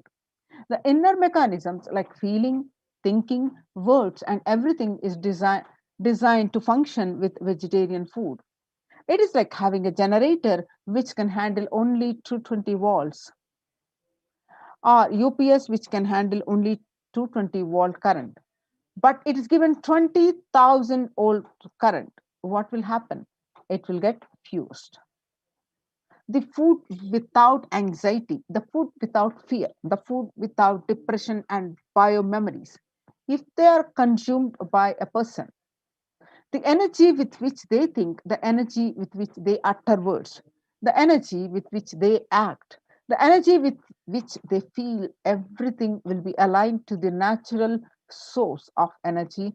It will be aligned to the nature, which is the inner potential energy. Kailasa's Annalayas serve the free organic vegetarian sattvic meals for all, eliminating the hunger. The developmental, economic, social, and medical impacts of malnutrition and famine have a clinical impact on the individual. With the ongoing COVID-19 pandemic triggering an alarming spike in food insecurity, the United Nations have been given warnings of famines of biblical proportions. In 2020 alone, 690 million people were estimated to be pushed into food insecurity. The access and availability to organic food has become of utmost importance. Through Kailasa Department of Agriculture and the Supreme Pontiff of Hinduism, Jagadguru Mahasannidhanam, His Divine Holiness Bhagwan Nithyananda Paramashivam has committed to the distribution of free organic food to everyone, not just since the beginning of his public life, but from his very upbringing itself.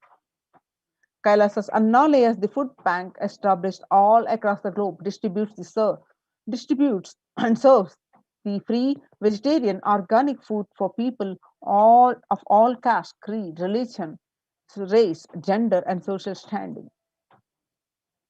Under the Om, under the symbol of red Om, providing relief work for natural and man-made calamities, working to eliminate the world hunger. Now you can see the various pictures from how the Supreme Pontiff of Hinduism serving tirelessly, not only after he started his public life, but his very upbringing itself.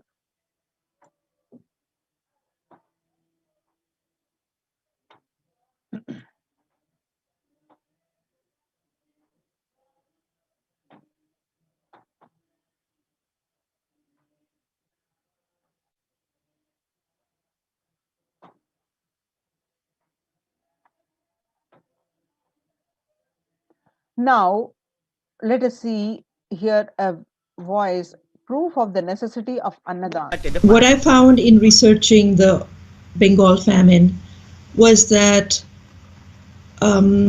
Churchill did several things that greatly aggravated the death toll. Um, India was being used extensively for the war effort. Indian resources, Indian soldiers, um, and Churchill repeatedly refused to acknowledge the fact that the extent to which India was used could lead to famine. Viceroy to India, Archibald Wavell, called the Bengal famine one of the greatest disasters to have befallen people under British rule, and said the reputational damage was incalculable. During one government discussion about famine relief, Secretary of State for India Leopold Amery recorded Mr. Churchill saying that any aid sent would be insufficient because Indians bred like rabbits.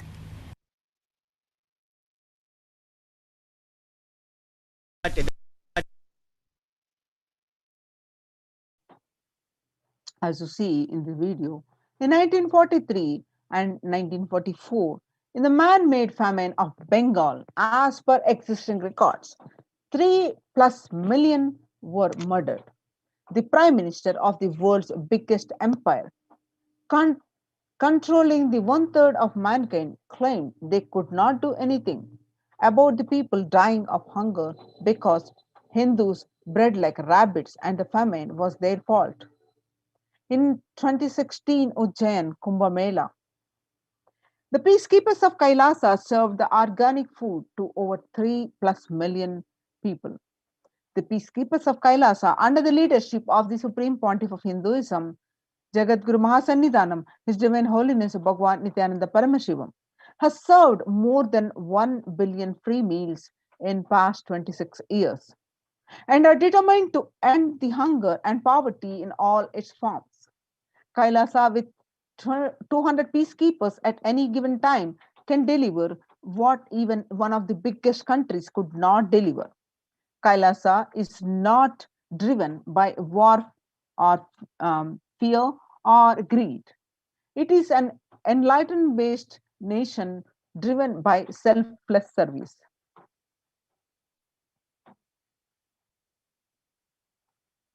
The Vedagamas, the source of Hindu scriptures, reveal Annam Bahukurvita, which means let us produce food in large quantities. Through the widespread distribution of promotion of free, healthy, organic food, Kailasa's Department of Kailasa's global peacekeepers, led by the Supreme Pontiff of Hinduism, serve such that we may achieve food security, improve nutrition, and promote sustainable agriculture globally.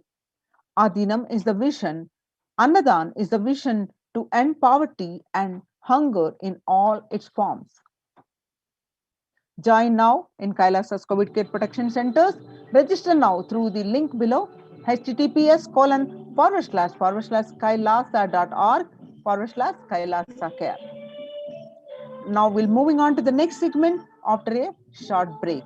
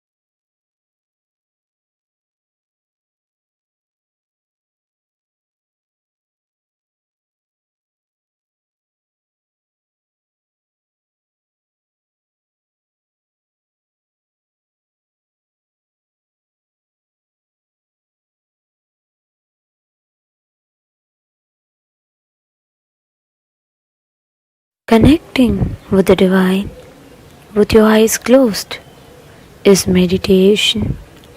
Connecting with the divine with your eyes open is darshan. Come, let us all now move from meditation to darshan. Slowly, very slowly, please open your eyes.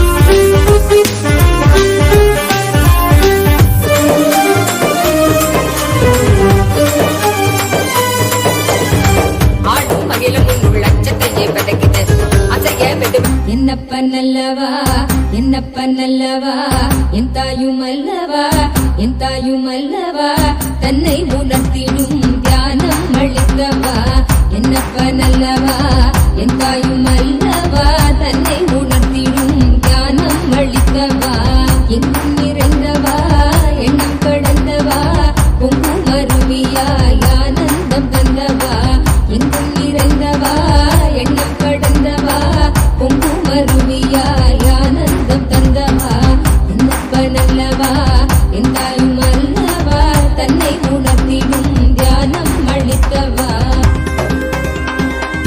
ஏழாம் உடல்கள் தாண்டி நித்திய வாழ்வும் கண்டிட கேடான காலம் தன்னை வென்ற நிலை நின்றிட ஏழாம் உடல்கள் தாண்டி நித்திய வாழ்வும் கண்டிட கேடான காலம் தன்னை வென்ற நிலை நின்றிட சீரான பாவம் பழி நீங்கி பெறும் வாழ்வினை கொண்டாட நித்யானந்த ஸ்புரணம் தன்னை நெய்தவா சீரான பாவம் பழி நீங்கி பெறும் வாழ்வினை கொண்டாட நித்யானந்த ஸ்புரணம் தன்னை நெய்தவா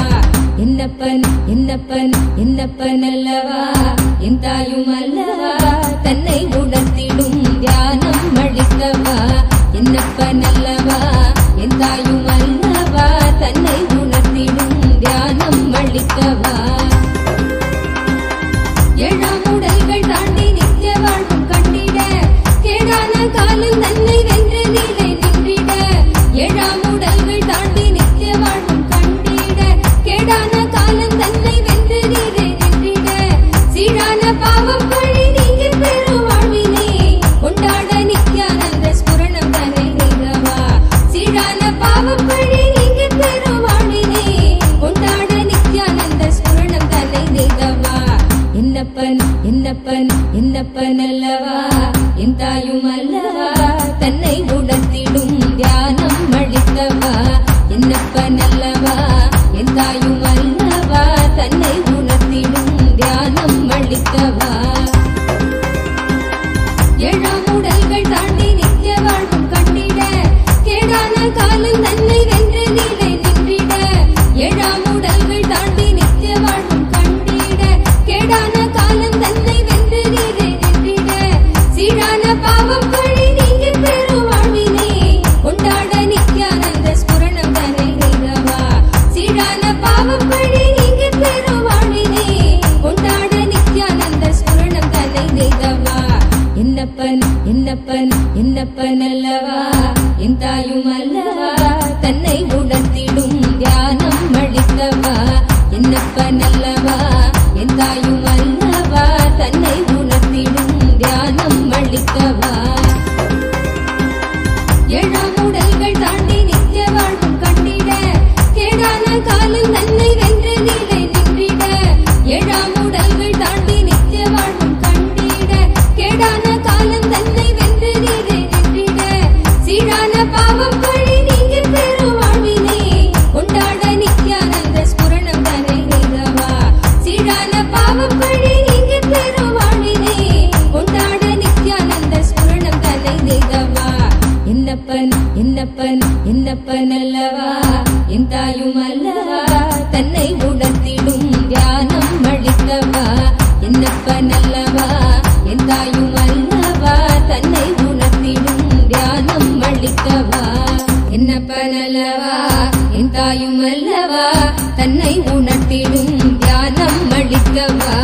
என்னப்பனல்லவா என் தாயும் அல்லவா தன்னை உணர்த்திடும் ஞானம் அளிக்கவா எங்கும் நிறைந்தவா எண்ணம் கடந்தவா பொங்கும் அருவியாய் ஆனந்தம் தந்தவா எங்கும் நிறைந்தவா எண்ணம் கடந்தவா பொங்கும் அருவியாய் ஆனந்தம் தந்தவா என்னப்பனல்லவா என் தாயும் அல்லவா தன்னை உணர்த்திடும் ஞானம் அளிக்கவா என்னப்பனல்லவா என் தாயும் அல்லவா தன்னை உணர்த்திடும் ஞானம் அளிக்கவா எங்கும் நிறைந்தவா எண்ணம் கடந்தவா பொங்கும் அருவியாய் ஆனந்தம் தந்தவா எங்கும் நிறைந்தவா எண்ணம் கடந்தவா பொங்கும் அருவியாய் ஆனந்தம் தந்தவா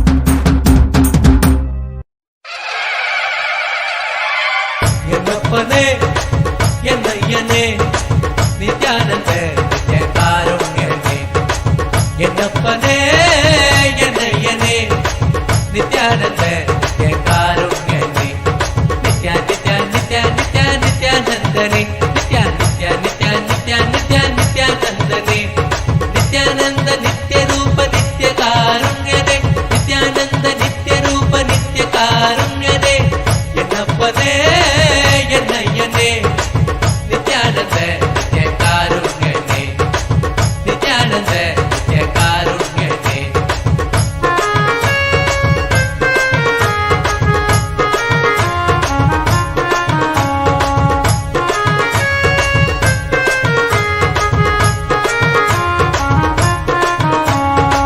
பன்னீர் கை நித்ய குருநாதனே பன்னீர் கை குருநாதனே பன்னீர் கை நித்ய குருநாதனே பன்னீர் கை குருநாதனே பக்தர்கள் அனுகூலனே பக்தர்கள் அனுகூலனே நித்யா நித்யா நித்யா நித்யா நித்யானந்தனே நித்யா நித்யா நித்யா நித்யா நித்யா நித்யானந்தனே நித்யானந்த நித்ய ரூப நித்ய காருண்யனே நித்யானந்த நித்ய ரூப நித்ய காருண்யனே என்னப்பனே என்னையனே நித்யானந்த நித்ய காருண்யனே என்னப்பனே என்னையனே நித்யானந்த நித்ய காருண்யனே நித்யா நித்யா நித்யா நித்யா நித்யானந்தனே நித்யா நித்யா நித்யா நித்யா நித்யா நித்யானந்தனே நித்யானந்த நித்ய ரூப நித்ய காருண்யனே நித்யானந்த நித்ய ரூப நித்ய காருண்யனே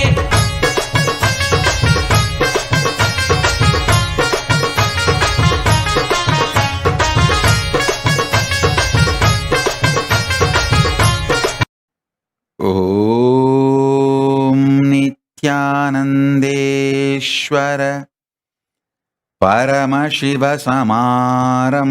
परमशिवसमारम्भाम्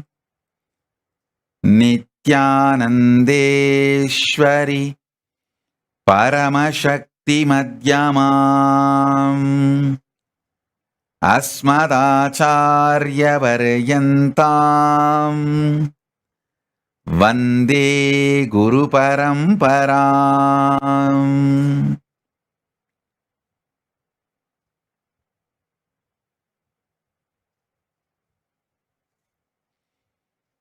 I welcome you all with my love and respects. I welcome all the devotees, disciples, Samajis, Satsangis, Shri Mahants, Mahants, Mantreshwara, Vidyeshwaras, Ganeshwaras, Lokeshwaras, Astreshwaras, ambassadors, diplomats, e-diplomats, citizens, consulate generals. I welcome all of you with my love and respect. Paramashiva's message directly from Kailasa. Listen. Listen intensely.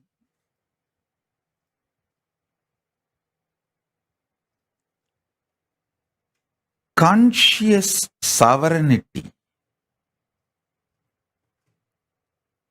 can be manifested in you just through the Shaktipada and Shaktinipada, most simplest way. I'm not saying easy or difficult. I'm saying simple. Listen.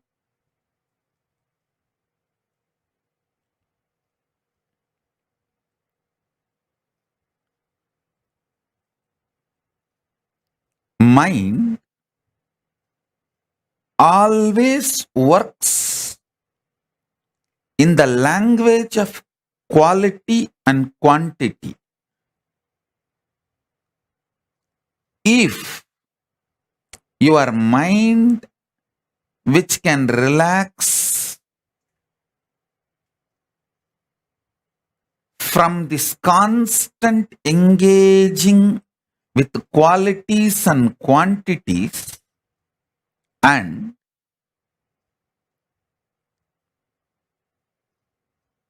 Shaktipada, initiation, happens from the Guru, immediately your being starts experiencing quantum experience. Listen. Because you are constantly engaged in the activities related to quality and quantity, you miss your existence, which can be experienced only in the quantum space. I tell you,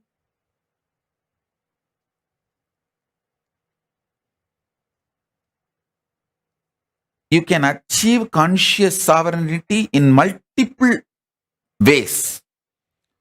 Through powerful yoga, you can achieve. Through kriyas, you can achieve. Through bhakti, you can achieve. Through yoga Vedanta, yoga and Vedanta together. By practicing, you can achieve. You can achieve with Veda and Agama. Making Veda and Agama as your lifestyle, Charyapada, you can achieve. There are multiple paths. You can achieve conscious sovereignty. I'll explain the most simplest way I achieved and transmit that same to all of you, because I committed to all of you by this Guru Purnima.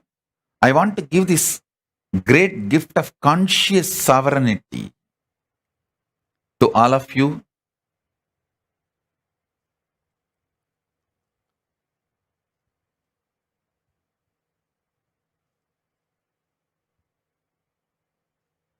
Today I am going to reveal very important truth and very important initiation. So listen.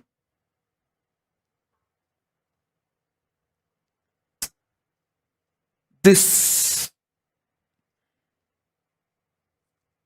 quantum experience of initiation, Shaktipada and Shaktinipada, happens in a very sweet, simple, relaxed sitting with the Guru.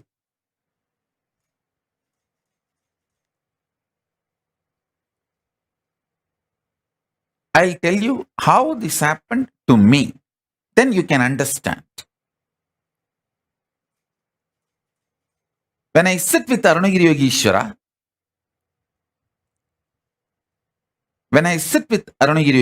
my Guru,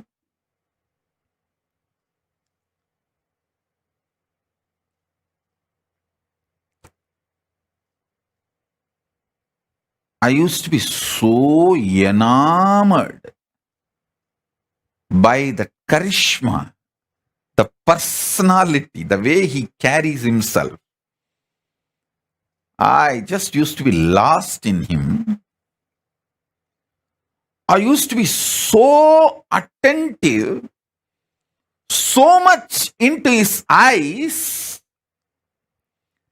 When I asked a question, the way his eyes react or respond, I know I asked the right question, or I asked the useless question, or I asked the wrong question, or I was just trying to poke him.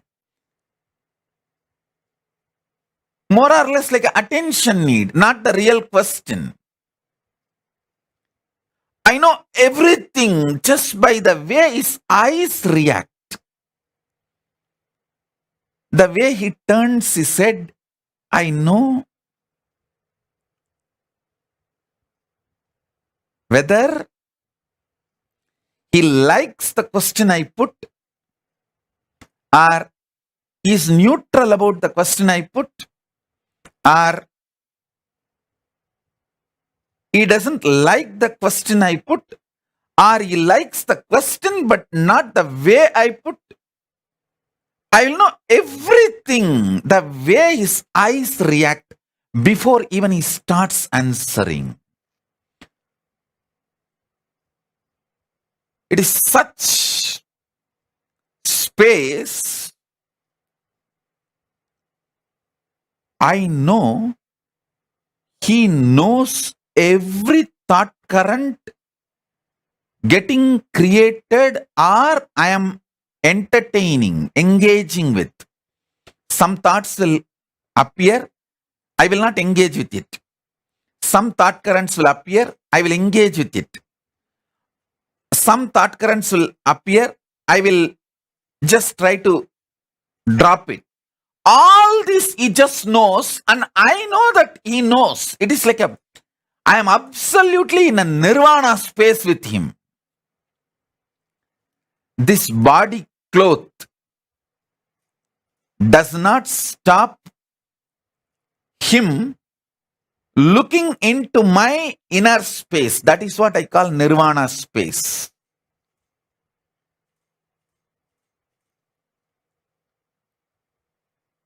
Don't try to misunderstand purposely the word nirvana as a nudity. No.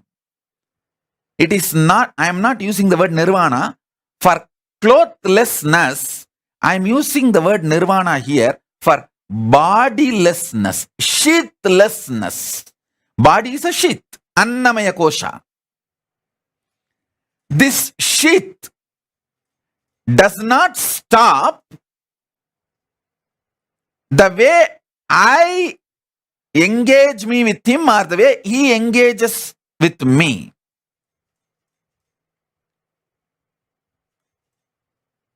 It is extremely sweet,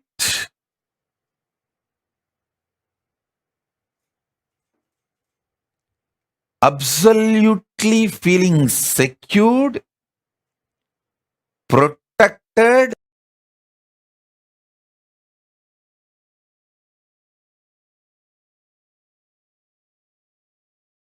even if you have to go through death, you will not bother because somebody who is very trustworthy and right person who loves you and your interest, you are going through that death in his lap, under his control, monitor and space. It's extremely feeling protected, sweet. Understand, whenever you feel secured, you are ready to go through any change at any level.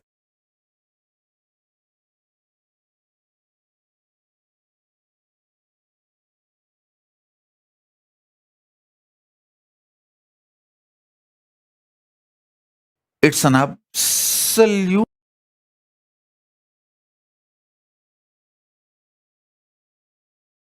feeling connection, and absolutely sweet, boundarylessness. I will feel so free with him. Even when he eats, if food particles, if they drop from his mouth on his body or few grains, I will never leave them. Without missing a single grain, I'll pick up and eat it away. Even if it falls on his body, some sambar or little curd, I'll make sure I'll take it and eat it away. Because Guru Uchishta, the Guru's prasada is so sweet. The Guru Uchishta is such extremely sacred.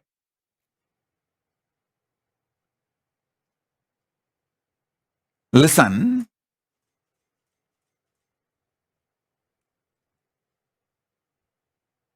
it is that kind of a space. Actually, few days before I was telling a story of ant picking up few grains of rice fell from his hand while he was eating, and I was brushing aside that ant. I did not tell you precisely more details. I want to tell you now. Actually, I was irritated about that ants. First, I felt is how did I miss that few grains? Because anything falls from his mouth, I'll first pick it up and eat. First thing I felt, how did I miss it? And second, before I can find and pick it up, the ants came and picked it. It was more like that irritation. Guru Uchishta is sacred, sweet. That is the space in which this initiation happened to me, where this constant engagement with quantity and quality dropped, where I relaxed from the engaging myself with the quantity and quality centric thought currents. Vacation means your ability to relax from quality, quantity centric thought currents. In the Guru's lap, in the Guru's space, that real pure vacation happens. Where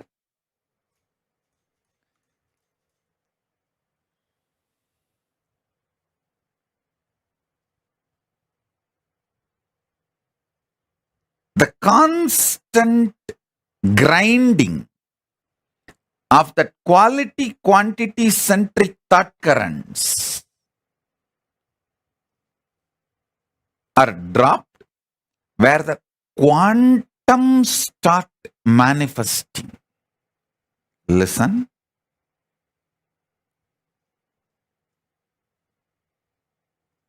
Now,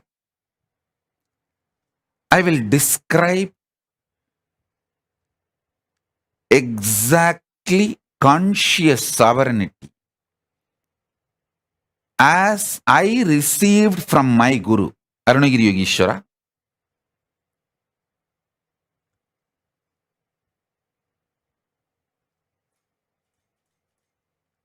Listen intensely.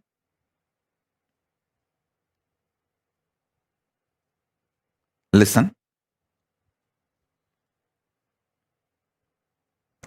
Paramashiva, in his unmanifest being,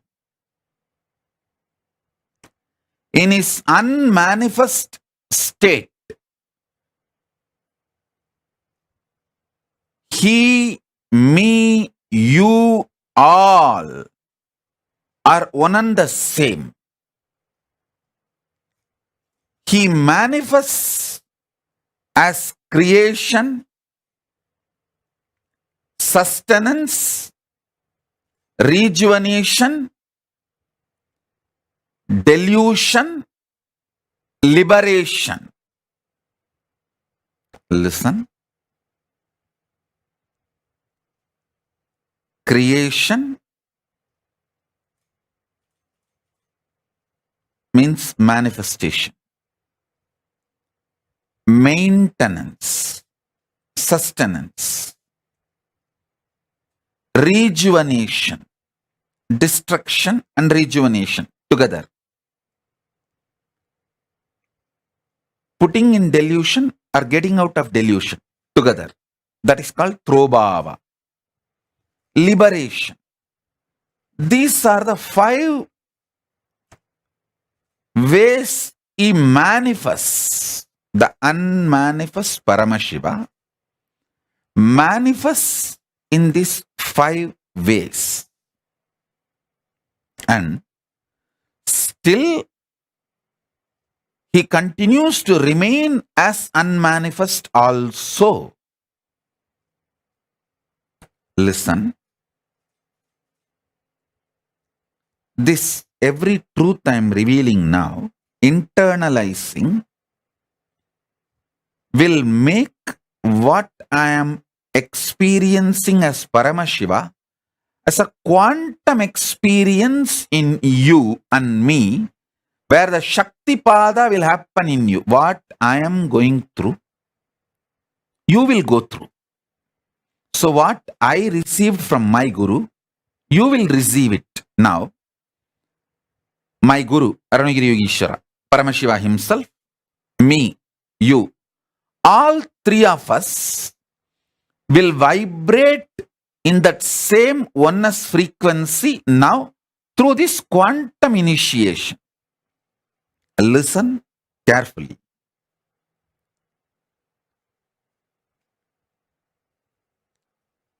All your ideas about the quality and quantity will pass. It will not be eternal. Today, when you are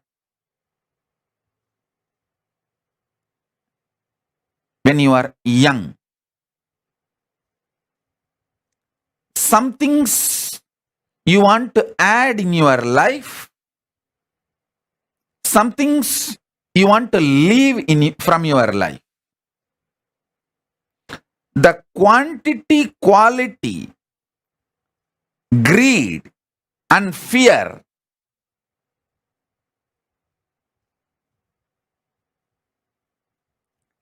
the same quantity, quality, fear and greed will change as you grow, matured or older. Listen. So I'm giving you one example. All things related to quantity and quality changes. They are not eternal. They are ephemeral.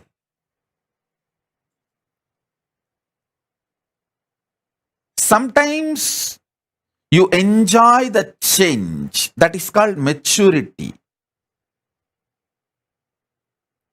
Growing in wisdom.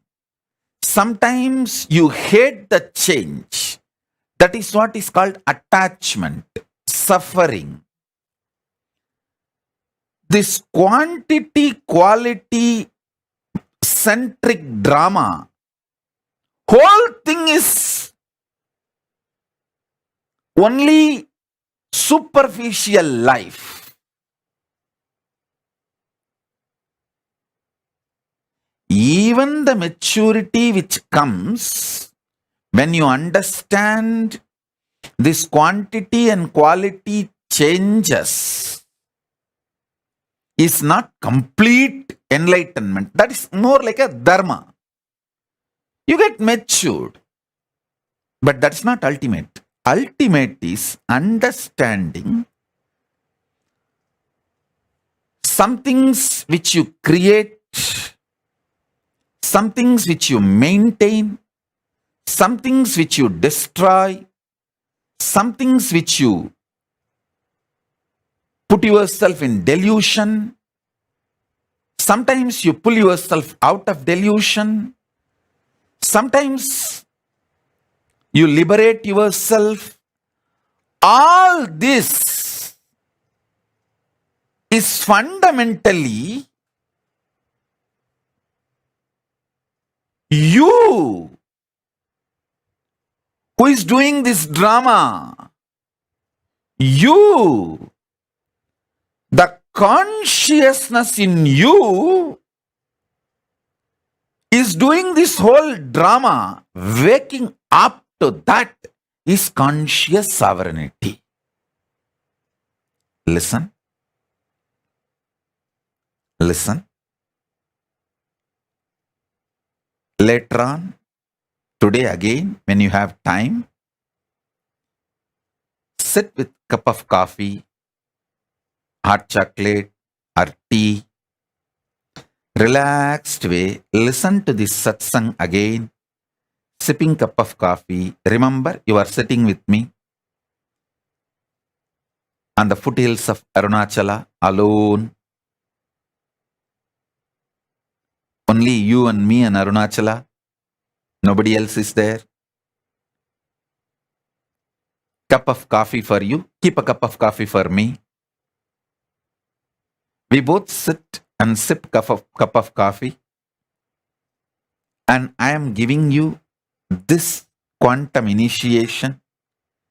Listen with this relaxed mood. You will understand. I want you to understand 3 layers. 1, the quantity quality based thinking, acting, whole productivity centric lifestyle. Quantity means trying to increase the quantity of things in your life, or even trying to improve the quality of your body, your mind, anything. Trying to increase the quality of you. Both are stupid. Both are useless. That's the first thing. Second, the quantity quality centric greed you have.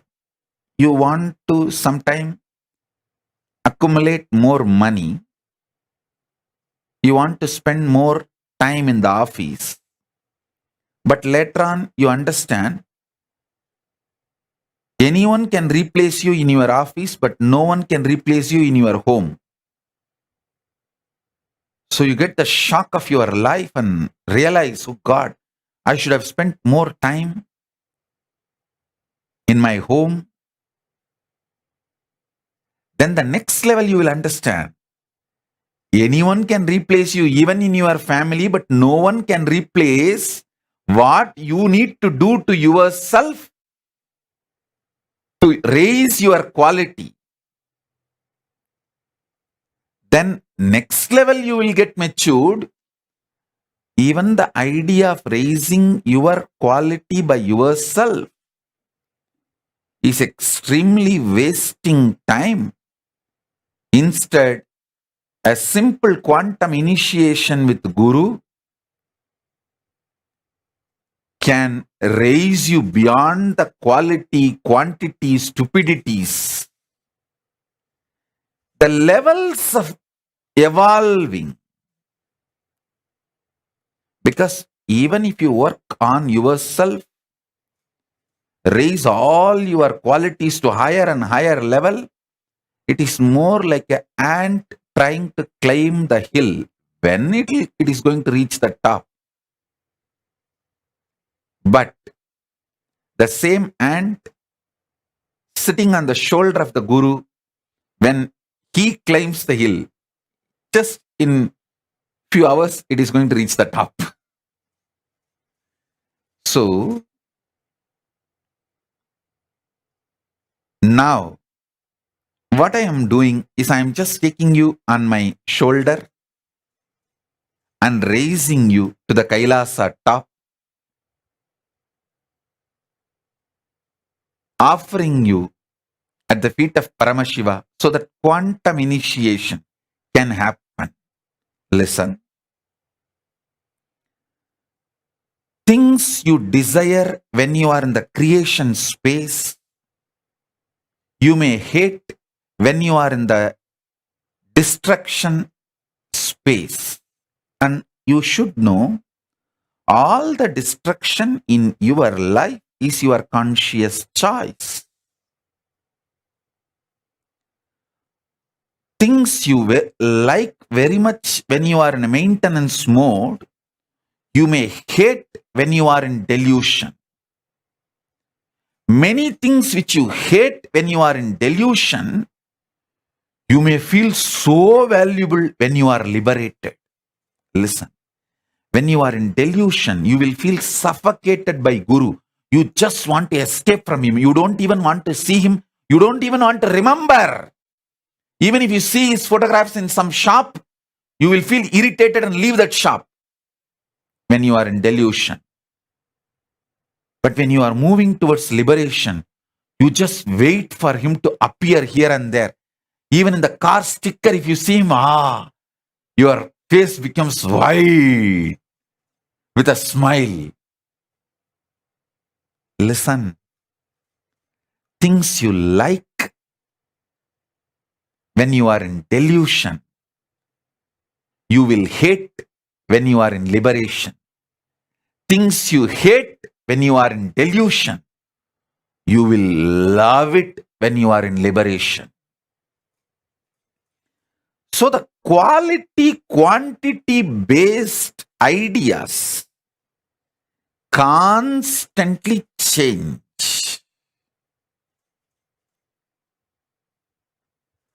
And this change also changes.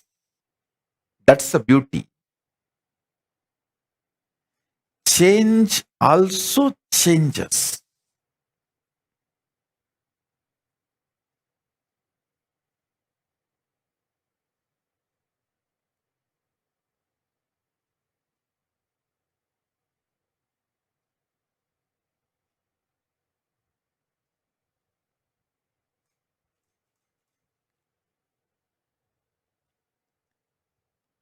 I will reveal statement by statement. You just listen. That is more than enough, because now all of you, I can see, have got into that space of that quantum initiation. When I see only hearts, smiles, and no questions in the social media, YouTube, Facebook, everywhere, I know everyone who is listening has dropped from this quantity, quality centric thought current and ready for quantum initiation. So I'll just make statements. Asudosha, call and tell your mother to get your dad also for initiation. Always your dad comes for initiation. Today I am not seeing him. I don't know whether he is there, or if he is not there, call him for initiation. And Ma Bhaktivashyananda, Hari, get your pet. He sincerely listened to my satsang and gets initiated. I don't want him to miss the initiation. Call him. Get him and make him sit. Sobi, tell Raghu to watch from the wherever he is. I want him to have the initiation. Listen. Shiv Pandit, sit straight.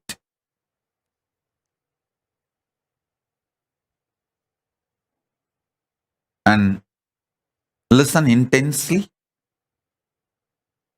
I'm only going to make simple statements. Just listen intensely.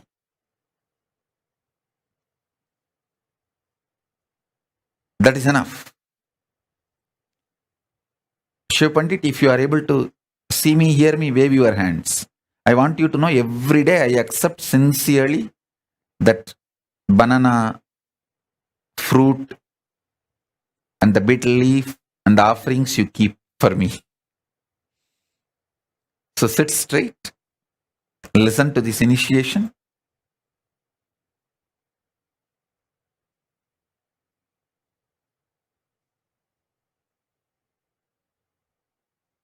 First, listen to the statements I am making. The quality and quantity centric thought currents constantly keeps you in friction, agitation. Because of that friction, agitation, stress, you never get a space to reclaim your conscious sovereignty. So listen.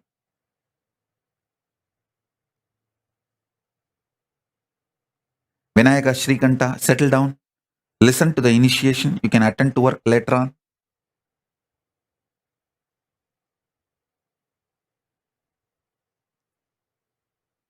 Asudosha, call and tell your mother to get your dad and settle down for the initiation. Maitreyi, get all the kids and make them sit. Listen to the initiation. Listen.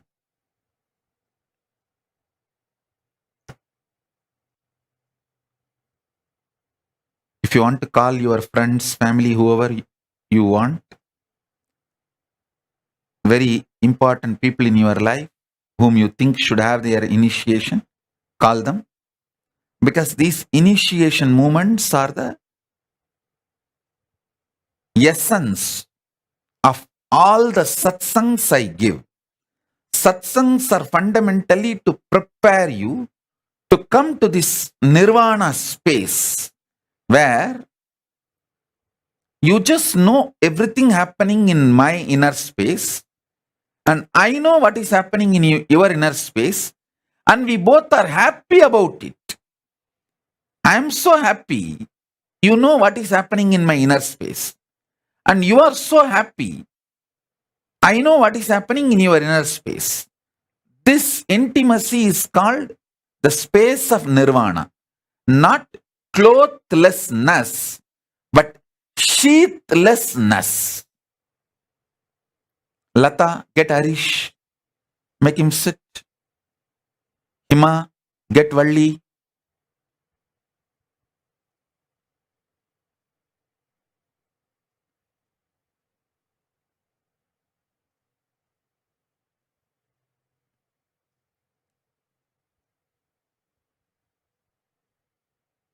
Listen. I think many times people get shocked because they don't think I know all their names and who is sitting in the satsang and who is not sitting in the satsang. When I call and tell them, they get shocked. Oh God, Swamiji is watching so closely. Yeah, without even two-way, I can watch.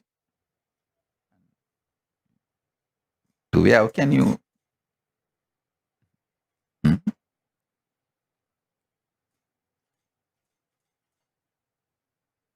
Sadantra Priya, I think Asudosha is not able to reach your mom. You call and tell your mom, still your dad has not come for initiation.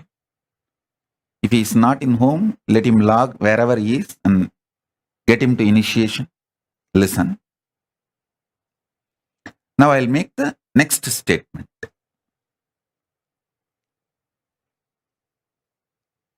Ordinary teachers, by giving you words, keep you so engaged, many times you miss enlightenment because of ordinary teachers and ordinary philosophers. Like how your quantity quality centric thought currents irritate, keeps you in friction, engages you in stupidity, and makes you miss the conscious sovereignty. You are engaging with ordinary teachers and philosophers, makes you miss stupidly the real Guru's initiation. So now, sit. I'll bring the initiation to you. Nirvana Diksha. Again, I wanted to repeat, Nirvana is not clothlessness, it is sheathlessness. You sitting with me without your body, such deep engagement where you know whatever is going on in you is known to me, and I know whatever is going on in me is known to you, and both of us are happy to know each other's inner space. I have nothing to hide from you. Everything is happening here. I want you to know. Not only I don't want to hide, I want you positively for you to know. Same way, if you feel everything happening in you, you have nothing to hide, you want me to know and you are happy that I know it. You are very positively interested in me knowing it. This space is called Nirvana. And in this space only that quantum initiation happens. The conscious sovereignty is experienced by you. In this space of Nirvana Diksha, the Shakti Pada and Shakti Nipada for the conscious sovereignty happens. So listen.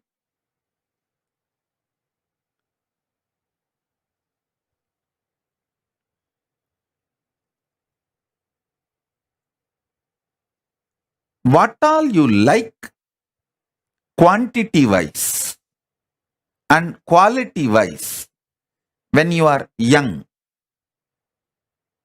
in the creation zone of your life, you may not like them, you may not want them when you move to a different phase of your life.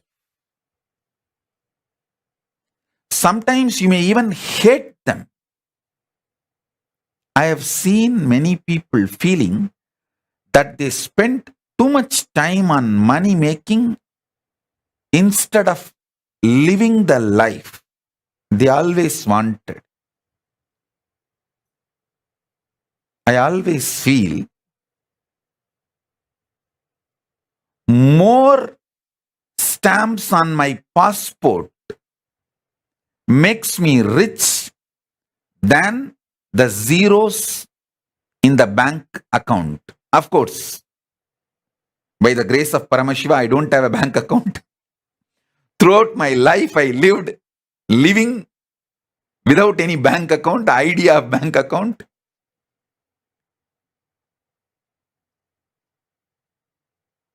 Many times, your likes, dislikes, changes based on the space you are in. All I am asking you is, first, get comfortable. First level, the preliminary level. Get comfortable with the idea this quantity quality centric lifestyle is not complete. that is not absolute, that is not freedom, that is not your sovereignty. The second thing, you knowing the likes you have, dislikes you have, the greed you have, the fear you have about some quantity, some quality during the creation dimension or maintenance dimension, destruction dimension, delusion dimension, liberation dimension, all this is your decision. You, who is the source and center, you are the powerful existence during all this. Listen. Listen to this statement very deeply.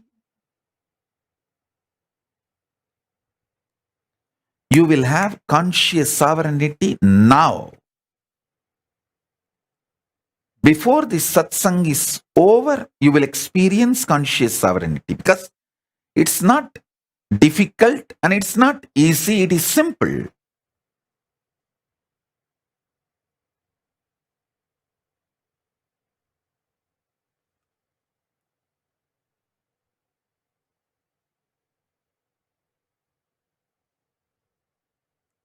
There are some pain points in you.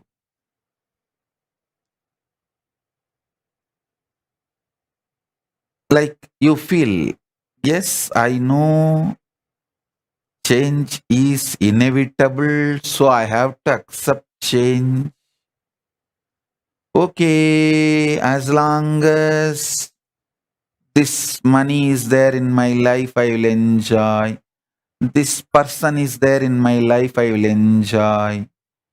When I am not able to handle the pain I have to go through to keep this money or keep this person, when it becomes high maintenance, I will drop. All this kind of a very vague strategies, thought currents. Take all this into consideration in front of you. What you firmly like, what you firmly hate, what firm greed. Come what may, I am not going to leave this person. I am not going to leave this luxury. I am not going to leave this habit. That kind of a firm attachment or some firm hatred. Come what may, I will never see this fellow again. Come what may, I will never go to that place again. Firm hatred, firm attachments are strategic hatred and strategic attachments. As long as he is good to me, I will be attached to him. When I feel he is not good to me and to my interest, I will throw him. I may even want to kill him. I may even want to discard him, not only from my life, he should not even be there in the whole world. But all these kind of strategies, cunningness, all these kind of ideas. Take everything into consideration in front of you. This whole thing is not compulsion on you, and you don't need to feel they are all binds you or chains you, you, conscious sovereign being, is above all this. Listen. You, conscious sovereign being, is above all this. Good, bad, self-doubt, self-hatred, self-denial, virtues of enlightenment, tyaga, love, selfishness, different things, sometimes extreme opposite, paradoxical. Even those qualities, those kind of people, those kind of experiences, all that can coexist in you. That coexistence does not need to be contradicting your conscious sovereignty. Your conscious sovereignty is your identity, existence. Listen, sometimes you may cook, that does not mean you are a chef. Sometimes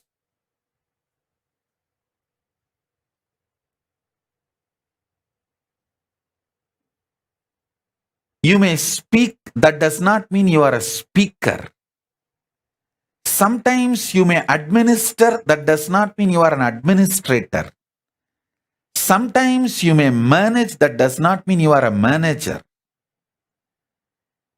All this is periphery existence of you. The quantum existence, the actual existence of you is conscious sovereign being who plays with creation, maintenance, destruction, delusion, liberation. It is you who is playing all this. It's like a lotus having 5 petals. The core lotus is unmanifest Paramashiva, and these 5 petals are the manifest Paramashiva. My Guru has given me the Paramashiva mandala. It has that 5-star symbol. The center one linga and 5 stars, 5 lingas are drawn. That's one of the meaning of that mandala is the unmanifest is the center linga, and the pancha linga on 5 side is the 5 face of Paramashiva. If you are in delusion, don't be afraid. It is actually delusion kicks you to the next level of liberation. See, 3 seconds of nightmare not only gets you out of nightmare, it pushes you to the next level of state of consciousness called waking state.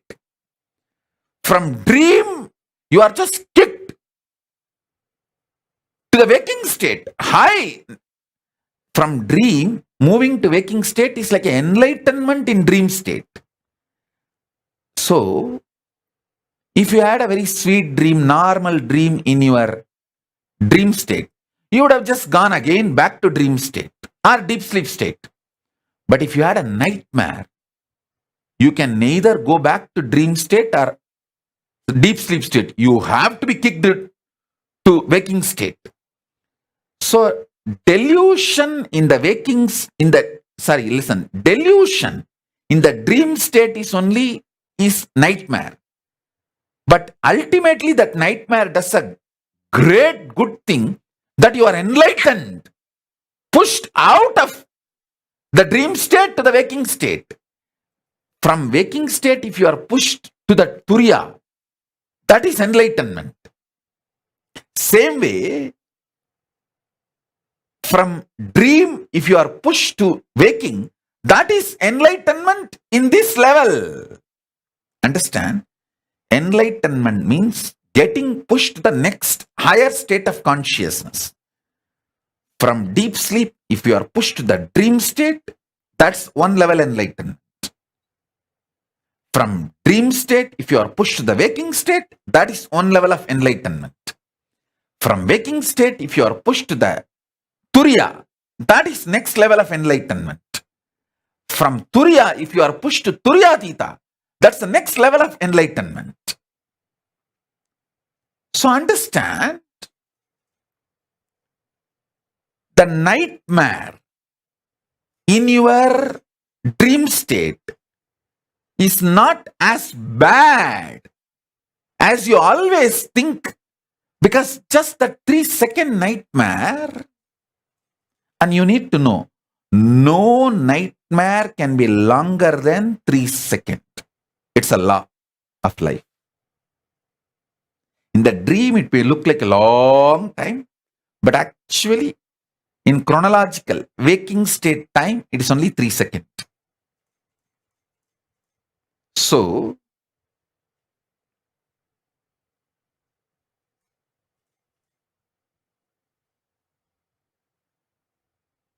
all nightmares are enlightenment in the dream state, because it has pushed you from dream state to the waking state, which is a level of enlightenment in the as far as the dream state is concerned. I should call there are 4 levels of enlightenment. From deep sleep, when you are pushed to the dream state, it's called dream enlightenment. From dream state, if you are pushed to the waking state, it's called waking enlightenment. From waking state, if you are pushed to Turiya, it's called awakened enlightenment. From Turiya, when you are pushed to Turiyatita, it's called living enlightenment. So,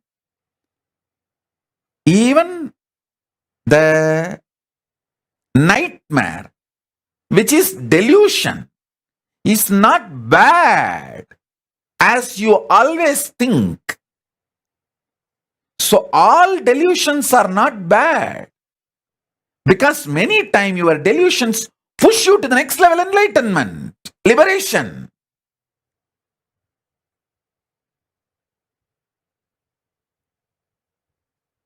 So understand this truth, powerful cognition.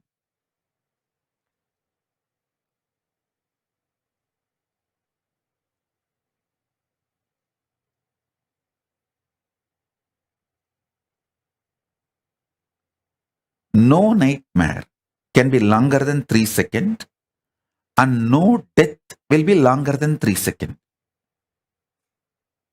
Because during the death, you go through the nightmare, the worst nightmare of your whole life.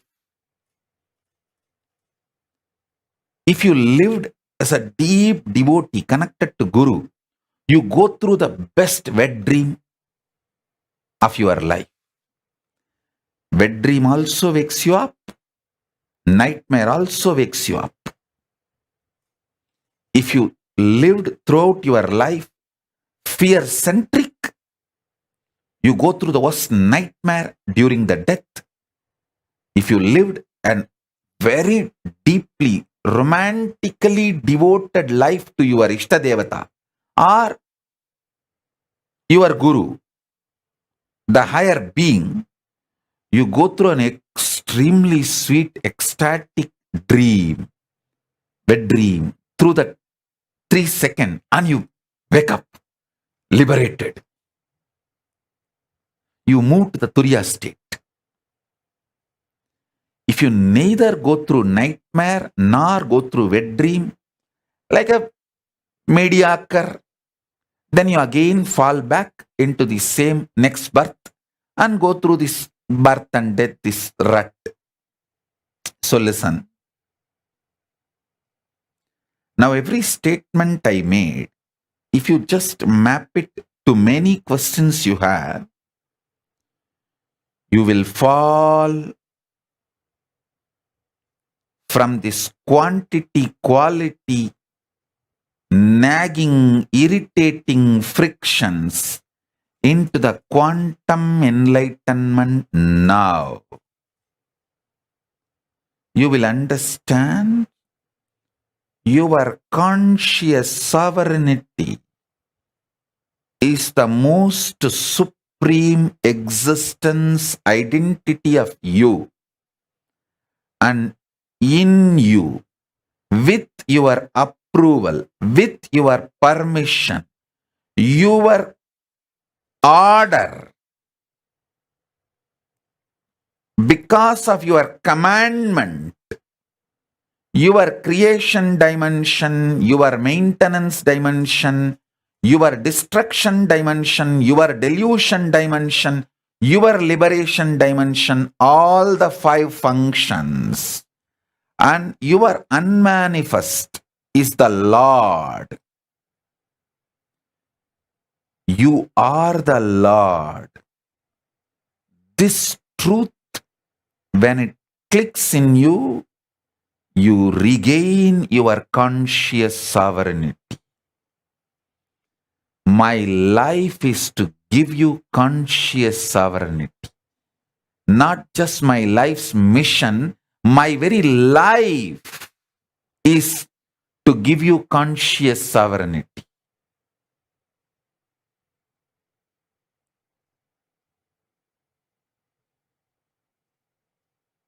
My Guru gave me this. I am here to give you this.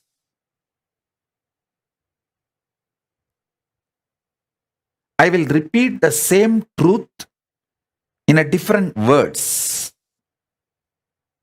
from the different angle. Listen.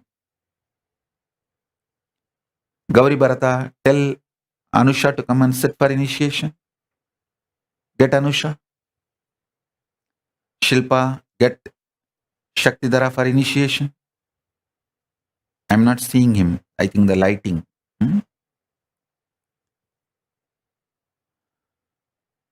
Listen.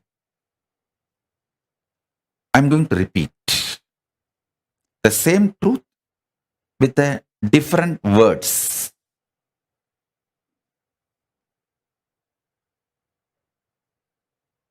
Because from the multiple angles, when I explain, many of your pain points will break, melt down. The arrogance with which you stick to your ideas, if it melts down, you can achieve the conscious sovereignty now. My goal is you experiencing conscious sovereignty now.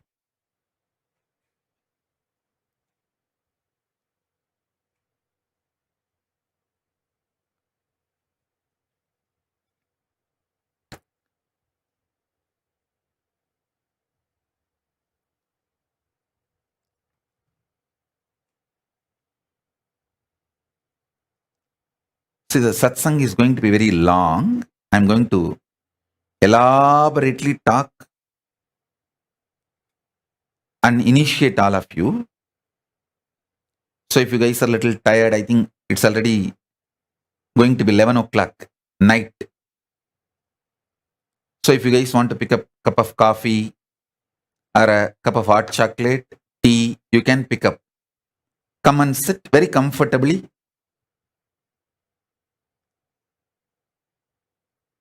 All I want is you being in a very relaxed, sweet, fresh mood. With a cup of coffee or hot chocolate, tea, anything is okay. Just come and sit.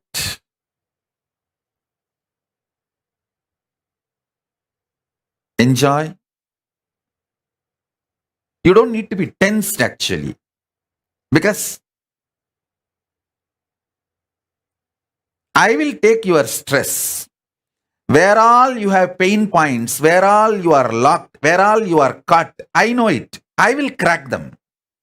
You don't need to worry. You sip cup of coffee, you sip cup of tea, and keep a cup of coffee for me also. I'll bless that and give it to you as a prasadam. You just enjoy what I am talking and trying to drink my words along with your cup of coffee. Then initiation will happen. That quantum initiation will happen. Nothing serious. You don't need to be very serious. You don't just be awake, but nothing to be serious or worried. Ma Pragnya, tell your brother also to come for initiation. Call him. Tell him to attend the initiation.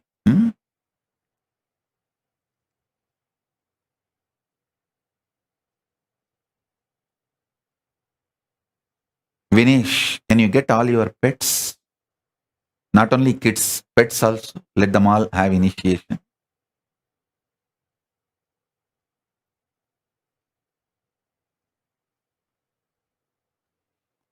So listen.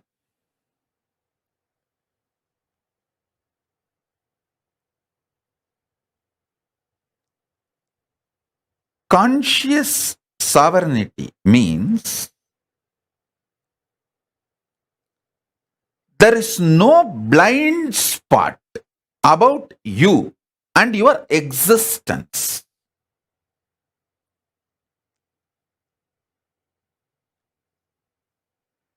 There is nothing called shocking. Everything is sweetly surprising. See, sweetly surprising is not wrong. But there is nothing called shocking. You just know the probability and possibilities of your existence. Because you are consciously manifesting it.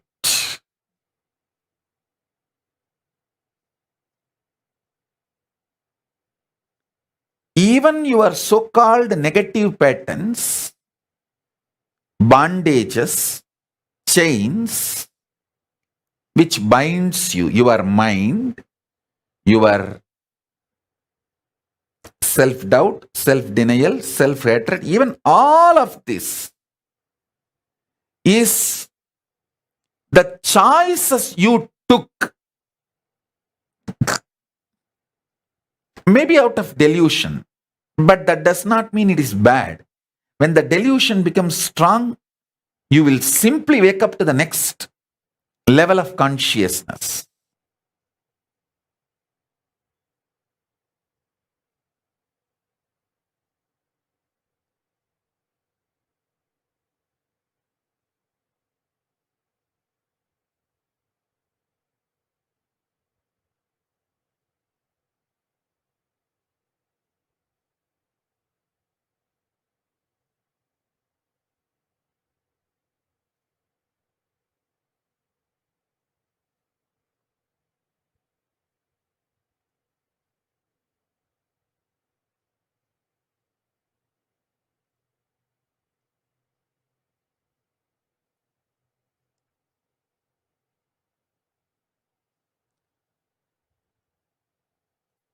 One funny thing with human beings, all the things they like, they feel as good.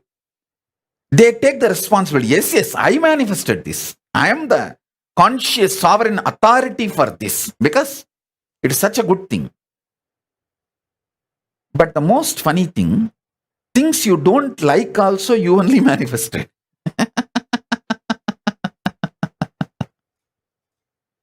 You manifested it for different reason. Maybe after manifesting you forgot. You liked it and you wanted it. You called for it. So listen. Tripura, call Vedasurupa to attend. Yes. Vedasurupa, call Bhagavan Reddy also to come and attend. Bhagavan Reddy and his daughter and wife, the whole family. Listen. I'll repeat now. Even if you missed the whole satsang last, I think 1 hour I am speaking. Even if you missed the whole 1 hour, don't worry. I'm going to be elaborately repeating in various words because it's an initiation. The words I am uttering are like a mantra. Initiation. It is not discourse or a teaching. It's a mantra. So it'll just go inside you and it'll start working inside you and manifesting the conscious sovereignty. It's like a conscious seed, powerful seed going into your system. So listen. You take responsibility for all the good things in your life. That's great. Nothing wrong with it. Understand even the bad things you think you only called for it. And if you don't want to take the responsibility for the bad things, that irresponsibility is also okay. Because that irresponsibility is delusion. Irresponsibility, not wanting to take responsibility for the bad things you invited in your life is delusion. That delusion is also going to wake you up and lead you to liberation. So it is not that delusion is something bad.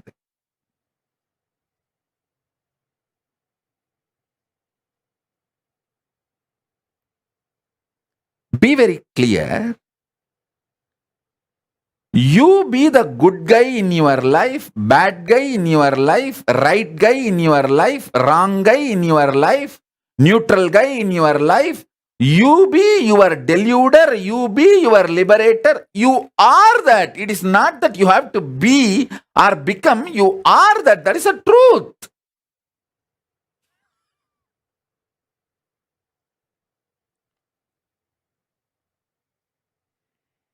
Get comfortable with this. And if you don't want to get comfortable, also is okay. Because you are that. See, even if you don't get comfortable with the truth, you invited your headache by having a head. You deciding to have a head itself. You accept the process of possible headache. The possibility of headache. The moment you decide to drive in the road, you accept the possibility of the accident or a sweet surprise of meeting your friend whom you did not meet for a long time. So the surprise, sweet surprises, shocking accidents, both are possibilities, probabilities of your decision to drive in the road. So ultimately, you are the source is not teaching, it's a reality. And the great news is when you start getting comfortable with this truth, you manifest powers.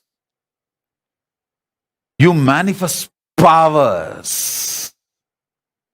You manifest powers of conscious sovereignty. That is what is powers of Paramashiva.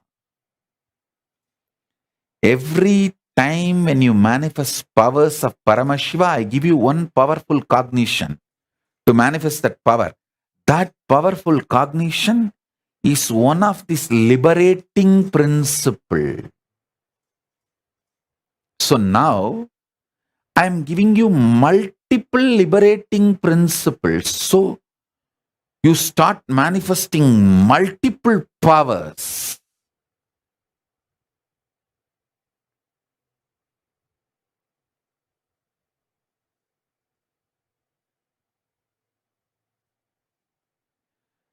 Do not let others play bad guy role in your life, and even if you let them play the bad guy role, it's okay. This paradox, the other you choose, you want as a bad guy, is also part of your conscious sovereign decision.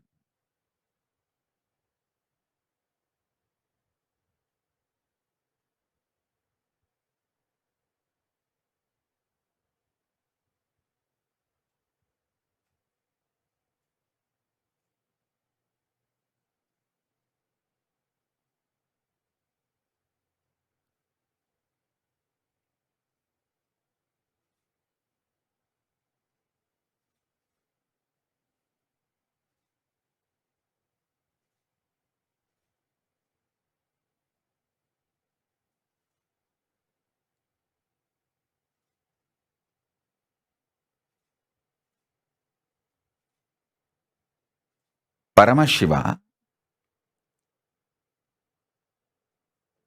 creation,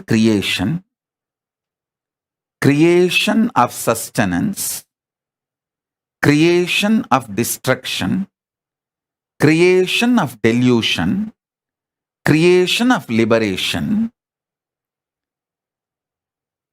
maintenance dimension getting created, maintenance of maintenance, maintenance of destruction dimension, maintenance of delusion dimension, maintenance of liberation dimension, then destructive dimension getting created, the destructive dimension getting maintained, the destructive dimension getting destroyed, the destructive dimension getting deluded, the destructive dimension getting liberated, then the delusion dimension getting created, the delusion dimension getting maintained, the delusion dimension getting destroyed, the delusion dimension getting deluded,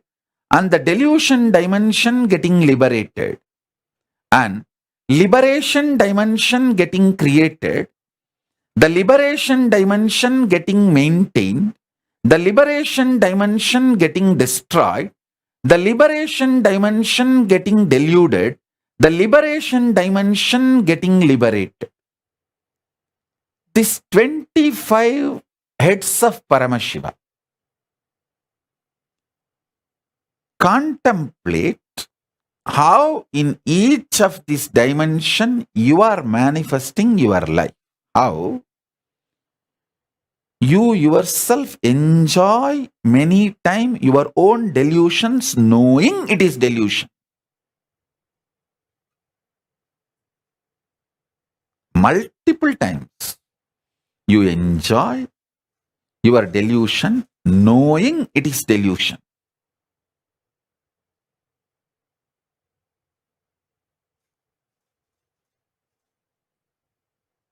I am not saying don't enjoy your delusion.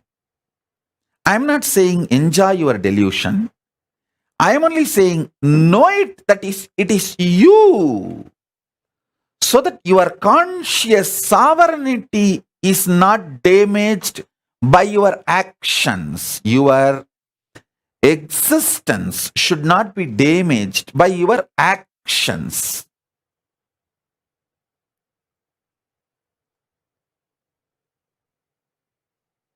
You may be eating, does not mean you are an eater.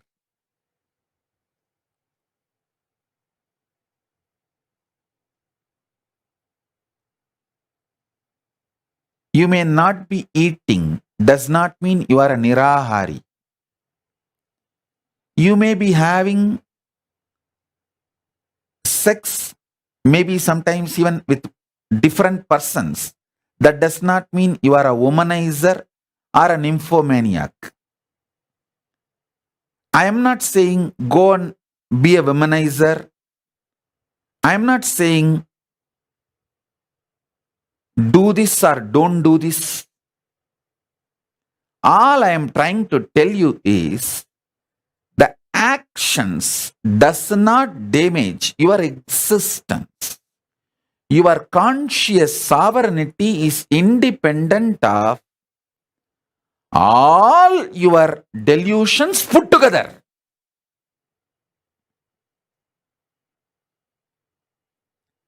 Because your unmanifest is more powerful than all the 5 manifest put together.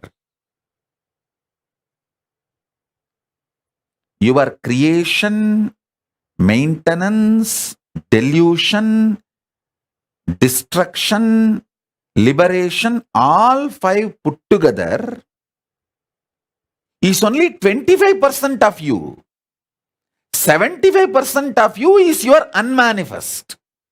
I am giving you kind of this percentage for you to understand. In reality, 99.999999% of you is unmanifest. Only the 0.0000001% is the manifest. In that manifest is a 5 manifestation. Like if in your cell, even if your cell, if you thoroughly analyze, 99.99999% is vacuum, unmanifest.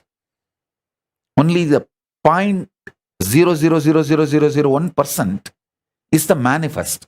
In that manifest, 1/5 is creation, 1/5 is sustenance, 1/5 is destruction, 1/5 is delusion, 1/5 is liberation. So,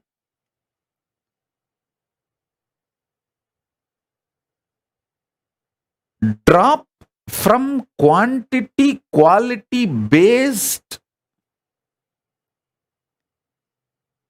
irritative, stressful, kind of a drugged thought flow, life current. That's the right word, I'll call it. Drugged life current.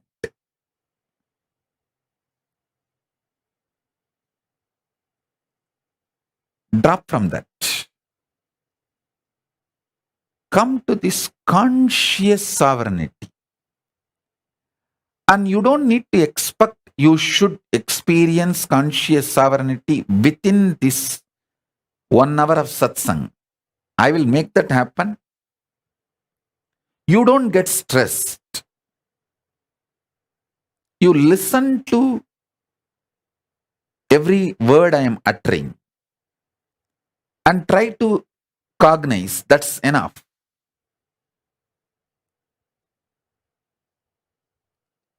Mind is a drug.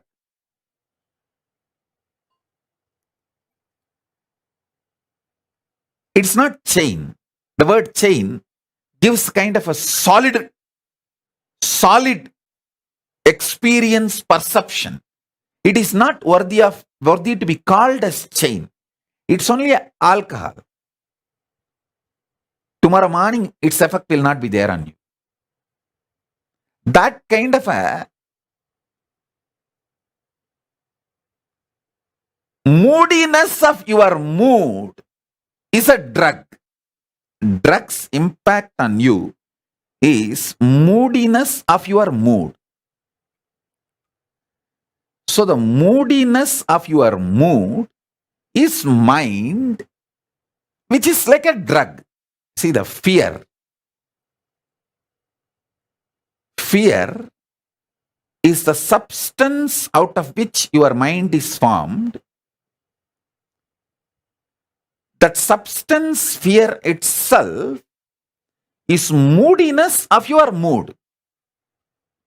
It is not even the permanent mood.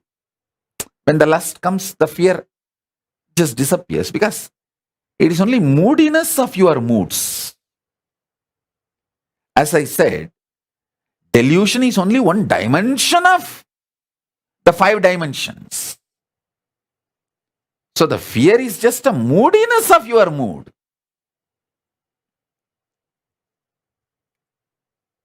The Chidananda Swabhava, which is like a ecstasy of knowing your conscious sovereignty. Even if a drop of that ecstasy, knowing your conscious sovereignty, starts seeping into your mind, the drug called mind loses power over your brain. See, your brain as on now is drugged with a drug called mind. Even one drop of nectar, dose of Chidananda Swabhava Amrita, if you know your conscious sovereignty even in one dimension, hey, yes. What Swamiji is saying is clicking, yes. Other words I don't understand, but this one word I understand what he is telling. Even if one click starts happening and clicking, that nectar starts getting you out of the drug called mind. So listen. Now I am giving you multiple nectar drops. Anyone works on you is enough. You will start cherishing the conscious sovereignty, which I sincerely want all of you to manifest by Guru Purnima. By Guru Purnima, I want all of you to have the conscious sovereignty, because by this whole Chaturmasya, I want all of you to enjoy this conscious sovereignty and manifest powers. Powers of the unmanifest, Paramashiva, the source of you. Listen.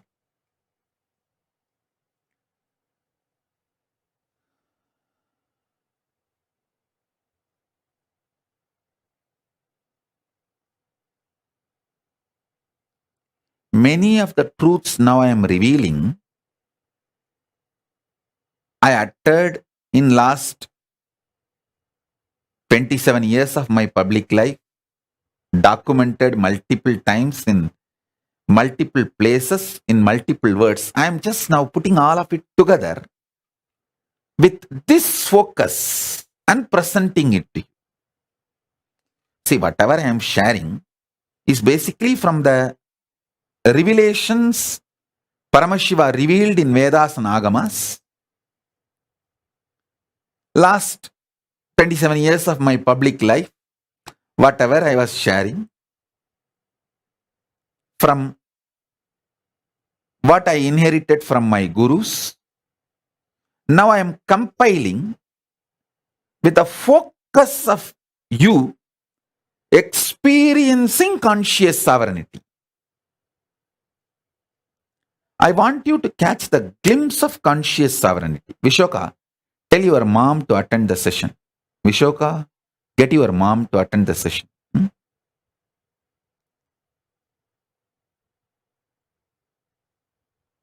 So listen.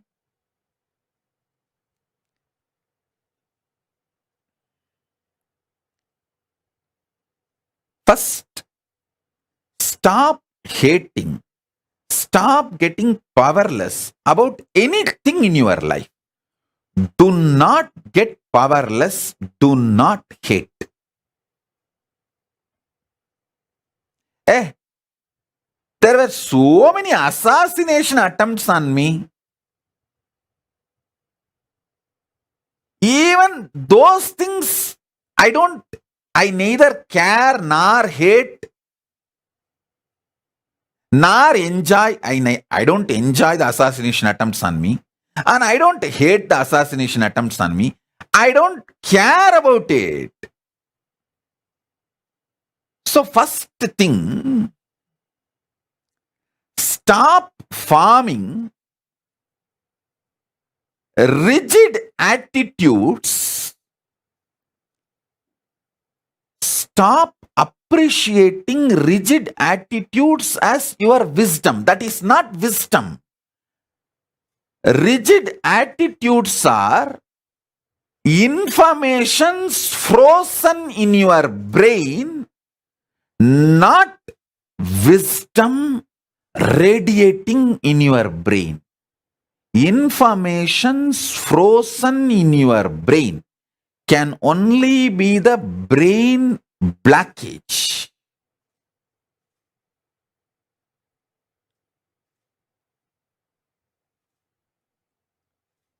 You call that blood clot, like that brain clot. It's only the brain clot.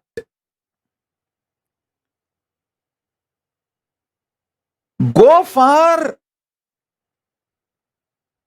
conscious sovereignty centric existence. Even if you miss in your stressful life to be conscious sovereign being, when you come back home, when you drop your coat and shoes, drop your mind and stress and decide, inside my home, I will be conscious sovereign being. Sit and remind yourself, cognize conscious sovereignty of you. In few days, this will become your existence. Because anything you enjoy,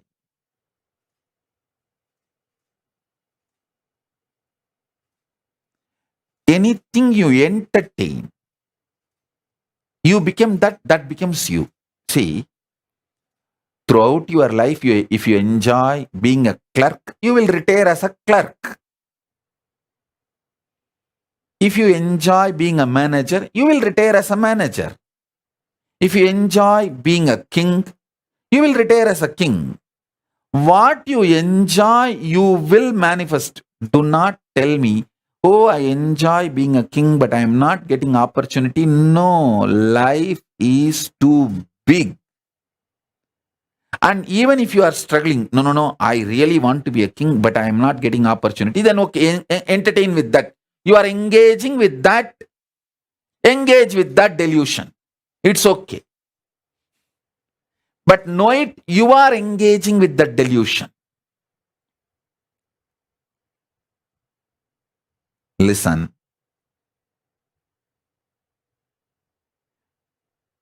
When you want to brand life as unfair, you decide you want this, but you are not given that. That is why life is unfair. The conclusions you want to come due to your non-involvement with the life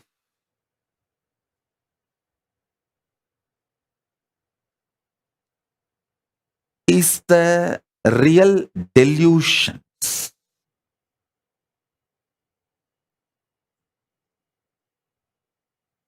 But as I said, it's not that delusions are wrong, because when the delusion becomes thick, it becomes nightmare and you wake up. You are pushed to the next level of enlightenment automatically.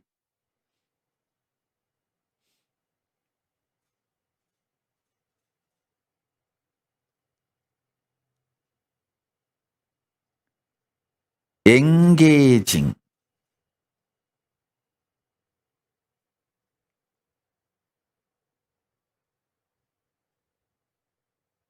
with the quality, quantity centric thinking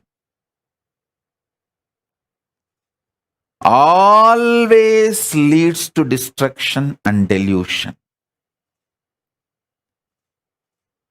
Decide truth about the life is the goal of your life. I tell you, first be genius. What is the meaning of genius? Search for the truth is the center of life. From that, make six-pack body. From that, make billions of dollars. From that, make all the relationships you want. From that, manifest all the powers you want. You want, create what you want, enjoy what you want, celebrate what you want, destroy what you don't want, be deluded when you want, be liberated when you want, but centered on your conscious sovereignty. Listen, people who search for the truth in the field they have chosen in their life, they become genius.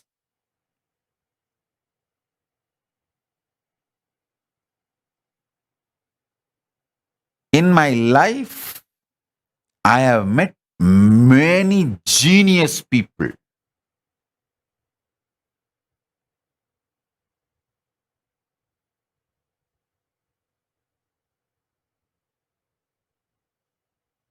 In Tiruvannamalai alone, I have met at least 50 genius people. Genius means extraordinary genius because their whole focus is about the truth of life. From the truth, whatever they want to manifest, they can manifest, and they manifested that what they need and lived it. I tell you, Annamalai Swamigal had only 2 loin cloth and 2 towel his whole life. But I have not seen a more richer person than him. In my life, I have not seen anybody else richer than Annamalai Swamigal because he manifested the 2 kaupin and 2 towel from his conscious sovereignty. His decision to exist on the truth of life is a genius, I tell you. I have met many Nobel laureate scientists, but the geniusness, nobody can be compared to Annamalai Swamigal or Ram Surat Kumar. A geniusness is not related to what others feel about you. It is related to your strength of cognizing the truth of life. Your brain's capacity to cognize the truths of life and manifest them in your life in a very cohesive, coherent way. That is geniusness.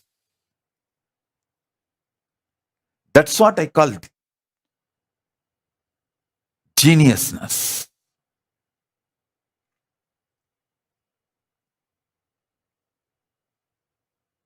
Neither Annamalai Swami will want 3rd kaupin, nor he would have accepted even if people forced it on him.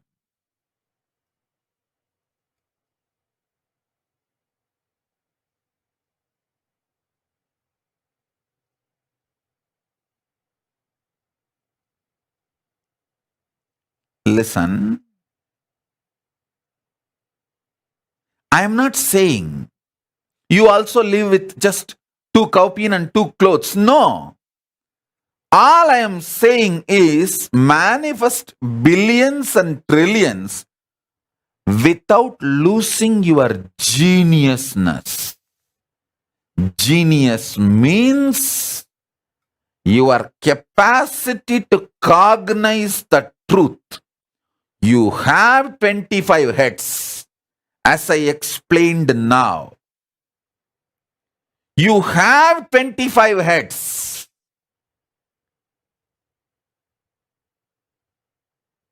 If you want, I'll repeat. I'll repeat for the sake of people who joined now. Creating creation. Maintaining creation. Destroying creation. Deluding creation. Liberating creation.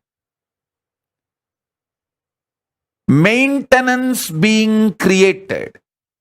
Maintenance being maintained. Maintenance getting destroyed. Maintenance being deluded. Maintenance getting liberated. Destruction getting created. Destruction getting maintained. Destruction getting destroyed.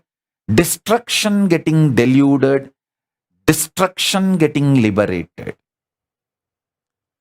Delusion getting created, delusion getting maintained, delusion getting destroyed, delusion getting deluded, delusion getting liberated. Liberation getting created, liberation getting maintained, liberation getting destroyed, liberation getting deluded, liberation getting liberated. This 25 phase FACE and PHASE pace of Paramashiva, you have it. Recognizing this gives you conscious sovereignty. In your life, you are doing all these 25. When you understand this, you become Ishvara of your life. You become Paramashiva of your life. Then naturally you become Paramashiva of existence, cosmos. If you become Paramashiva of your macrocosm, you become Paramashiva of the microcosm. Because both are one and the same.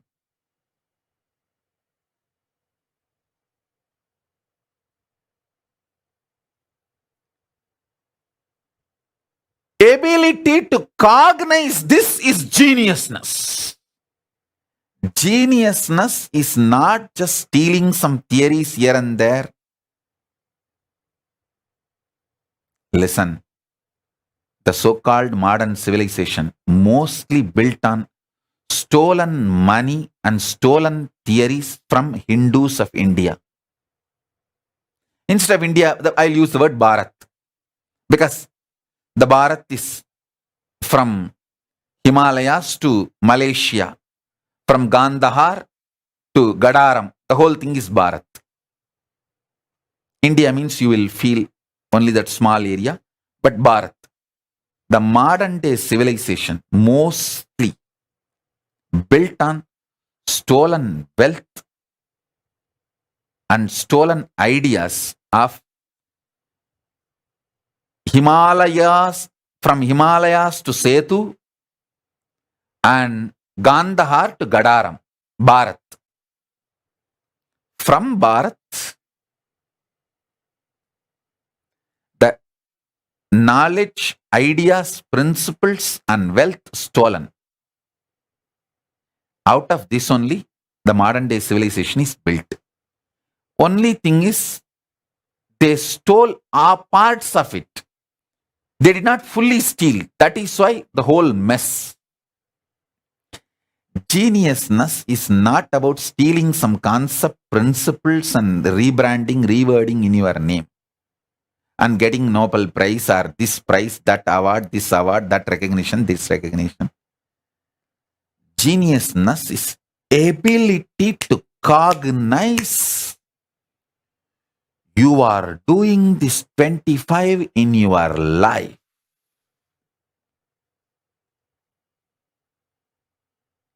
And reclaiming your conscious sovereignty. That is geniusness. This is what I call sarvanyatva. So many universities have so many departments. Some of the universities have 200 departments. They are all able to produce only genius of that field in that chair. But now what I am saying, if you cognize, you will become Sarvanya. You will be the genius of conscious sovereignty.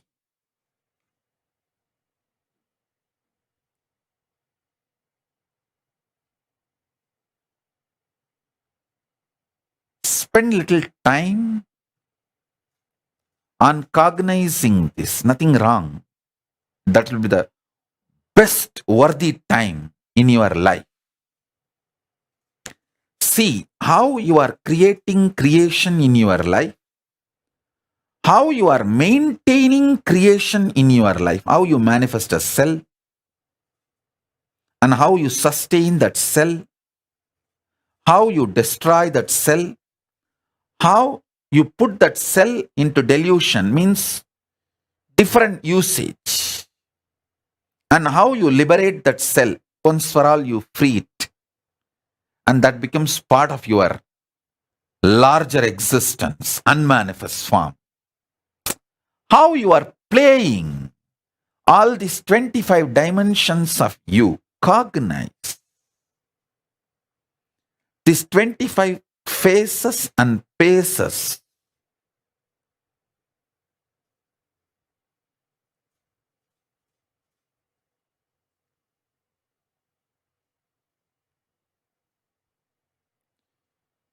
You will simply taste the nectar of conscious sovereignty. Understand?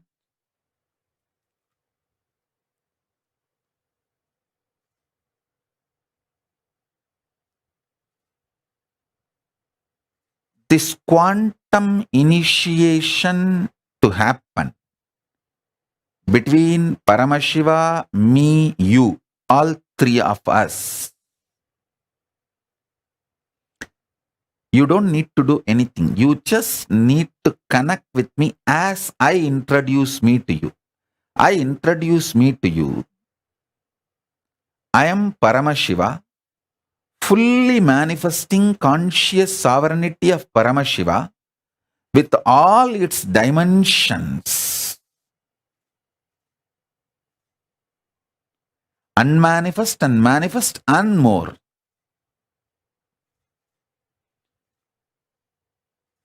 When you choose to connect with this introduction,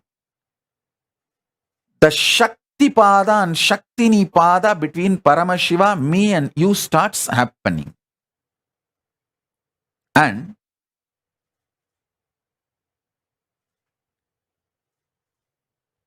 with this mood, relaxed, sit with a cup of coffee,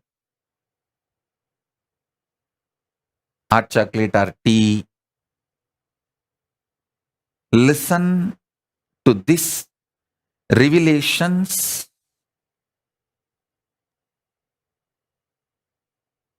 At least till few things click in you. Ma Maheshwara, Bhagavan Reddy is sleeping. Wake him up. His head is already hung.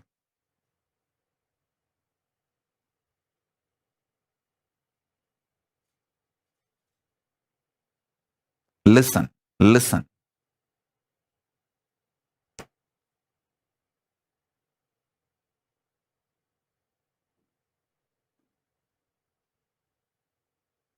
I am giving you the essence of everything Paramashiva revealed, the best of everything Paramashiva revealed to all the rishis and to Devi Parashakti, and from her to Vishnu, to all the rishis, that Guru Parampara, the whole thing we inherited from whatever was grown from Himalayas to Setu, and Gandhar to Gadaram. Gandhar is Afghanistan, present day Afghanistan. Gadaram is the present day Malaysia. Afghanistan to Malaysia. Himalayas to Sri Lanka, that's Setu. whatever was grown there, that geniusness essence, whatever Paramashiva gave to Paramashakti, from Paramashakti to Vishnu, Parandama, from Parandama to the whole Guru Parampara. Best of the whole thing I am sharing with you all. Listen to this.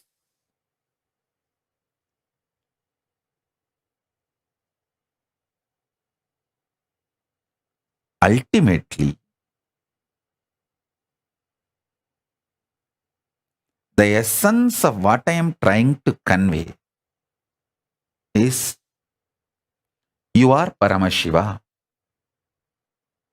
The conscious sovereignty of you is unstealable. Can't be taken away from you, even when you are in delusion.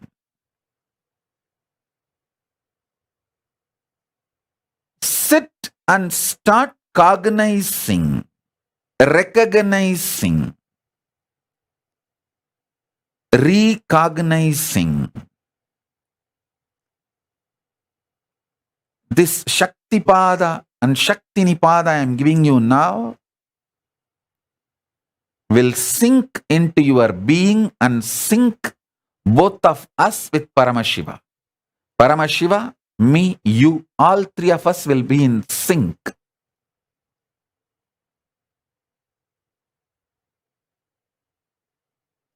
When these truths sink inside you,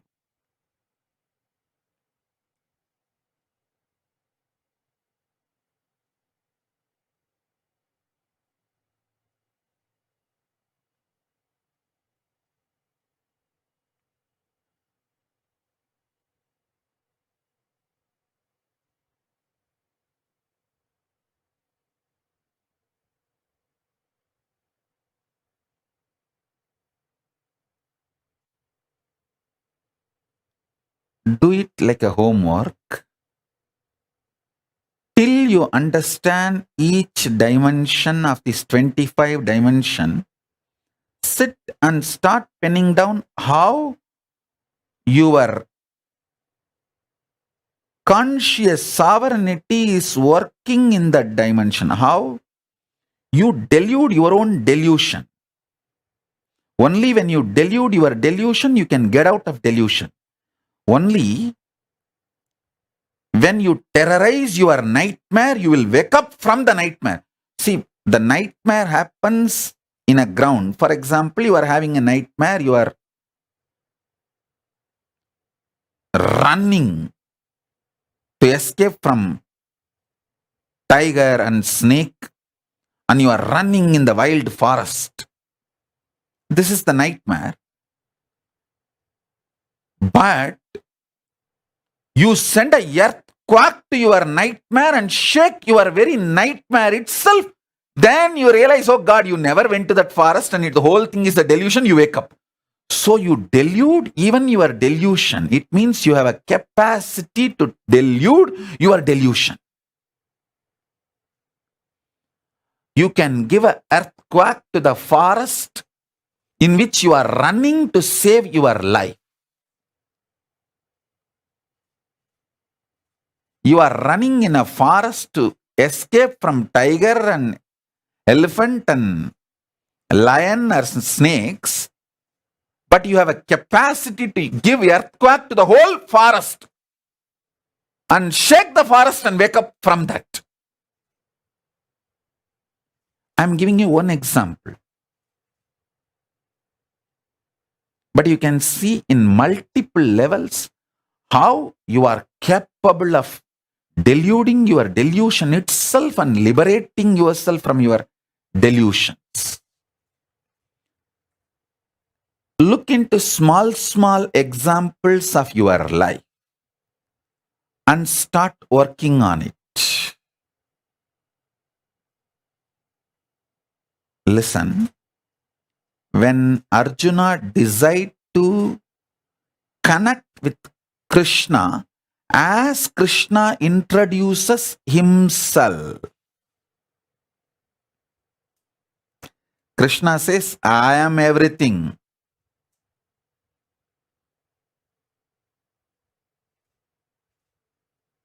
Krishna says, I taught the science to Ikshvaku, Surya. Arjuna was shocked. This is too blatant. Hey, you are my classmate. We both grew up together. You are just few days elder to me. What do you mean by saying you taught this knowledge to Surya, who is there from eternity?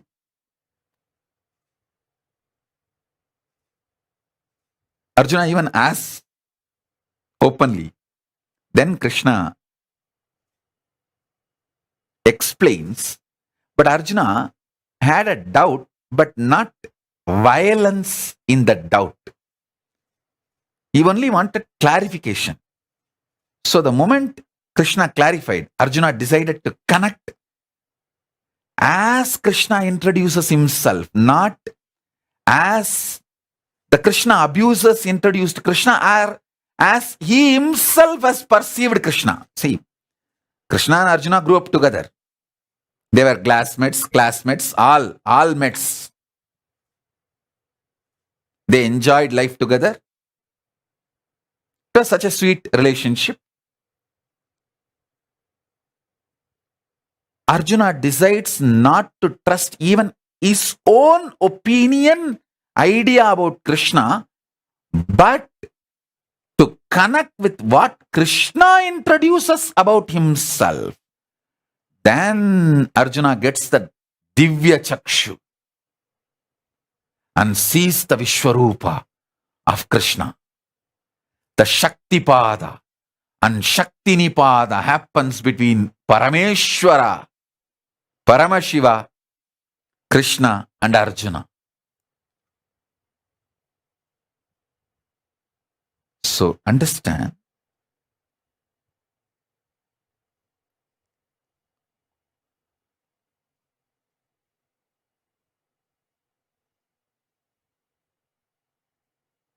this knowledge will make you real genius.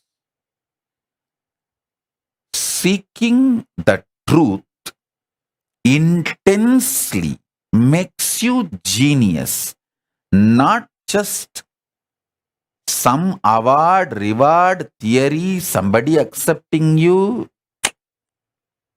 It is the intense commitment to discover the truth, ability to cognize the truth in your brain.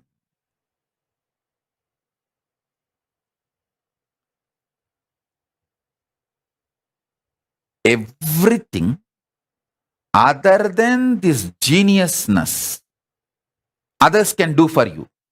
Money, others can earn for you. Clothes, others can get for you. Food, others can get for you. Everything others can get for you. But the seeking of the truth, only you have to do for yourself. Becoming genius, only you have to do for yourself. Nobody else can do it for you. I can give you Shaktipada and Shaktinipada. Make this Shaktipada and Shaktinipada happen between Paramashiva, me and you. I can do that. But deciding to cognize that conscious sovereignty, only you can do it for you. Decide to be genius.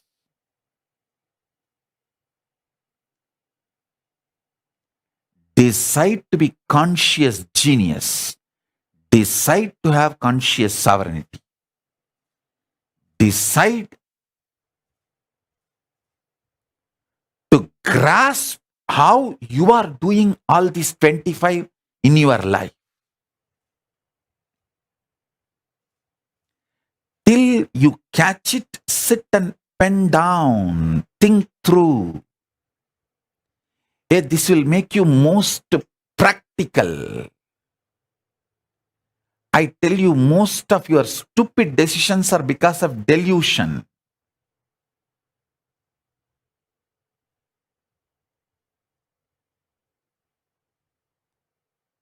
When people ask me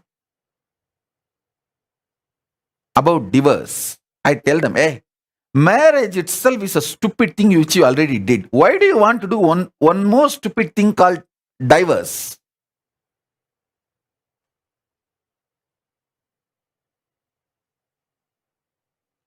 It's all over. Just go through and work on your conscious sovereignty. So you can make not only your marriage, your whole life work. Doing the marriage out of stupidity is the crime, and doing the divorce without getting out of the stupidity is a bigger crime. If you have done the marriage out of stupidity, get out of stupidity, not getting out of the marriage. Getting out of the marriage is not solution. Get out of the stupidity.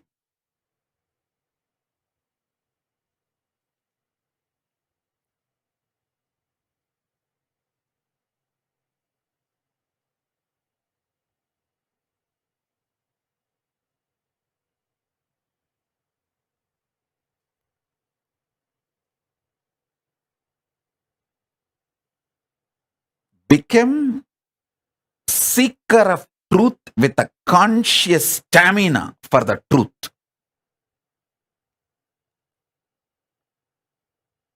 Seeker for the conscious sovereignty with a stamina. You will become genius, and your practical life will become most beautiful. I am not talking some otherworldly.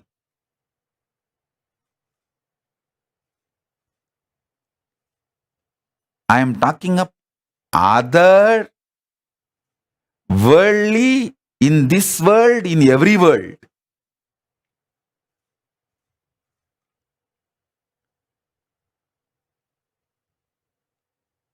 This conscious sovereignty truth, swalpamapyasya dharmasya trayate mahato bhayat. Even if you start cognizing even little bit, so much fear will be destroyed, so much bad things will leave you. You will become so good to yourself and to others and to the whole world.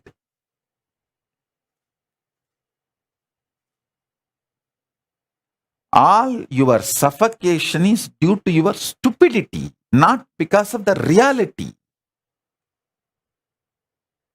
Get out of stupidity, not from reality.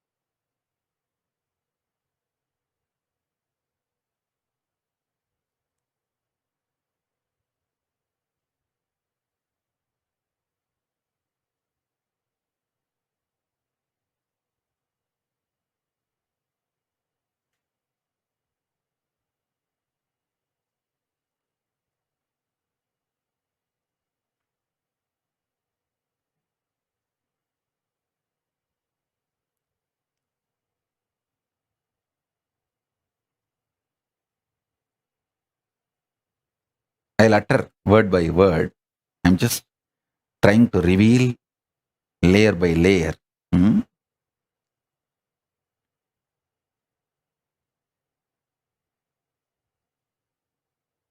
What you call as a easy things of your life, for which you already want to own responsibility. Like the good things you created in your life. Look into all of that and understand how you created all of it. Then move to little difficult things. You may not have created it directly, but you created the possibility for it. You did not create your stomach pain directly, but you ate all the shit which you are not supposed to eat and created the possibility for the stomach pain. So move to those kind of things and start understanding. Then move to your pain points. You literally deny, no, I did not create this. This was forced upon me by my enemies. And then you even have some stupid things. People dare to tell, this was forced upon me by God himself. As if bum loose. Paityam. Paityam.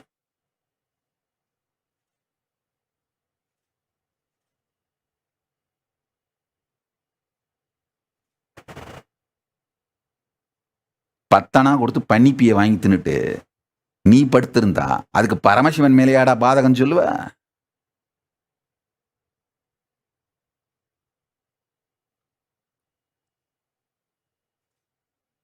சட்டி என்ன கொதிக்குதுன்னு சத்தமில்லாம நெருப்புல குதிச்சானோ.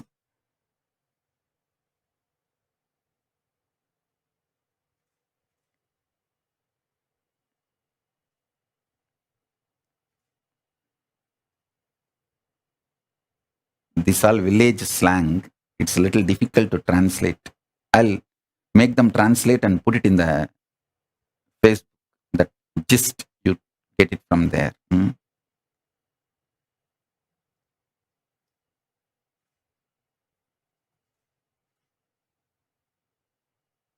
Listen.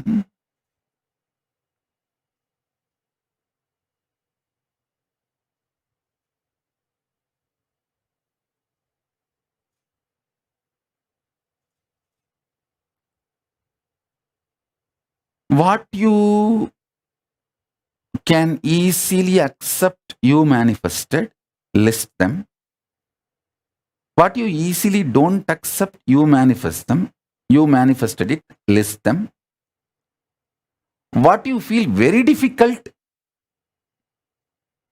to accept that you manifested, what you don't want to accept at all, you manifested, just see. And how your delusion, destruction, all this is involved in every step.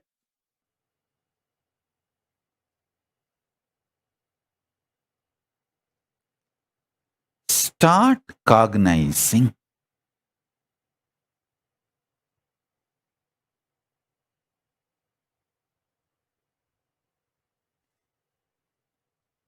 I think I am not yet done. I am going to continue. I know it's already 2 hours satsang, more than 2 hours, but I am going to continue. If it is late night, I think it is 12 o'clock now for India. But anyhow, when I wanted to share, let me continue and do the initiation. So better you guys get one more cup of coffee, tea, hot chocolate, anything you want, and keep yourself awake and listen. Get the initiation, because now the initiation is happening.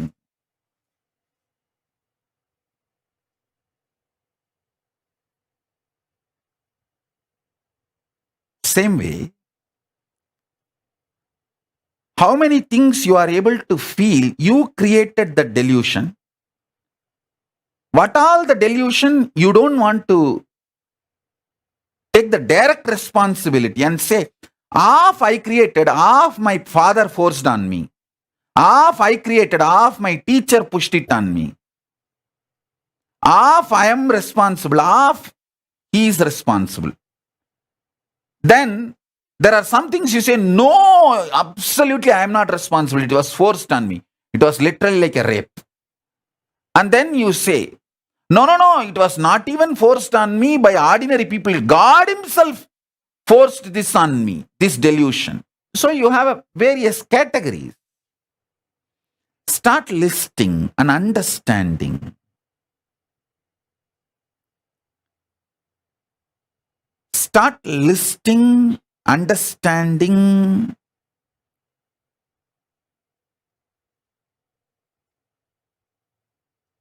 the creation dimensions, sustenance dimensions, destruction dimensions, delusion dimensions, liberation dimensions,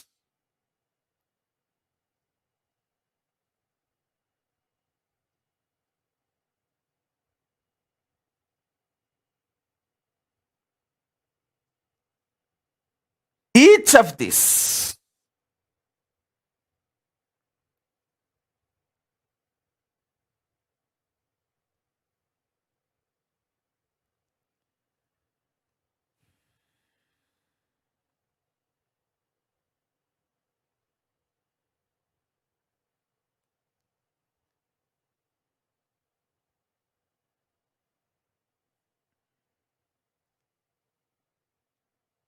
understand, every aspect of you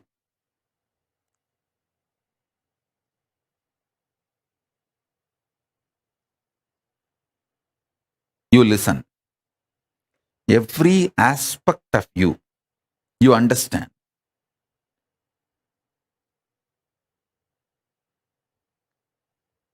Your capacity to manifest your conscious sovereignty in that field will start like hitting the roof. Peak performance will start happening. I'll give you the example of food. The field of food, if you understand how you generate food patterns, you sustain food patterns, you destroy food patterns, and you struggle with the food patterns out of delusion, and how you liberate yourself from the food patterns. If you understand, in that field you will become genius. Ma Maheshwara, where is Bhagavan Reddy? Missing again? Get him. I'll wait till he comes. He's gone to sleep? No, pour coffee on him and get him. Not on his head, pour in his mouth. Give him coffee and get him. Ma Supraja, get Bhagavan Reddy. Bhagavan Reddy has come back. So let me start. Listen. Hey Supraja, give him coffee. I tell you,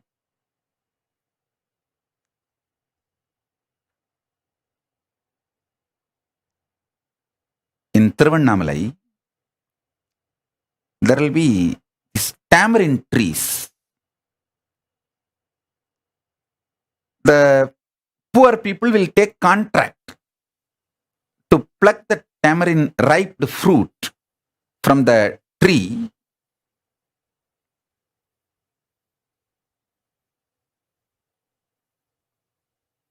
One day, one person who took that contract came to my guru, Raghupati Yogi, and complained that he has to get so much of labor to shake the tree and make all that ripe tamarind fruits to fall. The labor cost is more than the selling cost of the tamarind. It was very funny. Solution my guru gave. My guru said, don't worry. Just make small bits of ginger. He said, take ginger and make it into small piece. Put jaggery. Keep it next to the tamarind trees.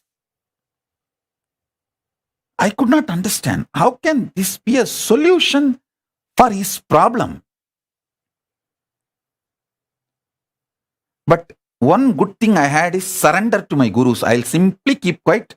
Even if I don't understand, I will keep quiet till, see, in Tiruvannamalai, there will be this tamarind trees. Poor people take the leaves of those trees, collect all the ripe fruits and make puli, tamarind out of that fruits and sell. One day, one poor man who took the contract for some of the tamarind trees came to my guru, Raghupati Yogi, and he was telling his problem. Swamiji, that I have to spend so much money for the labor to shake the tree and make that tamarind fruits fall, and then collect and make the tamarind and sell. The labor cost which I have to pay for all the workers is more than the money I gain from selling the tamarind. So the business is going in loss. He was really crying. Very sad situation. My guru, Raghupati Yogi, he gave the solution. See, in India, especially Indian villages, gurus are like a yellow page. Any problem, people will come to gurus only. And they will have to solve everything. And my guru just gave one solution. Hey, get ginger, fully ripe, dry ginger. Make small pieces. Mix jaggery.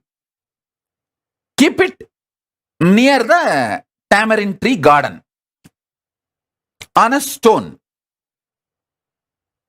I could not understand. How can this be a solution? But I had one good thing in my life. Utter obedience to my gurus. Whether I understand or not, I'll just keep quiet and wait till I understand. And this fellow did it exactly as my guru told. Within 48 hours, he came back and said, with eyes full of bliss tears, he thanked my guru. And he said, Swamiji, I kept this ginger and jaggery.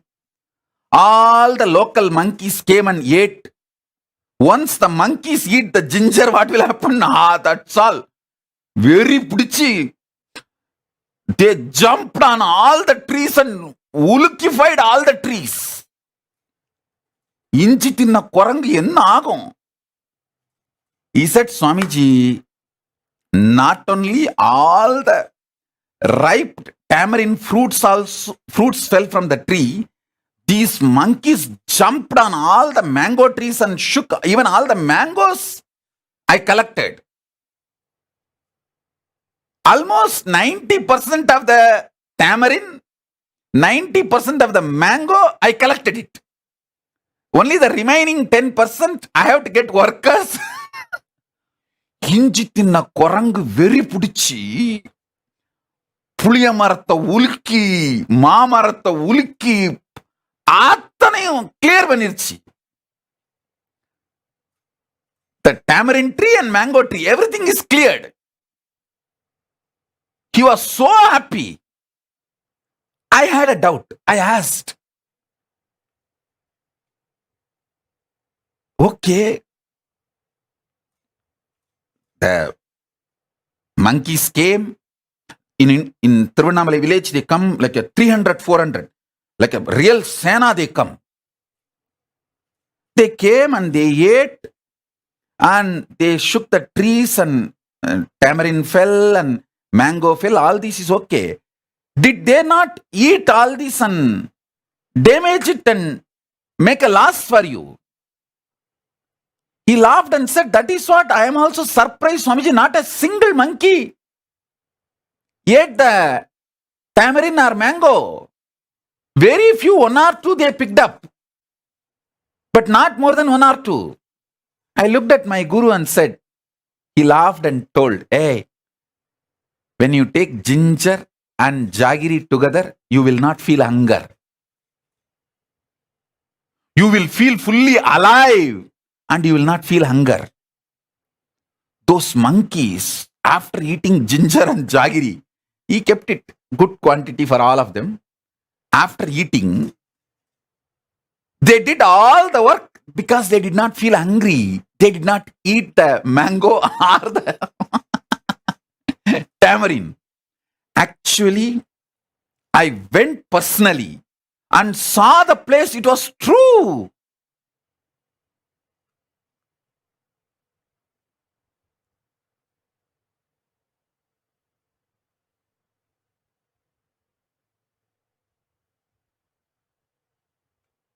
I gave this example to tell Supraja, feed Bhagavan Reddy with coffee or hot chocolate so that he will sit. Even ginger tea is good.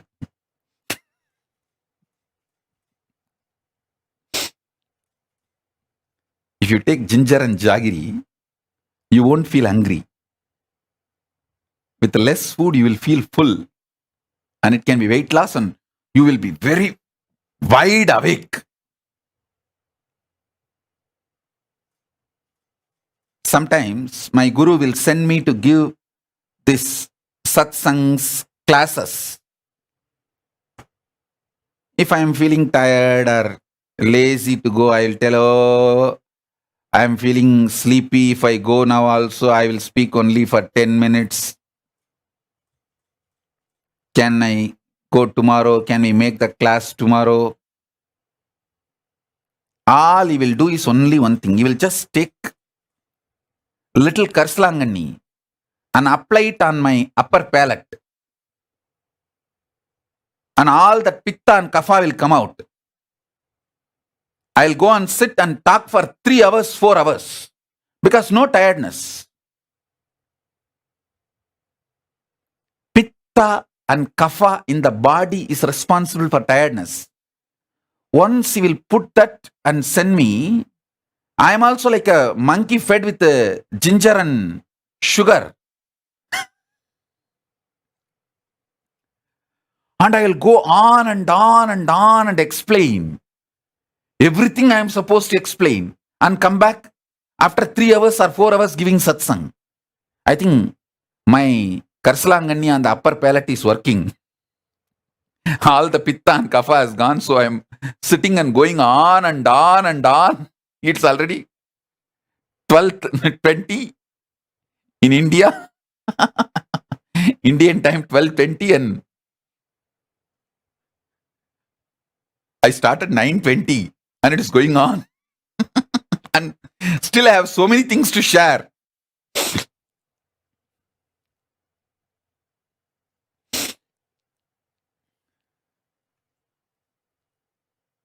Come on. Let me start now.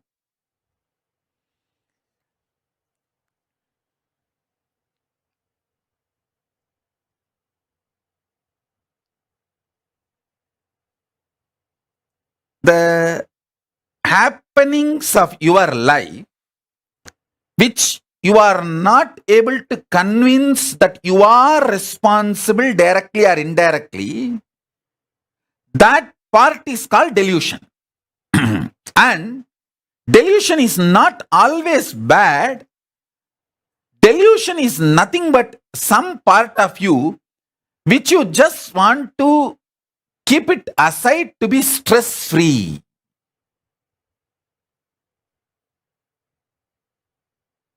If you understand, you are responsible even for your delusion, you will not feel bad to take responsibility for your delusion. Listen, this is what I call layers of problems. See, when you don't want to take responsibility for your delusion, you start calling them bad, or when you start thinking they are bad, you don't want to take responsibility for them. Either you stop calling them bad or take responsibility. Anyone will start solving this puzzle called delusion. If you take responsibility, you won't call them bad anymore. If you stop calling them bad, you will start taking responsibility. Anyone is okay, and you will start breaking that deadlock, catch-20 situation.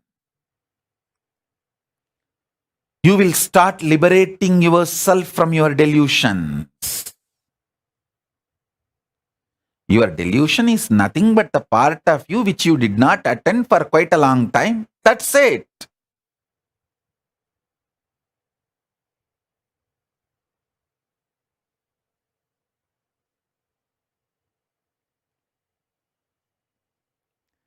Sometimes it is also change of taste. See, all the time you can't be taking sweet. You may want little spicy, gongura chutney also. You may want little chili, that spicy things also. That's all is the life. And nothing wrong to go for spicy. The layers and layers. If you start peeling, you will simply realize and reclaim your conscious sovereignty. You will understand how the Guru graces you with the Shakti Pada and Shakti Nipada, and how this virtuous circle of you, me, Paramashiva, all three, vibrating in the same frequency and oneness.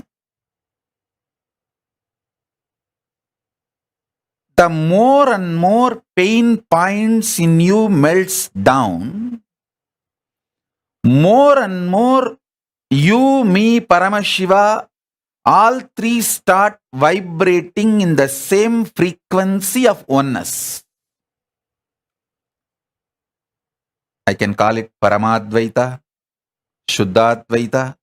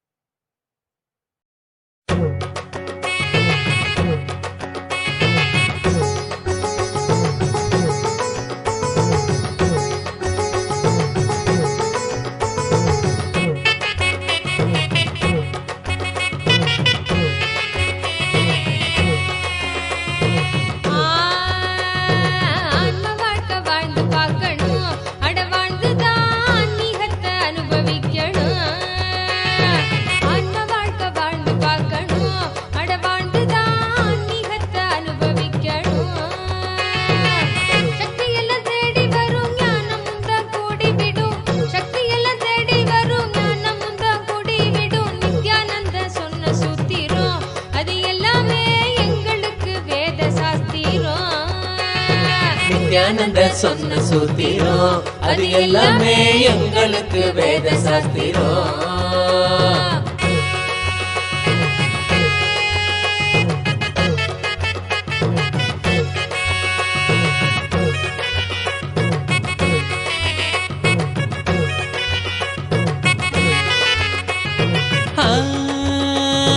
பக்தியுடன் பாடிடும் பிரார்த்தனையும் சோஸ்திரம் நித்யனவன் காலடியில் கொண்டு நம்ம சேர்த்திடும். பக்தியுடன் பாடிடும் பிரார்த்தனையும் சோஸ்திரம் நித்யனவன் காலடியில் கொண்டு நம்ம சேர்த்திடும். செய்யும் அந்த தியானம் அது சித்தம் தெளிவாக்கிடும். சித்தம் தெளிவாக அது தெய்வீகத்தை கூட்டிடும். செய்யும் அந்த தியானம் அது சித்தம் தெளிவாக்கிடும். சித்தம் தெளிவாக தெளிவாக அது தெய்வீகத்தை கூட்டிடும். சக்தியெல்லாம் தேடி வரும் ஞானமும் தான் கூடிவிடும். சக்தியெல்லாம் தேடி வரும் ஞானமும் தான் கூடிவிடும். நித்யானந்தன் சொன்ன சூத்திரம் அது எல்லாமே எங்களுக்கு வேத சாஸ்திரம். நித்யானந்த சொன்ன சூத்திரம் அது எல்லாமே எங்களுக்கு வேத சாஸ்திரம்.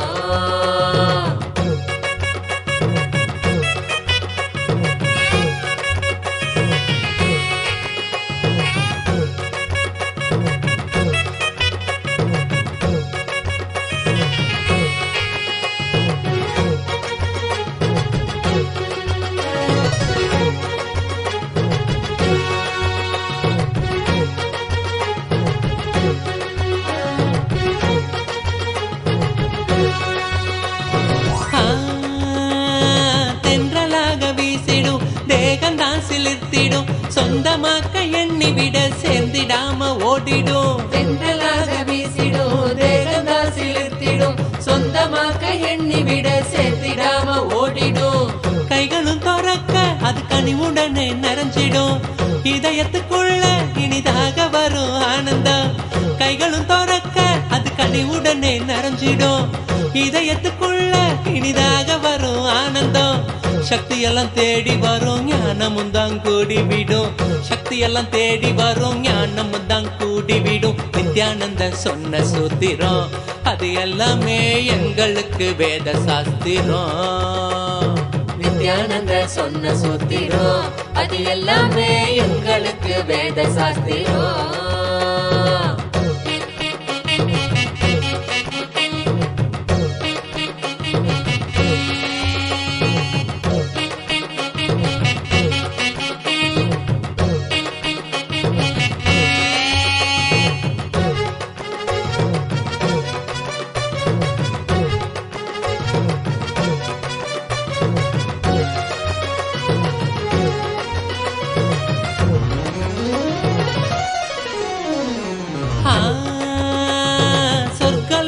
என்பதும் நரகலோகம் என்பதும் வெளியில் தானே உள்ளதுன்னு வீணாகத்தான் தேடினோம். சொர்க்கலோகம் என்பதும் நரகலோகம் என்பதும் வெளியில் தானே உள்ளதுன்னு வீணாகத்தான் தேடினோம். கொண்ட எண்ணம் தானே அந்த நிலைய நமக்கு காட்டிடும். எண்ணம் தெளிவாக மன சொர்க்க வாழ்வை கண்டிடும். கொண்ட எண்ணம் தானே அந்த நிலைய நமக்கு காட்டிடும். எண்ணம் தெளிவாக மன சொர்க்க வாழ்வை கண்டிடும். சக்தி எல்லாம் தேடி வரும் ஞானமும் தான் கூடிவிடும். சக்தி எல்லாம் தேடி வரும் ஞானமும் தான் கூடிவிடும். நித்யானந்தன் சொன்ன சூத்திரம் அது எல்லாமே எங்களுக்கு வேத சாஸ்திரம். நித்யானந்த சொன்ன சூத்திரம் அது எல்லாமே எங்களுக்கு வேத சாஸ்திரம்.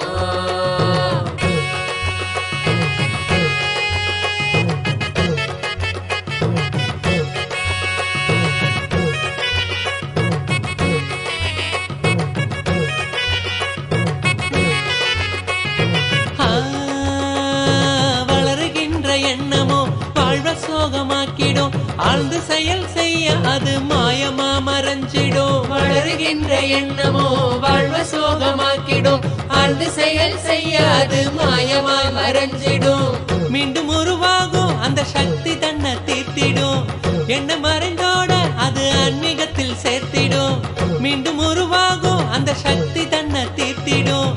எண்ணம் மறைந்தோட அது ஆன்மீகத்தில் சேர்த்திடும். சக்தி எல்லாம் தேடி வரும் ஞானமும் தான் கூடிவிடும். சக்தி எல்லாம் தேடி வரும் ஞானமும் தான் கூடிவிடும். நித்யானந்தன் சொன்ன சூத்திரம் அது எல்லாமே எங்களுக்கு வேத சாஸ்திரம். நித்யானந்த சொன்ன சூத்திரம் அது எல்லாமே எங்களுக்கு வேத சாஸ்திரம்.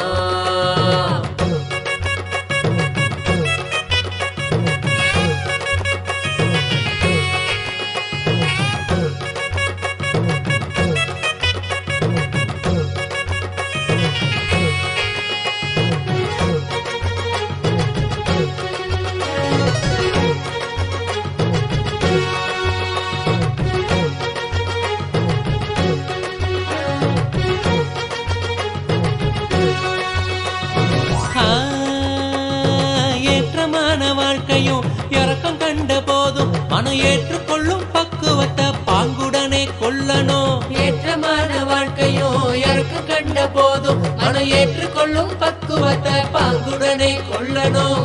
மாற்றங்களை தாங்க மனம் பெரும் தவிப்பு தவிச்சிடும். உள்ள மத ஏற்க அங்கு பரவசமும் நிறைஞ்சிடும். மாற்றங்களை தாங்க மனம் பெரும் தவிப்பு தவிச்சிடும். உள்ள மத ஏற்க அங்கு பரவசமும் நிறைஞ்சிடும். சக்தி எல்லாம் தேடி வரும் ஞானமும் தான் கூடி விடும். சக்தி எல்லாம் தேடி வரும் ஞானமும் தான் கூடி விடும். நித்யானந்தன் சொன்ன சூத்திரம் அது எல்லாமே எங்களுக்கு வேத சாஸ்திரம். நித்யானந்த சொன்ன சூத்திரம் அது எல்லாமே எங்களுக்கு வேத சாஸ்திரம்.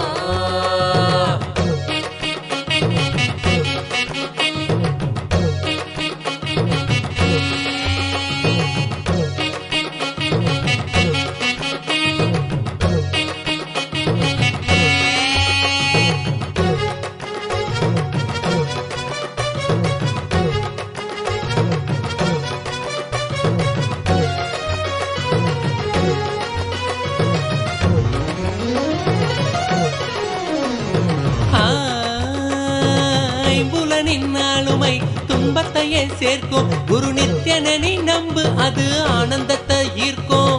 ஐம்புலனின் ஆளுமை துன்பத்தையே சேர்க்கும். குரு நித்யனி நம்பு அது ஆனந்தத்தை ஈர்க்கும். அன்பு வழி மலரும் அகங்காரம் அது நீங்கிடும். சத்குருவின் பாதம் சரணாகதியா சேர்ந்திடும். அன்பு வழி மலரும் அகங்காரம் அது நீங்கிடும். சத்குருவின் பாதம் சரணாகதியா சேர்ந்திடும். சக்தி எல்லாம் தேடி வரும் ஞானமும் தான் கூடி விடும். சக்தி எல்லாம் தேடி வரும் ஞானமும் தான் கூடி விடும். நித்யானந்தன் சொன்ன சூத்திரம் அது எல்லாமே எங்களுக்கு வேத சாஸ்திரம். நித்யானந்தன் சொன்ன சூத்திரம் அது எல்லாமே எங்களுக்கு வேத சாஸ்திரம்.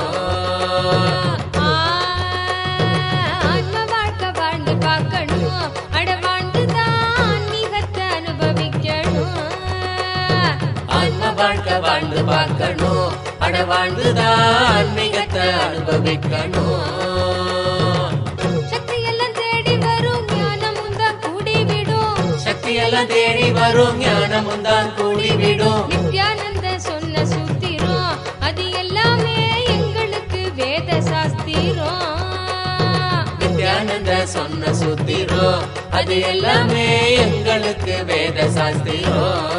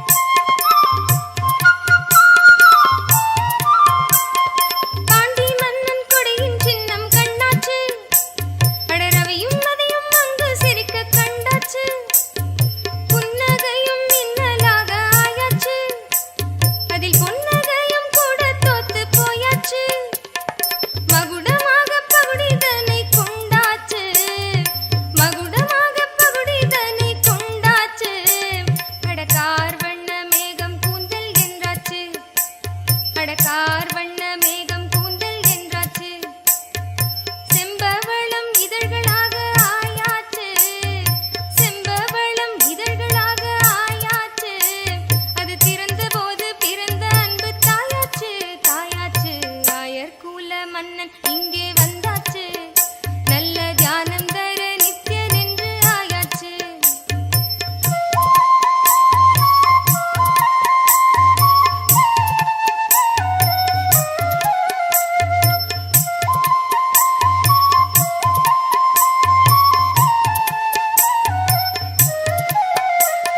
பொன்னும் நாடும் வண்ணம் அதை கொண்டாச்சு அட பெண்ணும் ஆணும் கடந்த நிலையை கண்டாச்சு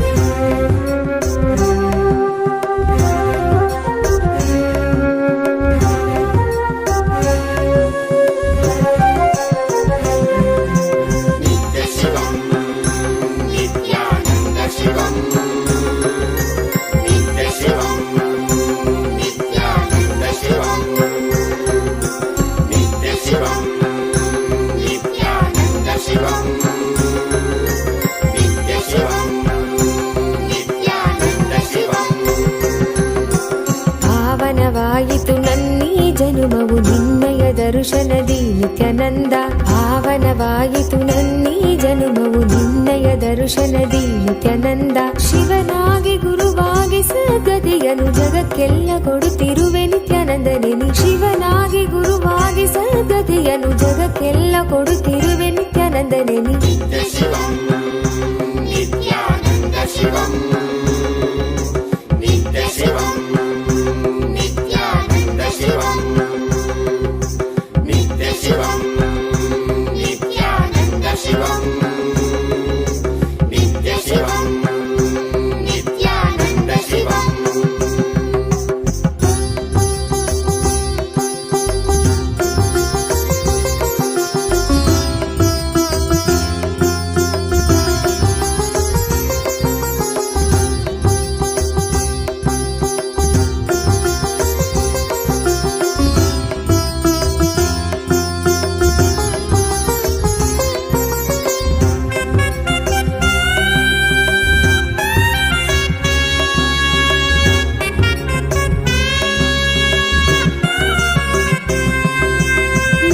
ಶಿವನಾಗಿ ನೀ ದೇವಿಗೆ ಇಂದಿದ್ದೆ ಜ್ಞಾನವ. ಜ್ಞಾನ ಗುರುವಾಗಿ ನೀ ಕೊಡುತ್ತಿಹೆ ವಿಶ್ವಕ್ಕೆ ಪ್ರಜ್ಞೆಯ. ಮನದಲ್ಲಿ ತನುವಲ್ಲಿ ಕಲ್ಮಶವ ತೆಗೆಯುವನಿ ನೆನೆದವರ ಮನದಲ್ಲಿ ನೆನೆಸಿರುವನಿ. ಮನದಲ್ಲಿ ತನುವಲ್ಲಿ ಕಲ್ಮಶವ ತೆಗೆಯುವನಿ ನೆನೆದವರ ಮನದಲ್ಲಿ ನೆನೆಸಿರುವನಿ. ಜೀವನ್ಮುಕ್ತನಾಗಿ ಬಾಳುವಂತ ಕಲೆಯನೆ ಕಲಿಸಿದಂತ ನಿತ್ಯಾನಂದನಿ. ಜೀವನ್ಮುಕ್ತನಾಗಿ ಬಾಳುವಂತ ಕಲೆಯನೆ ಕಲಿಸಿದಂತ ನಿತ್ಯಾನಂದನಿ. ನಿತ್ಯ ಶಿವಂ ನಿತ್ಯಾನಂದ ಶಿವಂ ನಿತ್ಯ ಶಿವಂ ನಿತ್ಯಾನಂದ ಶಿವಂ ನಿತ್ಯ ಶಿವಂ ನಿತ್ಯಾನಂದ ಶಿವಂ ನಿತ್ಯ ಶಿವಂ ನಿತ್ಯಾನಂದ ಶಿವಂ.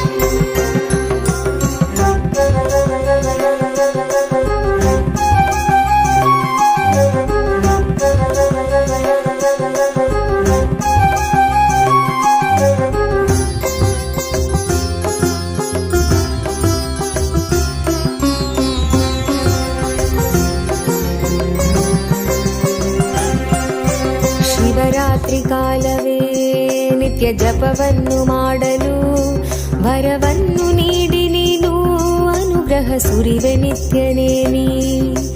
ಭವರೋಗವ ತಡೆದು ಭಾವದ ಚಿಂತೆಯೆಲ್ಲ ತೊಳೆದು ಕರ್ಮ ಸಂಸ್ಕಾರಗಳೆಲ್ಲ ಅಳಿಸಿ ಹೊಸ ಜೀವನ ಕೊಡುವೆ. ಪಾವನವೇ ನಾಡಿದು ನಿನ್ನ ಪಾದಗಳ ಸ್ಪರ್ಶದಿ. ಪಾವನವೇ ಬೀಡಿದು ನಿನ್ನ ಕಲ್ಪತರು ದರ್ಶನದಿ. ಶರಣಂಬನು ನಿತ್ಯೇಶನೇ ನಿನ್ನ ಶರಣಂಬನು ಆನಂದನೆ. ಶರಣಂಬನು ನಿತ್ಯೇಶನೇ ನಿನ್ನ ಶರಣಂಬನು ಆನಂದನೆ. ನಿತ್ಯ ಶಿವಂ ನಿತ್ಯಾನಂದ ಶಿವಂ ನಿತ್ಯ ಶಿವಂ ನಿತ್ಯಾನಂದ ಶಿವಂ ನಿತ್ಯ ಶಿವಂ ನಿತ್ಯಾನಂದ ಶಿವಂ ನಿತ್ಯ ಶಿವಂ ನಿತ್ಯಾನಂದ ಶಿವಂ ನಿತ್ಯ ಶಿವಂ ನಿತ್ಯಾನಂದ ಶಿವಂ ನಿತ್ಯ ಶಿವಂ ನಿತ್ಯಾನಂದ ಶಿವಂ ನಿತ್ಯ ಶಿವಂ ನಿತ್ಯಾನಂದ ಶಿವಂ ನಿತ್ಯ ಶಿವಂ ನಿತ್ಯಾನಂದ ಶಿವಂ.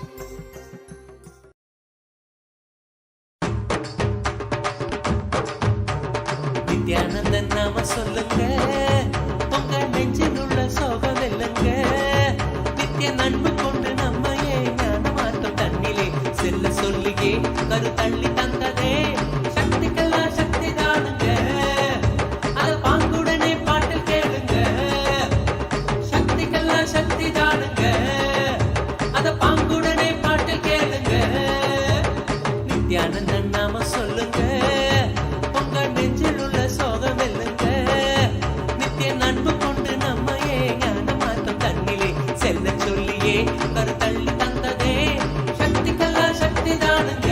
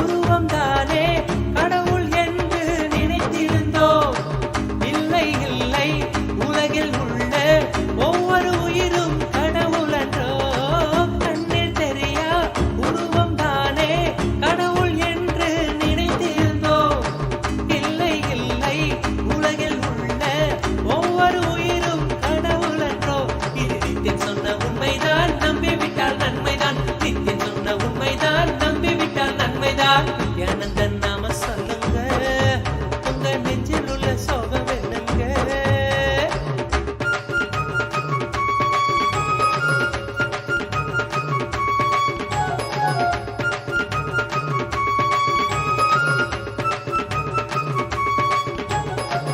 ஆனந்தத்தை தேடி நாமும் அலைந்து திரிய தேவையில்லை. இயற்கையாக நமக்குள் உண்டு, உணர்ந்து கொண்டே வாழ்தல் நன்று. ஆனந்தத்தை தேடி நாமும் அலைந்து திரிய தேவையில்லை. இயற்கையாக நமக்குள் உண்டு, உணர்ந்து கொண்டே வாழ்தல் நன்று.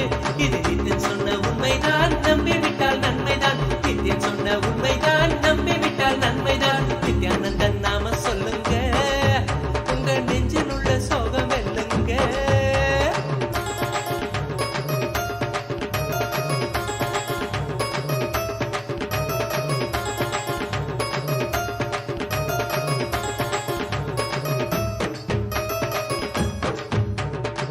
முழுமையாக சரணடைந்தால் புரிந்து கொள்ளும் சக்தி வரும்.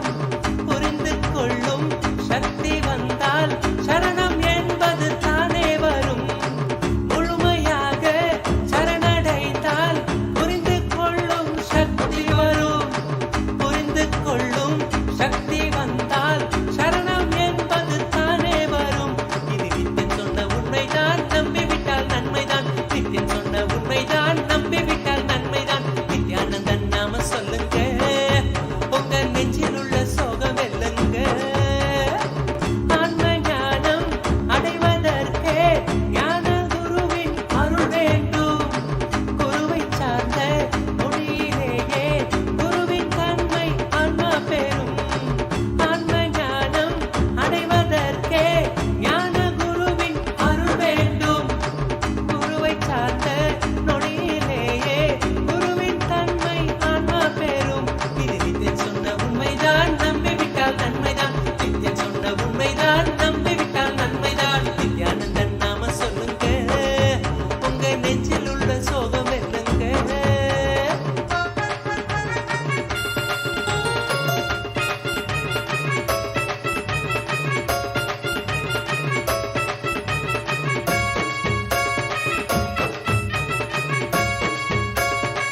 நன்றி ஒன்றே வாழ்வில் போதும், வேறு எதுவும் தேவையில்லை.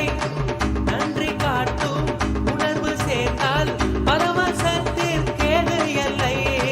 நன்றி ஒன்றே வாழ்வில் போதும், வேறு எதுவும் தேவையில்லை. நன்றி காட்டும் உணர்வு சேர்ந்தால் பரமசத்திற்கேது எல்லை. இது நித்தியன் சொன்ன உண்மைதான், நம்பிவிட்டால் நன்மைதான். நித்தியன் சொன்ன உண்மைதான், நம்பிவிட்டால் நன்மைதான். நித்யானந்தன் நாம சொல்லுங்க, உங்க நெஞ்சில் உள்ள சோகம் வெல்லுங்க.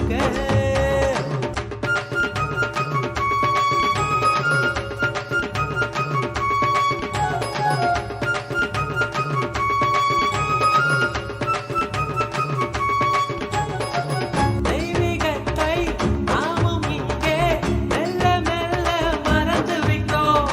தியானம் ஒன்றே அதனை மீட்டு மீண்டும் நம்முள் கொண்டு தரும். தெய்வீகத்தை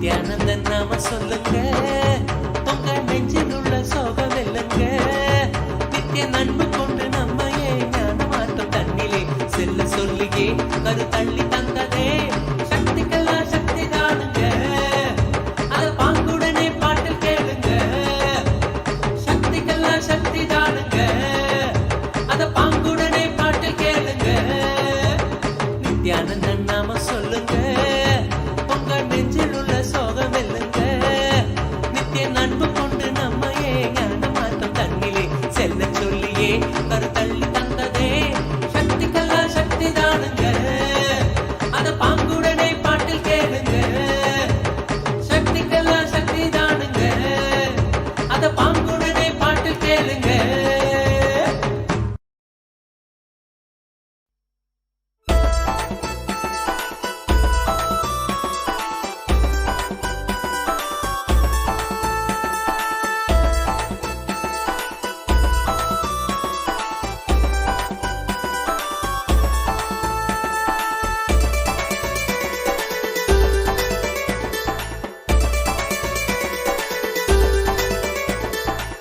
ಬನ್ನೀರೋ ಬನ್ನೀರೋ ನೋಡಿ ಬನ್ನೀರೋ ನಿತ್ಯನ ಮಹಿಮೆಯನ್ನು ನೋಡಿ ಬನ್ನೀರೋ ಬನ್ನೀರೋ ಬನ್ನೀರೋ ನೋಡಿ ಬನ್ನೀರೋ ನಿತ್ಯನ ಮಹಿಮೆಯನ್ನು ನೋಡಿ ಬನ್ನೀರೋ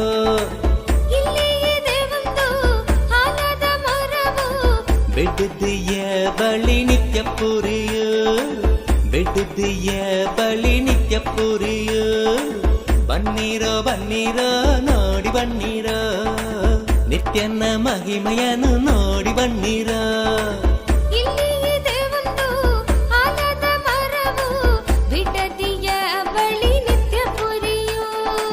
ಬೆಟ್ಟದಿಯ ಬಳಿ ನಿತ್ಯ ಪುರಿಯು ನಿತ್ಯನ ಮಹಿಮೆಯನ್ನು ನೋಡಿ ಬನ್ನೀರೋ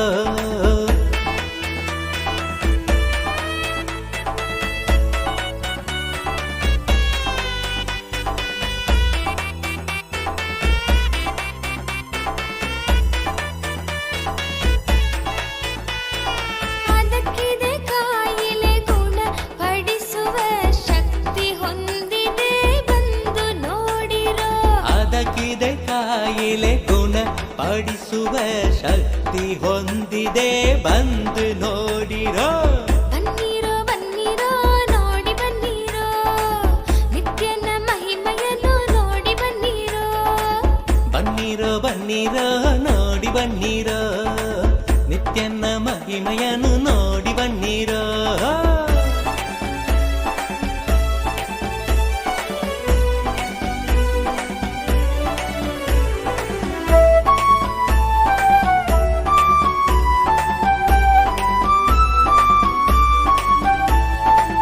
ಮುಂದೆ ಇದೆ ಒಂದು ಆನಂದೇಶ್ವರನ ಮುಂದೆ ಇದೆ ಒಂದು ಆನಂದೇಶ್ವರನ ಆನಂದೇಶ್ವರಿಯ ದೇವಾಲಯವು ಆನಂದೇಶ್ವರಿಯ ದೇವಾಲಯವು ಬನ್ನೀರೋ ಬನ್ನೀರೋ ನೋಡಿ ಬನ್ನೀರೋ ನಿತ್ಯನ ಮಹಿಮೆಯನ್ನು ನೋಡಿ ಬನ್ನೀರೋ ಇಲ್ಲಿ ಇದೆ ಒಂದು ಆಲದ ಮರವು ಬಿಟ್ಟಿದೆಯ ಬಳಿ ನಿತ್ಯ ಪುರಿಯು ಬಿಟ್ಟಿದೆಯ ಬಳಿ ನಿತ್ಯ ಪುರಿಯು ಬನ್ನೀರೋ ಬನ್ನೀರೋ ನೋಡಿ ಬನ್ನೀರೋ ನಿತ್ಯನ ಮಹಿಮೆಯನ್ನು ನೋಡಿ ಬನ್ನೀರೋ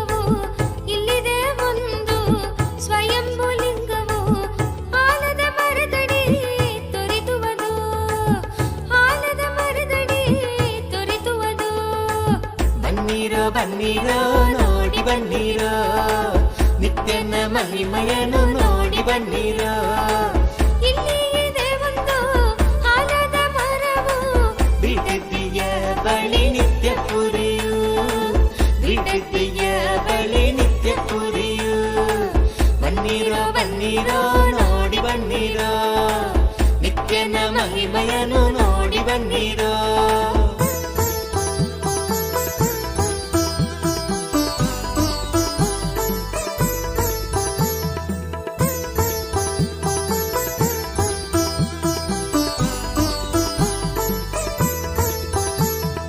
ಹಿಂದೆ ವರವ ಪಡೆಯಿರಿ ಬಂದು ಭಾಗ್ಯವಂತರಾಗಿ ಬಾಳಿ ಜೀವನದಿ. ಹಿಂದೆ ವರವ ಪಡೆಯಿರಿ ಬಂದು ಭಾಗ್ಯವಂತರಾಗಿ ಬಾಳಿ ಜೀವನದಿ. ಬನ್ನಿರೋ ಬನ್ನಿರೋ ನೋಡಿ ಬನ್ನಿರೋ ನಿತ್ಯನ ಮಹಿಮೆಯನ್ನು ನೋಡಿ ಬನ್ನಿರೋ. ಇಲ್ಲಿ ಇದೆ ಒಂದು ಆಲದ ಮರವು ಬಿಡಿದೆಯ ಬಳಿ ನಿತ್ಯ ಪುರಿಯು. ಬಿಡಿದೆಯ ಬಳಿ ನಿತ್ಯ ಪುರಿಯು. ಬನ್ನಿರೋ ಬನ್ನಿರೋ ನೋಡಿ ಬನ್ನಿರೋ ನಿತ್ಯನ ಮಹಿಮೆಯನ್ನು ನೋಡಿ ಬನ್ನಿರೋ.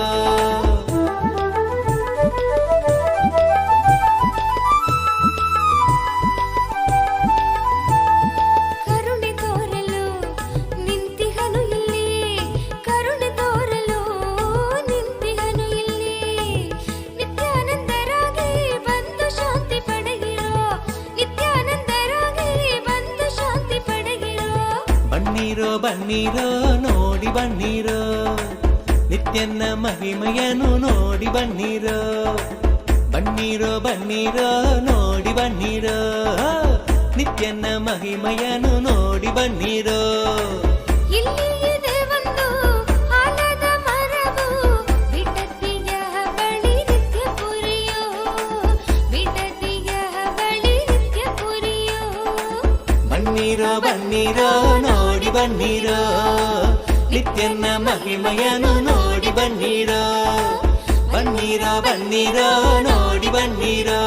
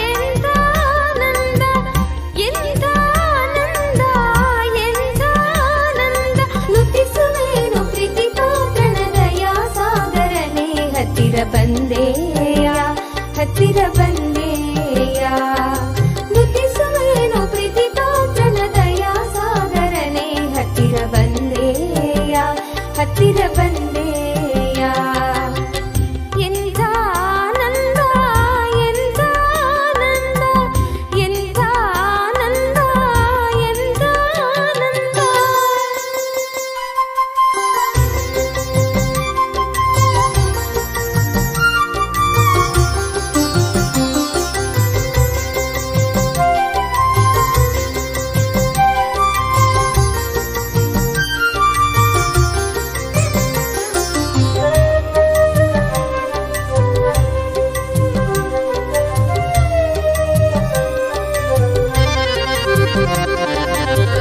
ಅನಾಥ ಬಂಧುವೆ ಕಾರುಣ್ಯ ಸಿಂಧುವೆ ಅನಾಥ ಬಂಧುವೆ ಕಾರುಣ್ಯ ಸಿಂಧುವೆ ಭಕ್ತರ ನಿಧಿಯೇ ವೇದ ಗೋಚರಣೆ ಭಕ್ತರ ನಿಧಿಯೇ ವೇದ ಗೋಚರಣೆ ಅನಾಥ ಬಂಧುವೆ ಕಾರುಣ್ಯ ಸಿಂಧುವೆ ಭಕ್ತರ ನಿಧಿಯೇ ವೇದ ಗೋಚರಣೆ ಭಕ್ತರ ನಿಧಿಯೇ ವೇದ ಗೋಚರಣೆ ಎಂಥ ಆನಂದ ಎಂಥ ನಿತ್ಯಾನಂದ ಎಂಥ ಆನಂದ ಎಂಥ ನಿತ್ಯಾನಂದ ನುತಿಸುವೇನು ಪ್ರೀತಿ ಪಾತ್ರನ ದಯಾ ಸಾಗರನೆ ಹತ್ತಿರ ಬಂದೆಯ ಹತ್ತಿರ ಬಂದೆಯ ನುತಿಸುವೇನು ಪ್ರೀತಿ ಪಾತ್ರನ ದಯಾ ಸಾಗರನೆ ಹತ್ತಿರ ಬಂದೆಯ ಹತ್ತಿರ ಬಂದೆಯ ಎಂಥ ಆನಂದ ಇದು ಎಂಥ ಆನಂದ ಎಂಥ ಆನಂದ ಎಂಥ ನಿತ್ಯಾನಂದ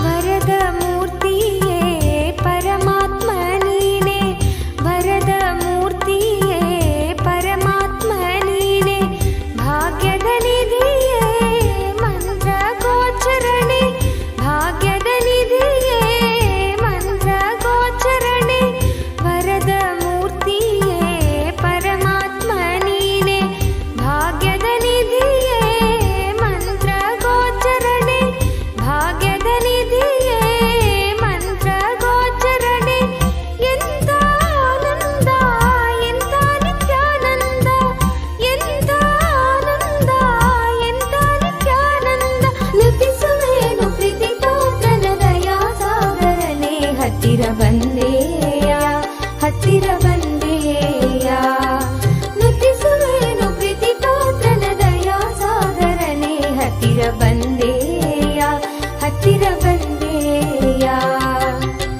ಎಂಥ ಆನಂದ ಎಂಥ ನಿತ್ಯಾನಂದ ಎಂಥ ಆನಂದ ಎಂಥ Nithyananda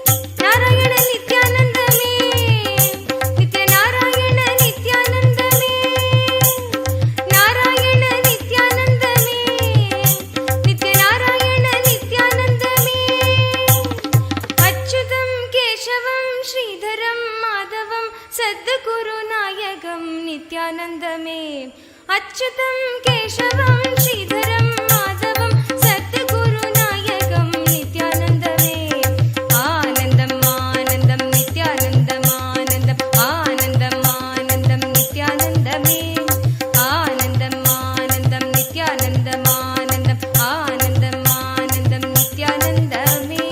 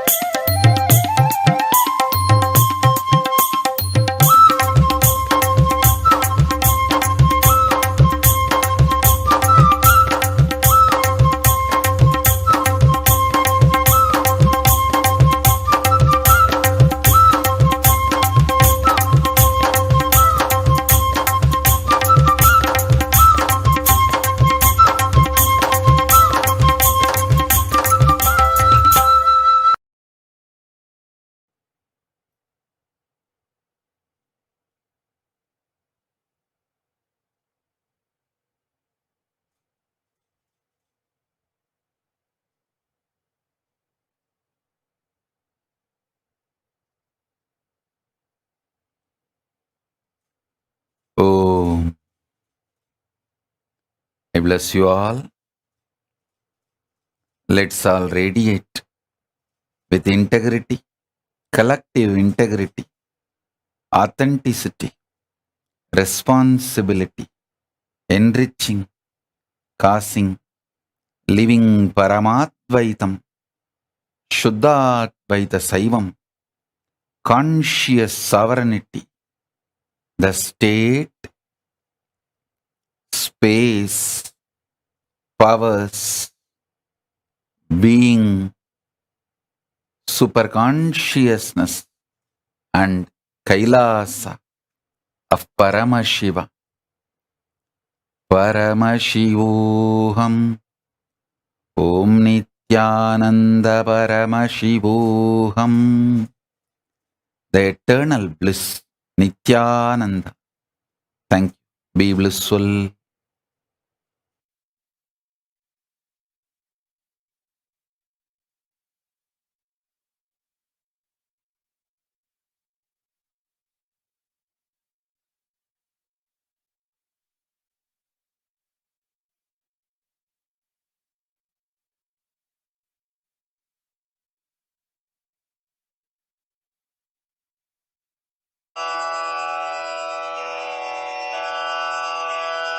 श्रीकैलासोन्नतद्वादशान्तश्यामलापीठारूढ श्रीमीनाक्षिसुन्दरेश्वरा भिन्नस्वरूप परशिवपुत्ररत्न Kumar गुरुमण्यतुल्यावतार श्रीपार्वतीस्तन्यपानलब्धदिव्यज्ञान विश्रुतसकलनिगमागमसारभूत द्राविडवेदप्रवक्ते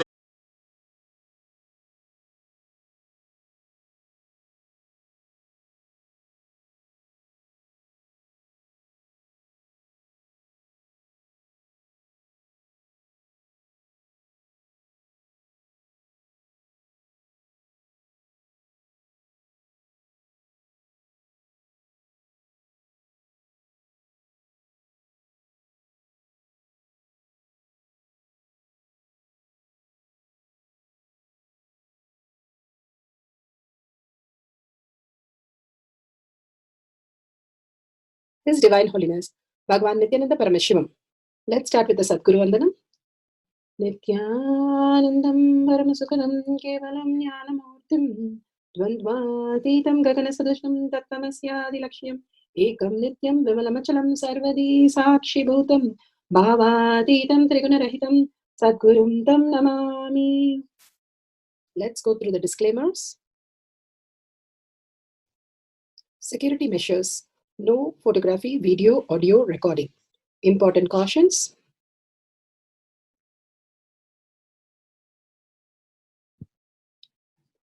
Please be aware of the important cautions.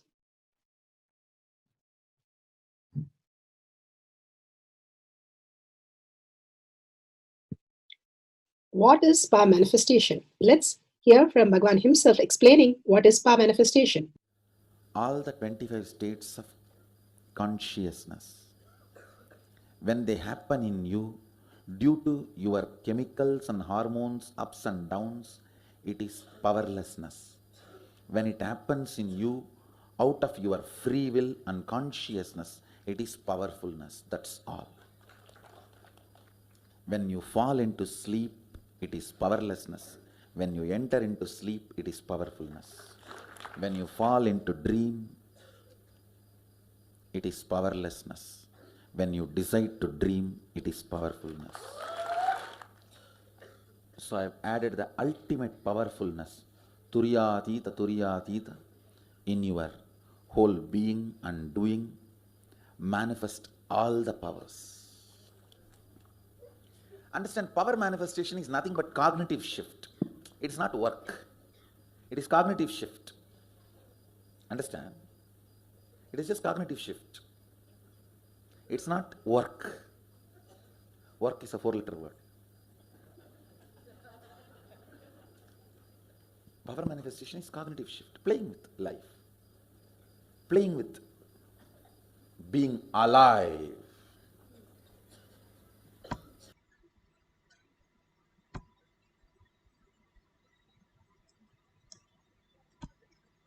Beautifully, Bhagavan explained what is power manifestation is being alive, the cognitive shift that happens in us as conscious sovereignty from body to mind, what we believe as our reality, to the conscious sovereignty as the quantum space as reality. It's a science of power manifestation, because it is the experienced by each one of us and it is repeatable. And the pramanas, the evidences, are listed here. The Shastra Pramana, the eternal unchangeable truth revealed in the source scriptures, the Vedas and Agamas. The Apta Pramana, experience and results of the Aptas, the Rishis, Munis, Ganas, Nainamas, Alvars, Siddhas, who are the authority of Hinduism, who manifested all the powers of Paramashiva. Atma Pramana, account of His Divine Holiness Bhagavan Nithyananda Paramashivam, this millennium's avatar's personal experience of each power manifestation. Bhagavan's very own Leela to showcase how a human from body and mind, thought currents to he goes into the superconscious breakthrough and experience the oneness with Paramashiva. Shakshi Pramana, millions of disciple devotees followers all around the world initiated by Bhagavan, manifesting the powers of Paramashiva. Bhagavan beautifully says, whoever comes to the Kailash courtyard, I myself will manifest as their reality, auspiciousness and abundance. Pratyaksha Pramana, the scientific study measuring the effect of being in the enlightened state.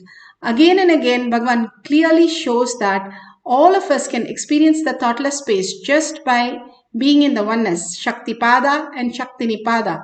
The initiation from the Guru makes us the ultimate immediately without any of the effort that from our side that we need to do. Beautifully, Bhagavan explains the delusion, how we are deluded into all the unconscious beliefs that we have and continuously living in suffering as our perception, but letting go that and living as conscious sovereignty as our reality. Simply we can experience the oneness with Paramashiva. The power of clairvoyance, the Shastra Pramana for the power of clairvoyance is from Shiva Samhita 3.583 to 84. Light, and simply how we will know if effulgent light is Shastra Pramana.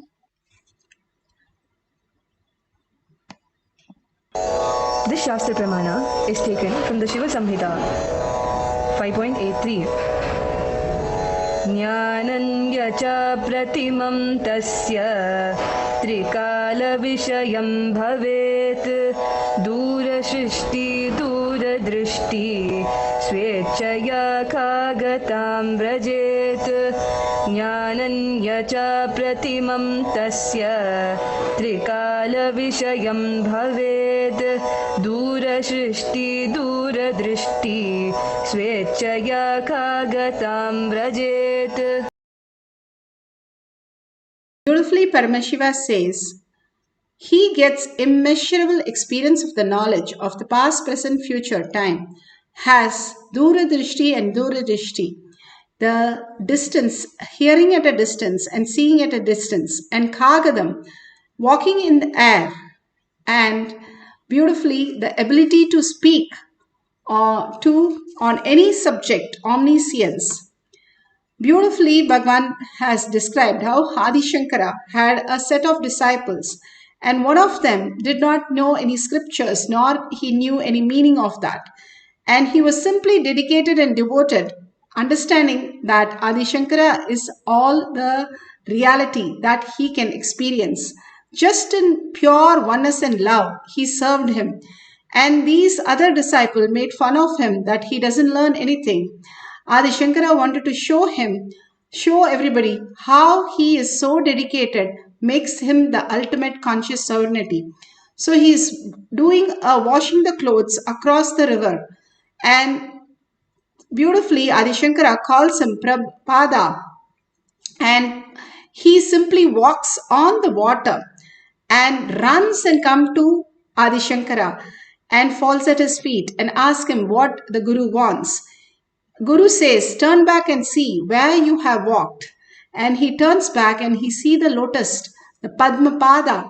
The lotus flower has bloomed in everywhere where he has put the foot. And he did not go into the water, but he went on the water, just like an air walking on the air. He just flew across when not realizing that Guru has called and he had to come is the only realization he had. Not realizing the water that he was walking on, that was the level of how he was conscious of his body and mind versus how he was in oneness with his Guru, the ultimate space of oneness. The beautiful space that we can experience simply reveals all the ultimate reality, the past, present, future. Everything merges into the time and space dimensions, and we experience the conscious sovereignty, Bhagavan says. If we are in the time and space, it is entangled and it is in a beautiful oneness space. Or Bhagavan says we are just caught up in the time with time, and the delusion starts and continuously it is hurting us. We are in the struggle, only the birth and death cycle, where we are continuously into all the struggles and incompletion that we can never end it, never solve it. Because it does not exist, we cannot solve it. And it can never end because it does not exist at all in any reality. Beautifully, Bhagavan gives the Apta Pramana. Here, the Rishi Atreya's wife, Anushya, was greatest chastity that she held, that Lakshmi, Saraswati and Parvati, all the three got together and said, we have to test her, and sent all three the great Vishnu and Shiva and Brahma to Anushya to test her chastity. And they go and ask her that she has to come in nirvana without any cloth and serve them. Beautifully, what she does in her chaste, so much of integrity to herself that she is Paramashiva and Parashakti, holding that pure space all the time. She was able to manifest the power of changing them into a kid, the Triloka Nathas, as child baby, and she fed them. And then after that, the Devis come running, Lakshmi, Parvati and Saraswati come running. Where are the great happening? Where is the Trimurtis? And then she says, these are the kids who are there. They say, please get them back to how they need to function on planet Earth. And you can ask for the boon. And she asked for a boon for a child from all the three. And Dattatreya was born with all the three heads of Shiva, Brahma and Vishnu, and with all their weapons. This is from the Ramayana.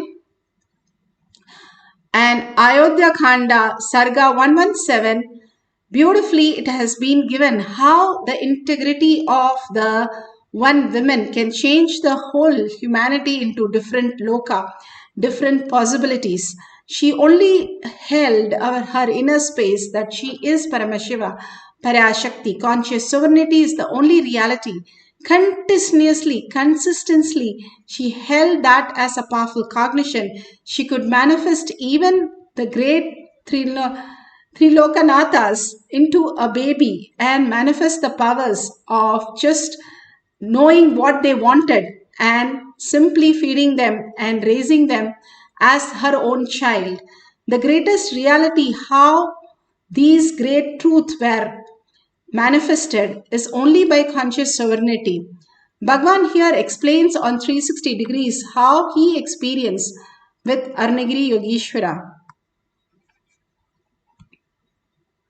When lust takes over you, when greed takes over you, you do things which you can never logically justify even to yourself.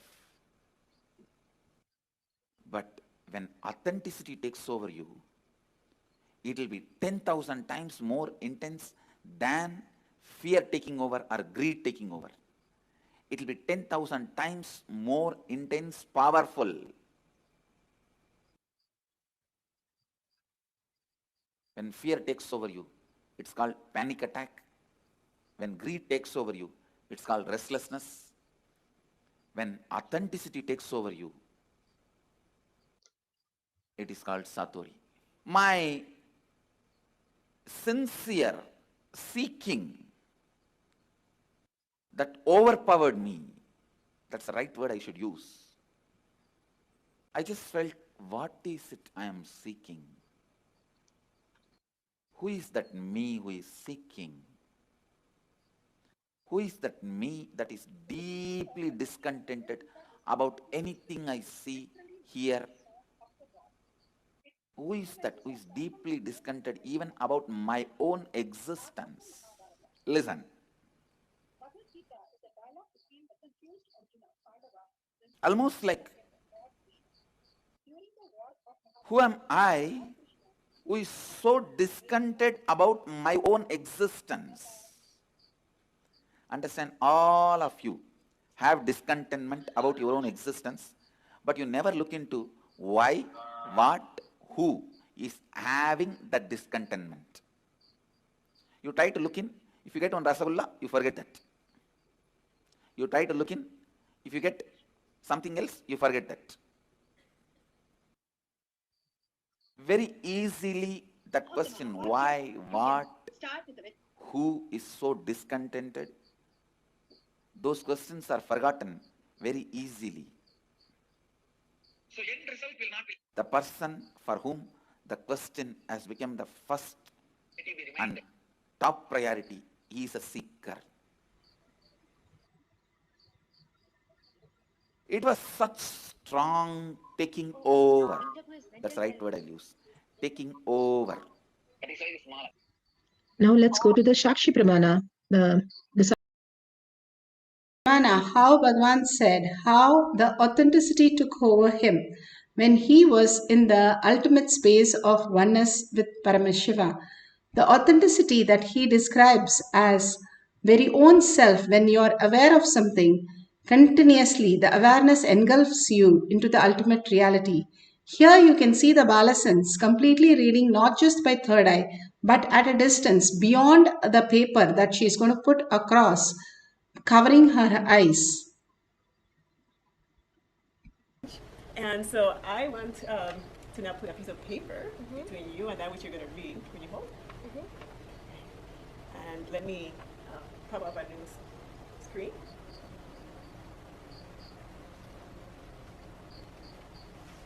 The lost. I'm sorry. Okay. The lost giants that promote the Australian wilderness. If you think modern Australian animals are very scary, spare a thought for the I don't know what. Wow, that's great. I'm impressed. So your talents seem to be developing and increasing with time. It's actually not a talent. It's a mystical power. This third eye reading. How beautifully the Balasans explains how she's manifesting the power of third eye. Now let's do the Duradishti and Durashrishti. You can either do with a sound or you can do with a reading, distance reading. You can keep some books 5 feet away from you. Open the books and don't see the pages. If you have living enlightenment, just open some pages and come back to your seat and put your eye bands such that no light enters your eyes. And from the 5 feet away, start reading whatever you see from third eye. Start writing down, and after few minutes, after we finish the Mahavakya in few minutes, you can go and verify whatever Paramashiva has shown you through third eye.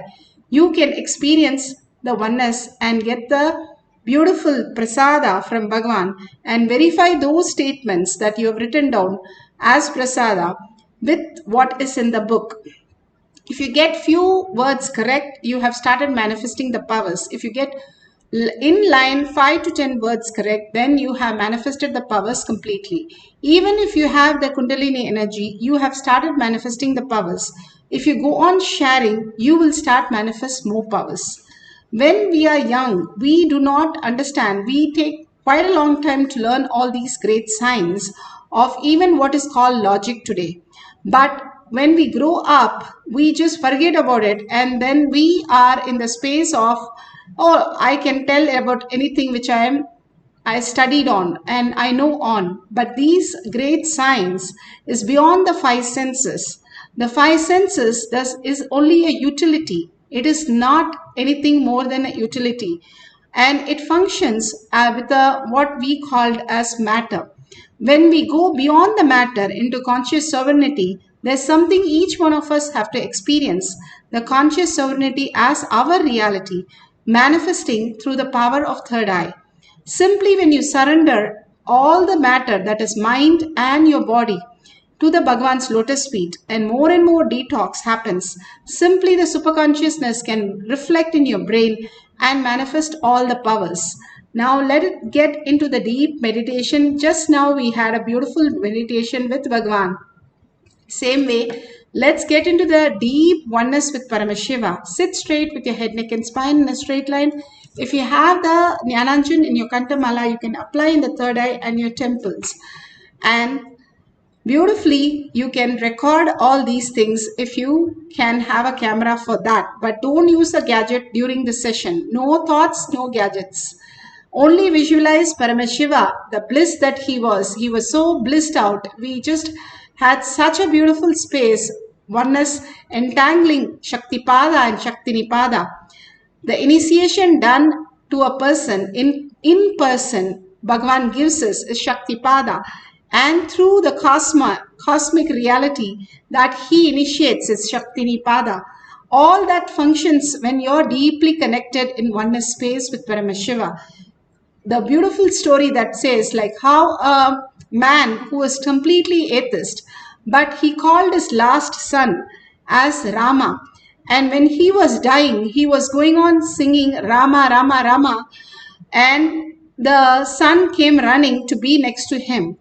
And he died. And Yamadutas came to take him. But then Vishnuduta also came. Yamaduta said, he is an atheist. How can you take him to Vishnu Loka? But Vishnuduta said, no, he chanted Ramanama at the end. So that is what matters. The beautiful thing is, even unconsciously, you are merging into Paramashiva, like you are a very new person, you have no idea, just chanting the Mahavakya for no reason, still you will experience the oneness. It is so powerful, much more than what you think it is. Even every word Bhagavan says that he utters is a mantra. And here he has given the mantra, the Mahavakya itself, which merges you into the oneness space, chanting that continuously till it becomes Sachapa Japa. That is all we need to do. Everything else, manifestation of all the auspiciousness and abundance, Bhagavan will simply pour on us. Now let's entangle with Bhagavan, continuously chant the Mahavakya and manifest the power of clairvoyance. If you're doing with the sound, you can mute something in the YouTube video and you can write it down, and after the Mahavakya you can verify it, or you can have a partner, call them and tell them, ask them to write down whatever they speak, and after that call them at the end of the session and find out what they spoke and what they have written. We can do Dura Drishti or Dura Shishti, the power of sound, listening to something far off distance, or power of seeing at a far off distance. So let's experience the oneness with Paramashiva. Write down all that we can hear or we can see, and finally we can verify the details with authentically with the book or online where you have muted any of the videos that you wanted to play. So let's start chanting the Mahavakya intensely to experience the oneness with Paramashiva. Just merge into the chanting and you will see how Bhagavan says, a belt fit, your hip is disappeared, your shoe fits, your leg is disappeared, your hat fits, the head is disappeared. Same way, when you fit in the Mahavakya, you yourself disappear into Parashakti with 25 heads and 75 eyes and 50 hands. That is how you chant the Mahavakya intensely, your whole being vibrating with that in such a beautiful space of oneness with Paramashiva. Let's start chanting the Mahavakya. Nithyananda Paramashivoham. Nithyananda Paramashivoham. Om Nithyananda Paramashivoham. Om Nithyananda Paramashivoham. Om Nithyananda Paramashivoham.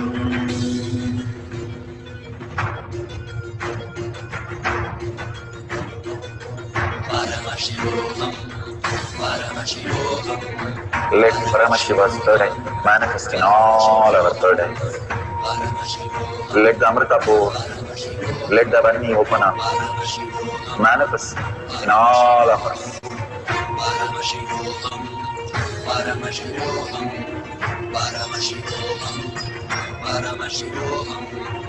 Let Paramashiva overflow, manifest the powers in all our third eyes. Om Nithyananda Paramashivoham. Om Nithyananda Paramashivoham. Om Nithyananda Paramashivoham. Om Nithyananda Paramashivoham. Om Nithyananda Paramashivoham. Om Nithyananda Paramashivoham. Om Nithyananda Paramashivoham. Om Nithyananda Paramashivoham. Om Nithyananda Paramashivoham. Om Nithyananda Paramashivoham. Om Nithyananda Paramashivoham.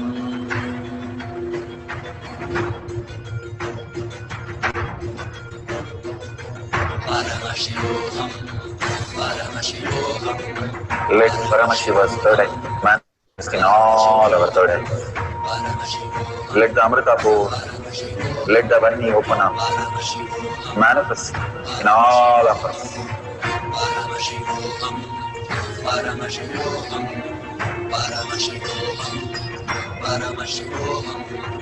Let Paramashiva overflow, manifest the powers in all our third eyes. Om Nithyananda Paramashivoham. Om Nithyananda Paramashivoham. Om Nithyananda Paramashivoham. Om Nithyananda Paramashivoham. Om Nithyananda Paramashivoham. Om Nithyananda Paramashivoham. Om Nithyananda Paramashivoham. Om Nithyananda Paramashivoham. Om Nithyananda Paramashivoham. Om Nithyananda Paramashivoham. Om Nithyananda Paramashivoham. Om Nithyananda Paramashivoham. Om Nithyananda Paramashivoham. Om Nithyananda Paramashivoham. Om Nithyananda Paramashivoham. Om Nithyananda Paramashivoham. Om Nithyananda Paramashivoham. Om Nithyananda Paramashivoham. Om Nithyananda Paramashivoham. Om Nithyananda Paramashivoham.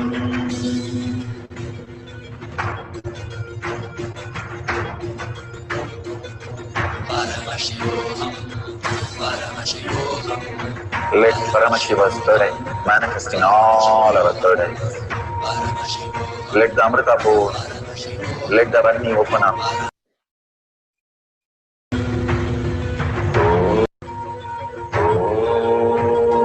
Om Nithyananda Paramashivoham. Om Nithyananda Paramashivoham.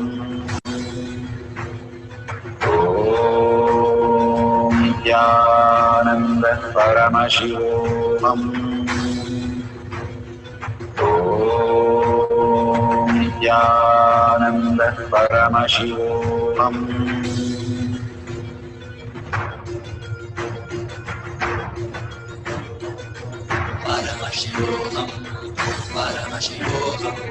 Let Paramashiva's third eye manifest in all our third eyes.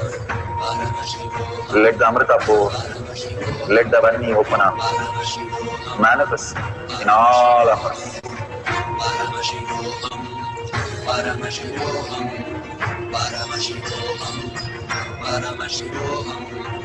Let Paramashiva overflow, manifest the powers in all our third eyes. Om Nithyananda Paramashivoham. Om Nithyananda Paramashivoham. Om Nithyananda Paramashivoham. Om Nithyananda Paramashivoham. Om Nithyananda Paramashivoham. Om Nithyananda Paramashivoham. Om Nithyananda Paramashivoham. Om Nithyananda Paramashivoham.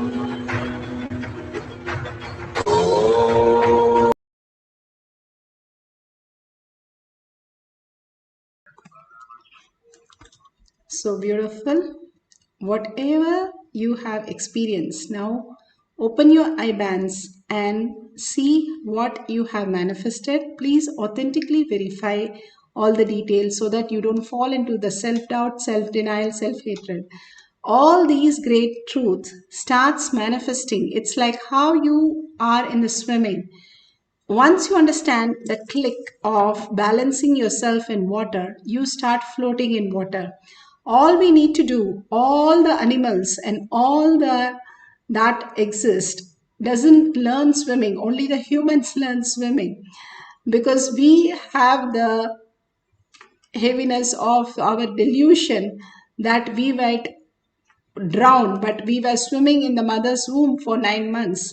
And so swimming is simply a part how we exist. All the animals and all the birds can swim, even as heavy as elephants. But we are the only humans, we forget. because we need that click to happen in us. Same way, the power manifestation, Bhagavan says, the very nature of us is to manifest and live as reality. Forgetting that, we fall into the delusion and always in the suffering. Bhagavan beautifully says how the lamp, the light, is all over the place, but the shadow is right under it. And once the light becomes so bright, the shadow disappears. Like that, we have the incompletion, delusion right under us, dropping any kind of identity that we hold, anger, incompletion with somebody, relation, pain, or any of the forms that we are describing. Just drop it Bhagavan's lotus feet. It is so powerful, it can just take up anything and expand you to the higher reality. And more when you entangle and chant the Mahavakya, merging into the Paramashiva space, Parashakti space, holding the Bhava continuously, you will start manifesting all the powers of Paramashiva. Simply you will start seeing through your third eye. Simply you will start hearing the sound, whatever you need.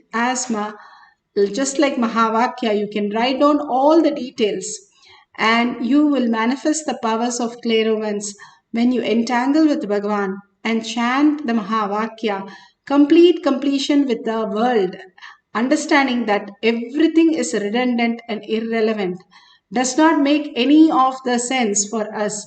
The more we are in oneness space, more we manifest the reality, more we are in the delusion space, more suffering because we cannot complete it, we cannot achieve it, we cannot do anything about it, except it keeps happening and just gives us root shock to wake up. Bhagavan says so beautifully, either you're in the root shock or you wake up like a beautiful flower.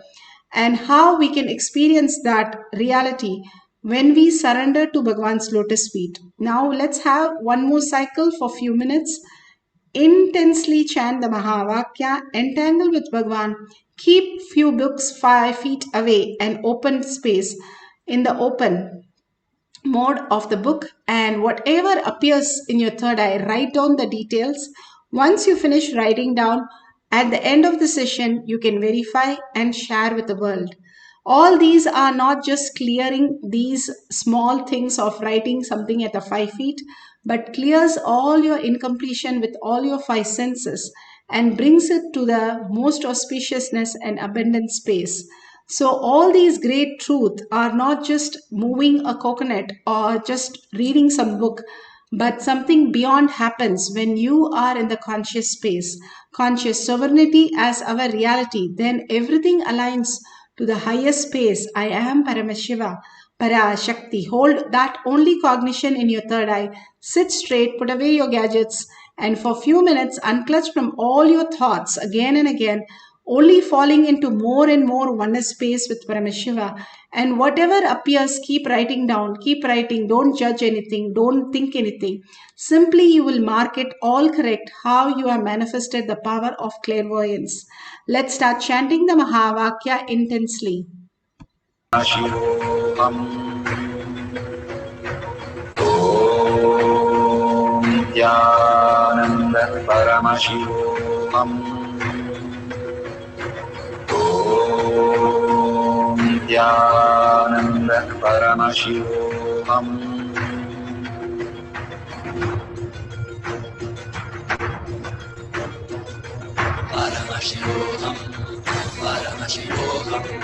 Let Paramashiva's third eye manifest in all our third eyes.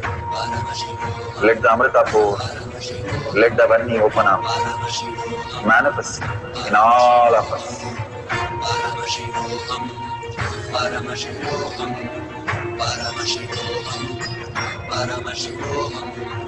Let Paramashiva overflow, manifest the powers in all our third eyes. Om Nithyananda Paramashivoham. Om Nithyananda Paramashivoham. Om Nithyananda Paramashivoham. Om Nithyananda Paramashivoham. Om Nithyananda Paramashivam. Om Nithyananda Paramashivam. Om Nithyananda Paramashivam. Om Nithyananda Paramashivoham. Om Nithyananda Paramashivoham. Om Nithyananda Paramashivoham. Om Nithyananda Paramashivoham. Om Nithyananda Paramashivoham. Om Nithyananda Paramashivoham. Om Nithyananda Paramashivoham. Om Nithyananda Paramashivoham. Om Nithyananda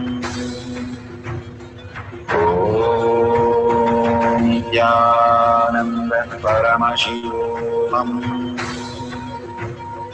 Om Nithyananda Paramashivoham. Om Nithyananda Paramashivoham. Om Nithyananda Paramashivoham. Om Nithyananda Paramashivoham.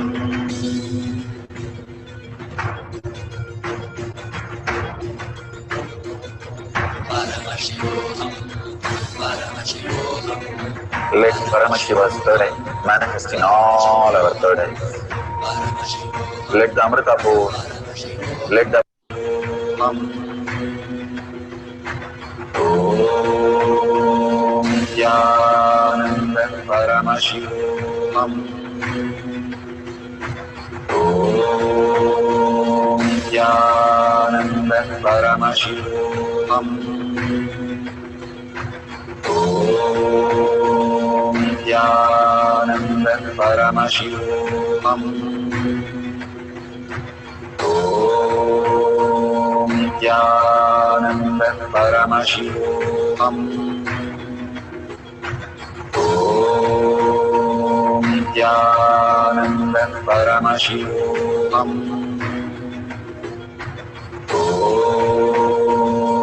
Nithyananda Paramashivoham. Om Nithyananda Paramashivoham. Om Nithyananda Paramashivoham. Om Nithyananda Paramashivoham. Om Nithyananda Paramashivoham.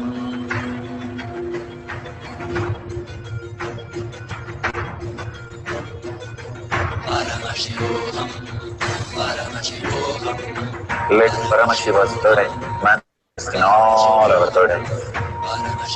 Let the Amrita pour, let the Vani open up, manifest in all of us.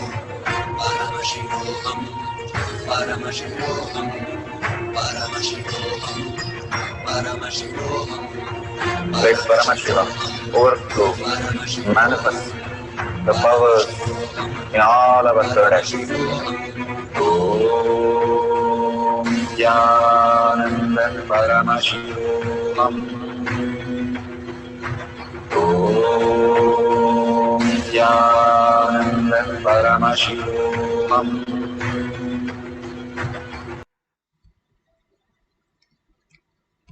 Such a beautiful space. Now you can verify. Please open your IBANs and verify whatever you have heard or whatever you have seen through your third eye. Verify it authentically and share it in tinyurl.com/powermanifestation. The more and more you share, you get grounded in the Paramashiva space. More and more you contribute, you get grounded in Kailasa space, in your inner space. All these greater truth that is given by Bhagwan again and again for us to experience the oneness with Paramashiva. With a deep gratitude, let's offer all this power manifestation and powerful cognition to Bhagwan's lotus feet. And with a deep earning and gratitude, ask Bhagwan to make all this as reality. Thanking each one of you, hundreds of you who are sitting and manifesting these powers. These are the greatest thing that you can do to yourself. Bhagwan says the only thing that whole day you are worth is when you do manifestation of powers.